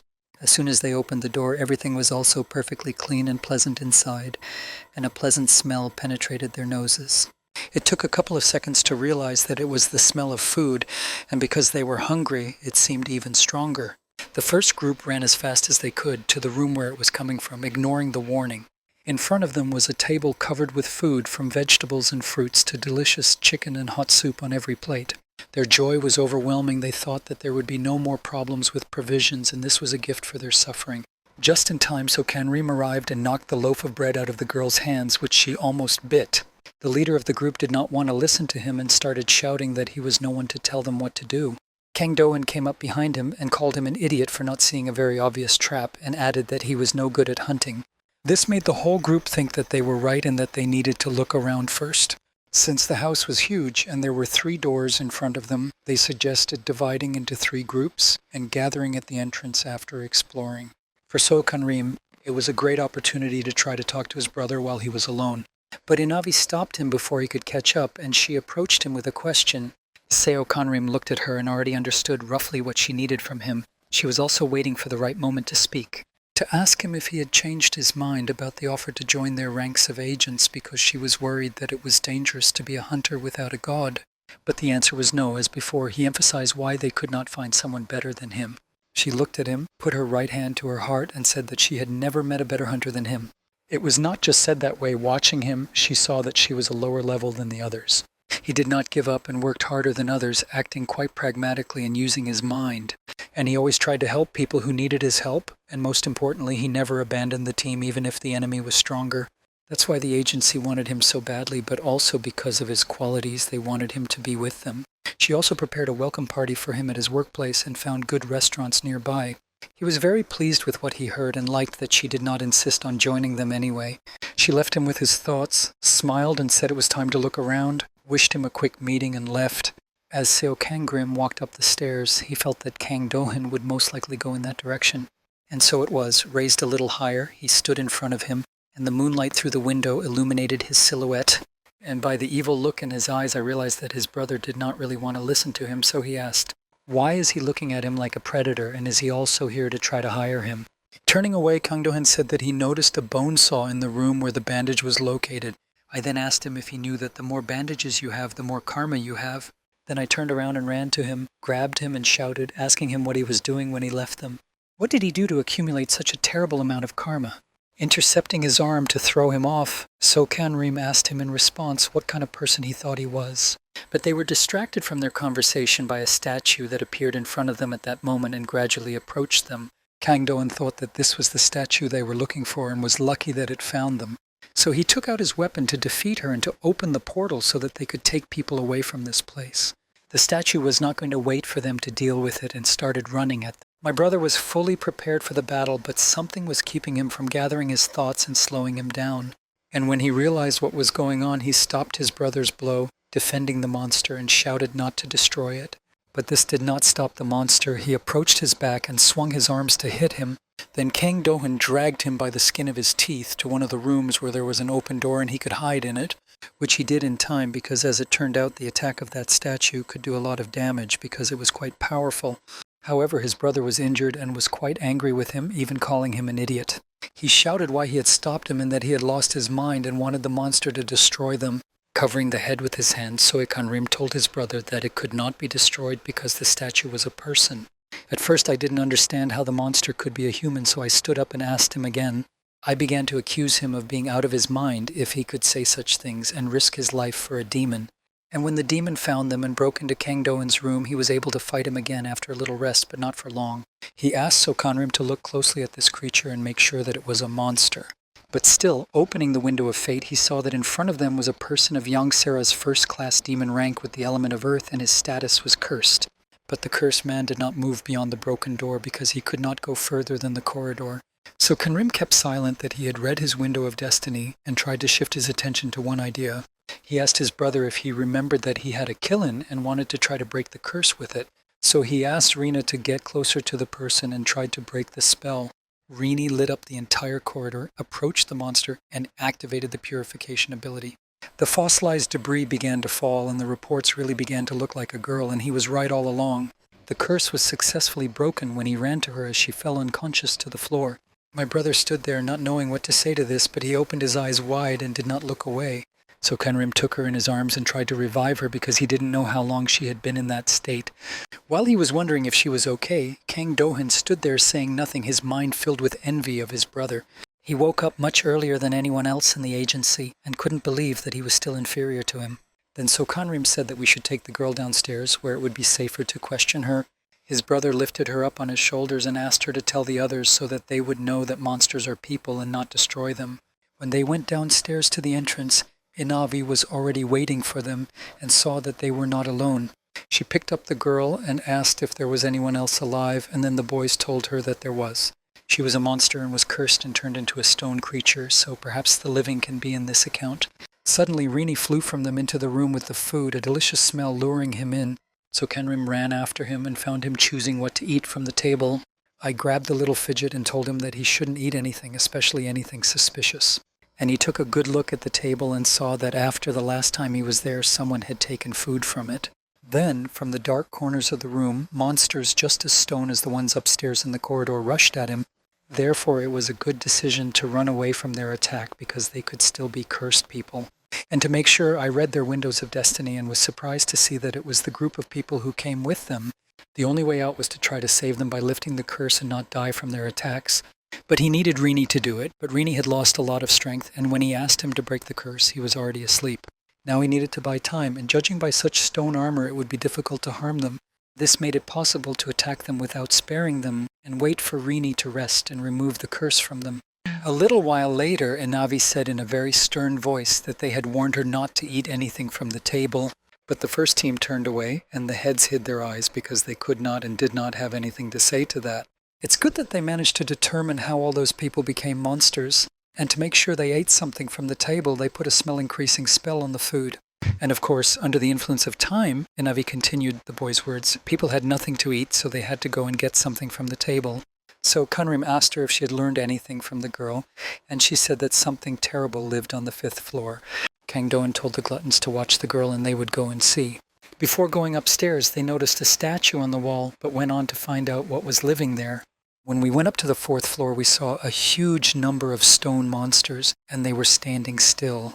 It's hard to believe that so many people could just disappear, and we had to figure out what to do. Kang Do-eun suggested simply killing them all, as they had already saved enough people, and that they are not obliged to save everyone. Their main task is to complete the raid successfully. Then Sokanrim reassured me that we would not have to destroy them all because there are real monsters among them. His brother didn't like that he stood out again, but asked him to point out who the people were. So that he can tag them and blow them up, he just needs to point to the monsters. But it was difficult for Sokanrim to do this because there were so many of them, so he got artificial bee honey to mark them himself. They didn't have time to say a word to him as soon as they were forgiven by how quickly he took off. Quickly moving from one monster to another, he marked who needed to be saved, even though Kang Do-eun yelled at him that it was dangerous to perform such tricks with a carcass. But he asked me not to interfere and to choose a more appropriate time to read a moral about safety.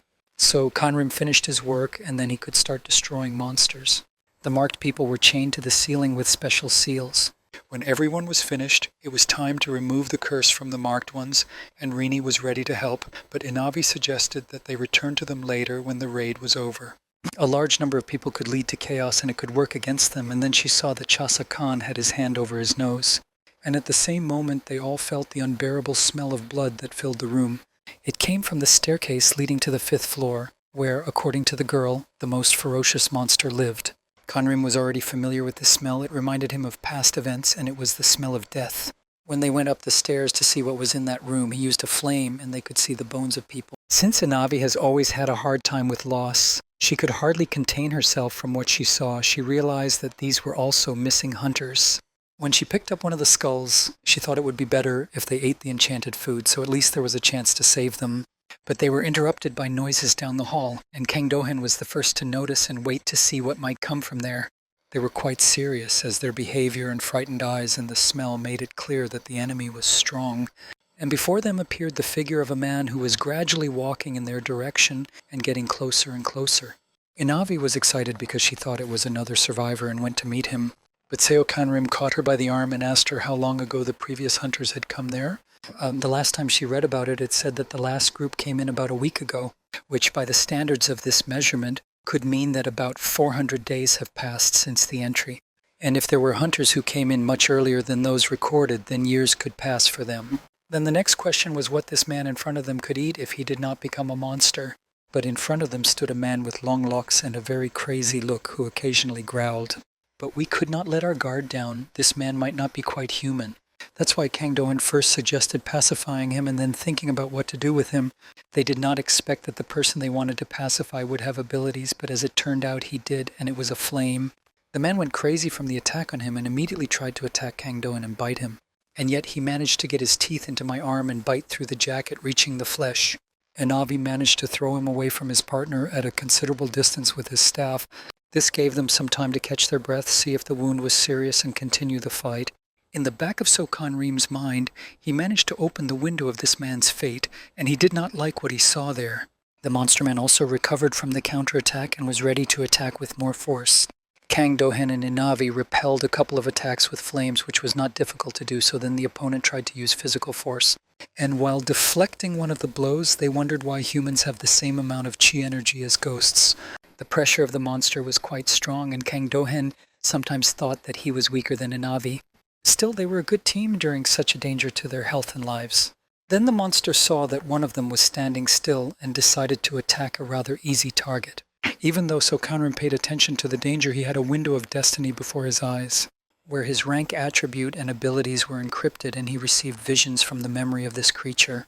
Before his eyes, he saw a group of people consisting of 4 boys and 1 girl, and they were confident that they would be the first to clear this dimension. When they ran out of food, one of the guys went to the room where the table was, and a stone monster came out. And then, after the fight, only 1 guy and a girl remained alive. The rest died at the hands of the monster. But there was less and less strength to try to survive. Although the boy believed that someone would come, the girl lost all hope. By shouting loudly, Kang Do-hen managed to pull his brother out of his visions as if he had woken up from a dream. He was forced to push his brother away by force to save him and block the monster's blow. He also reminded me that he had a 7-spoke sword that he should have used. He said that he knew that he went to the blacksmith for a reason, to improve his weapon. It was true, the 7-spindle sword was already glowing a bright yellow after the upgrade, and it had begun to have strong yang energy that drove away evil. And indeed, after he drew his sword, the monster stopped, and he could not look in their direction because of the brightness. Then, unable to stand it, he ran off into the distance, blowing away from where he had come from, and Seo Kanrim asked him not to catch up. In his opinion, the team had to find out something about the person they were fighting, and it was indeed a person. He said that this person became like this because of the large amount of karma that had passed abroad. Then Kang Do-hen added that he had read experiments when a person was close to karma, and his characteristics were very strong, which explained the strength of that person. When the two of them talked about how much karma it takes to go beyond the border, Seo Kanrim took it personally because he was already on the verge of it. But his karma was accumulated through penalties of ability because ordinary people's karma was raised through evil deeds. An example was robbery, assault, or even taking a person's life, and the more serious the crime, the greater the karma. And if he saw his past, it meant that this person had done something terrible for his survival. Once again, the team pulled him out of his thoughts about karma and all these events. Kang Do-hen even threatened him to stop flying around in the clouds and get involved.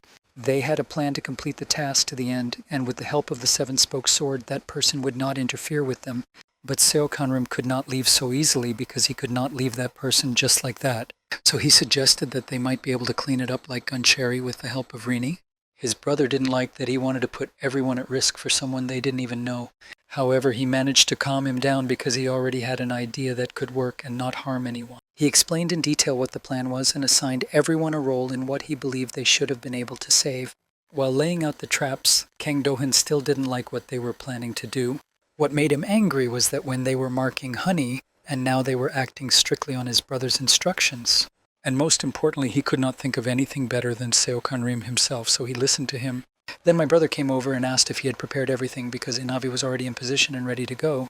Since Kang Do-hyun was also ready, we had to lure that person into the room. Before he left, his brother asked him if he really believed in his plan and that everything would go as it should. Because if his amulets were not enough, their plan would be a brass basin, and then he asked him if he really believed in it that much.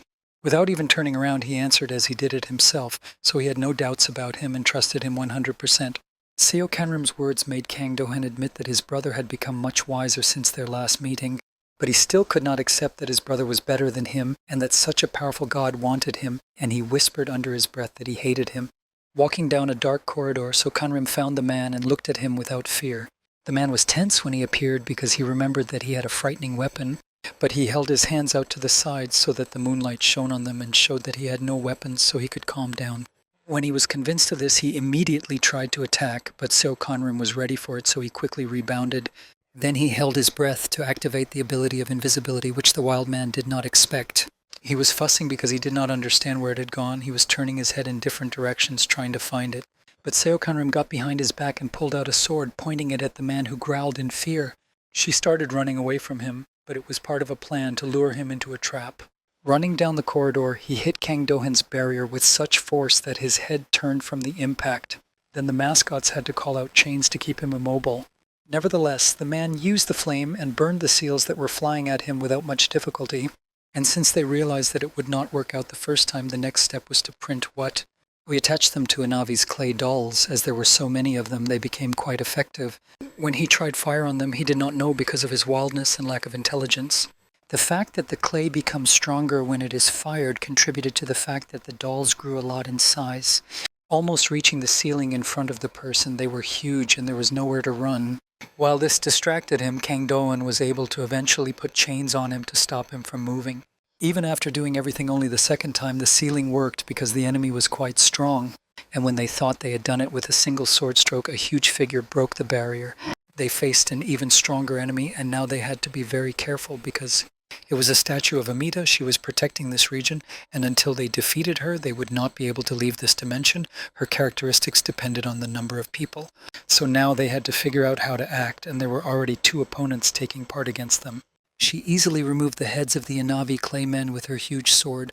This allowed the wild man to break free and escape while they were busy with her. But they couldn't let him do it because they had to see it through. Inavi took the initiative in the battle with the boss and said she would handle it and let them deal with the man. Although her abilities were very strong and she was able to build a large clay wall, the statue easily destroyed it. When Seo Kanrim saw that she was having a very hard time, he decided that it shouldn't be like that and he shouldn't be here. He shouted out to Chasianawa that he was taking over the statue, put his hand on her shoulder, and joined the fight. He told her that he had a plan to defeat her and that they should deal with the man in the meantime. Then she again called on To's controllers to help Kang Do-hyun, who was fighting at the time. She ordered them to grab the monster and make the smaller ones sit on top of the bigger ones. They were able to surround him again quite easily, which gave them a time advantage so that they could use the talismans. Then a barrier appeared around him and chains wrapped him in a circle from head to toe. Kang Do-hyun raised his staff up, looked at the wild man, and activated his binding ability. But this time, to prevent him from really escaping, he caused the shackles to rise from the ground. And I wrapped my arms around his neck, and in addition, to prevent him from hearing the screams and growls, I put a seal on his forehead and put him to sleep. They had already had the opportunity to help Seo Kanrim, but when they approached him, they could not understand. Was he alive because the flames engulfed the part of the room where he was fighting, and you couldn't see anything at all through it? So they tried to shout out, but when the fire died down a bit and they could see what was happening there, they were clearly shocked. They saw Seo Kanrim defeat the statue himself and strike it with his sword with wild delight. Because of this victory over an opponent with a higher rank than his, he received an additional reward. Kang Do-hyun's hands trembled from his brother's gaze, even though he tried to control himself. As soon as everything was calm, Inavi immediately came running to ask if he was okay and how he was doing. I told her that he was fine, that he was unharmed, and immediately asked how the man was doing. She also gave him the good news that they had managed to detain him until the two of them exchanged warm words with each other. Kang Do-hen could not recover. He wondered if he could become as strong as his brother if he also approached the edge of the karma boundary. A little later, Sokanrim called Rini to try to save the wild man. But all in vain. The message warned that the target had gone beyond the border and the selected target could not be saved. Then Enevi asked, because she saw that his expression had changed and that everything was going well with the cleansing. He said that it was too late for the man to cross the border of karma and they were faced with a soulless shell. It was only then that Kang Do-hen's words were able to reach him, and he realized that the price was too high for such strength, but he was his brother. He was already at the very edge, which could mean that he could also become the same and he would be gone. Then Enevi asked Sokanrim to lend her Rini to save the people from the 4th floor. I also asked him to rest a little bit because he was not feeling well, and I added that he should go home first. When she left, he felt uncomfortable being around a person who had been consumed by karma. Because when they were together, all his thoughts were only about the karma he had accumulated and how much more he needed to become the same, and also thoughts about the God who was constantly pursuing him, reminding him that he had to go to the other side. He was distracted a bit by his brother, who put his hand on him and made him pay attention to him. To tell the truth, he didn't want to talk to him right now, but maybe he wanted something else. But he shouted in a terrible voice that it was time to finish his work as a hunter. Kang Do-hen appealed to the fact that during such missions you can get even more karma and become the kind of person they caught. So Kanrim could not understand why his brother had such tenderness for him, because he always counted and said that he was only an acquaintance, not as if he considered him a brother. And when he said that he hated him anyway, Kang Do-hen froze a little in his tracks, but abruptly came closer. He grabbed me by the shirt and pulled up the top and said that he really did not hate it with all his heart. It was because he had everything, and he said that Sokanrim even took his mother away from him. But he emphasized that his not being there did not mean that he wanted such a fate for him as this person. Seokanrim lowered his head and thought about what to say to this and whether he should say anything at all. And then I asked him what Kang Do-hen said he did not wish and did not want him to die in this life, and he confirmed that he did. Then he asked me to listen very carefully to what he was going to tell him and said that he knew the future. When they came out of the dimension, Enavi called to report that they were out and that they needed transportation to pick up the 24 people they had rescued. Kang Do-hen asked how Seokanrim had gotten to this place and whether he might need to be taken somewhere. I did not expect him to answer and asked him to wait until they had dealt with the people to continue their conversation. When everything was finished, he took him to the good old place that he was happy to see and call home. Due to the influx of emotions, he stopped enjoying the moment and his brother asked him to go as soon as possible. He had been in it for a long time, so every corner reminded him of some events from his past, especially his teacher. Kang Do-hen asked him to come inside because it was getting dark, and they were able to continue their conversation inside. He only asked me not to talk about my mom because he already knew the future. When I was putting the talismans on the walls, I asked him if he even knew how she died. And when I looked at her photo, I remembered that it happened because of self-immolation, and then my brother asked if he knew the reason for this act. But before telling him the reason, I turned on the barrier around the house, so he laid out the talismans, and he said that the reason was that she said before the end that she saw the future. She was called a talented shaman who could see the past, present, and even the future. But it was very uncomfortable because she could see the future, so she decided to choose the best option. And when Kang Do-hen came home, everything was burning. Firefighters tried to put out the fire, but it was very strong. Everything that was left was burning in the fire except for the note his mother left for him. 2 years later, he could not come to terms with her last note before her death. Still, I knew nothing and did not even suspect that this would happen, so I could not help her. And promising himself that this would not happen again, he returned to Sokanrim and asked what they were supposed to talk about, because back then, in the world of demons, he could only say that he knew the future in 5 years. He would be killed in one of the raids and many more good people would die, but Kang Do-hen did not understand. Because his mother suppressed God's power in him during a rite when he was still a child, he had no more visions. But Seokanrim said it was probably because he had come very close to the edge of karma. Then his brother emotionally asked him how close he was to her, but there was no answer because he didn't know.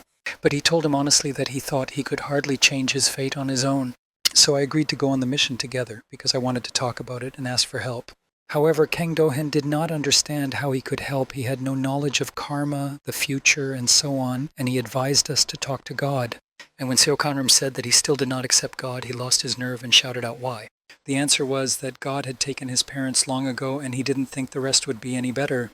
Therefore, after this, he made a promise to himself that he would never accept any god as a patron. When they were sitting in the room, Sokanrim asked if the gods would not hear them through his barrier.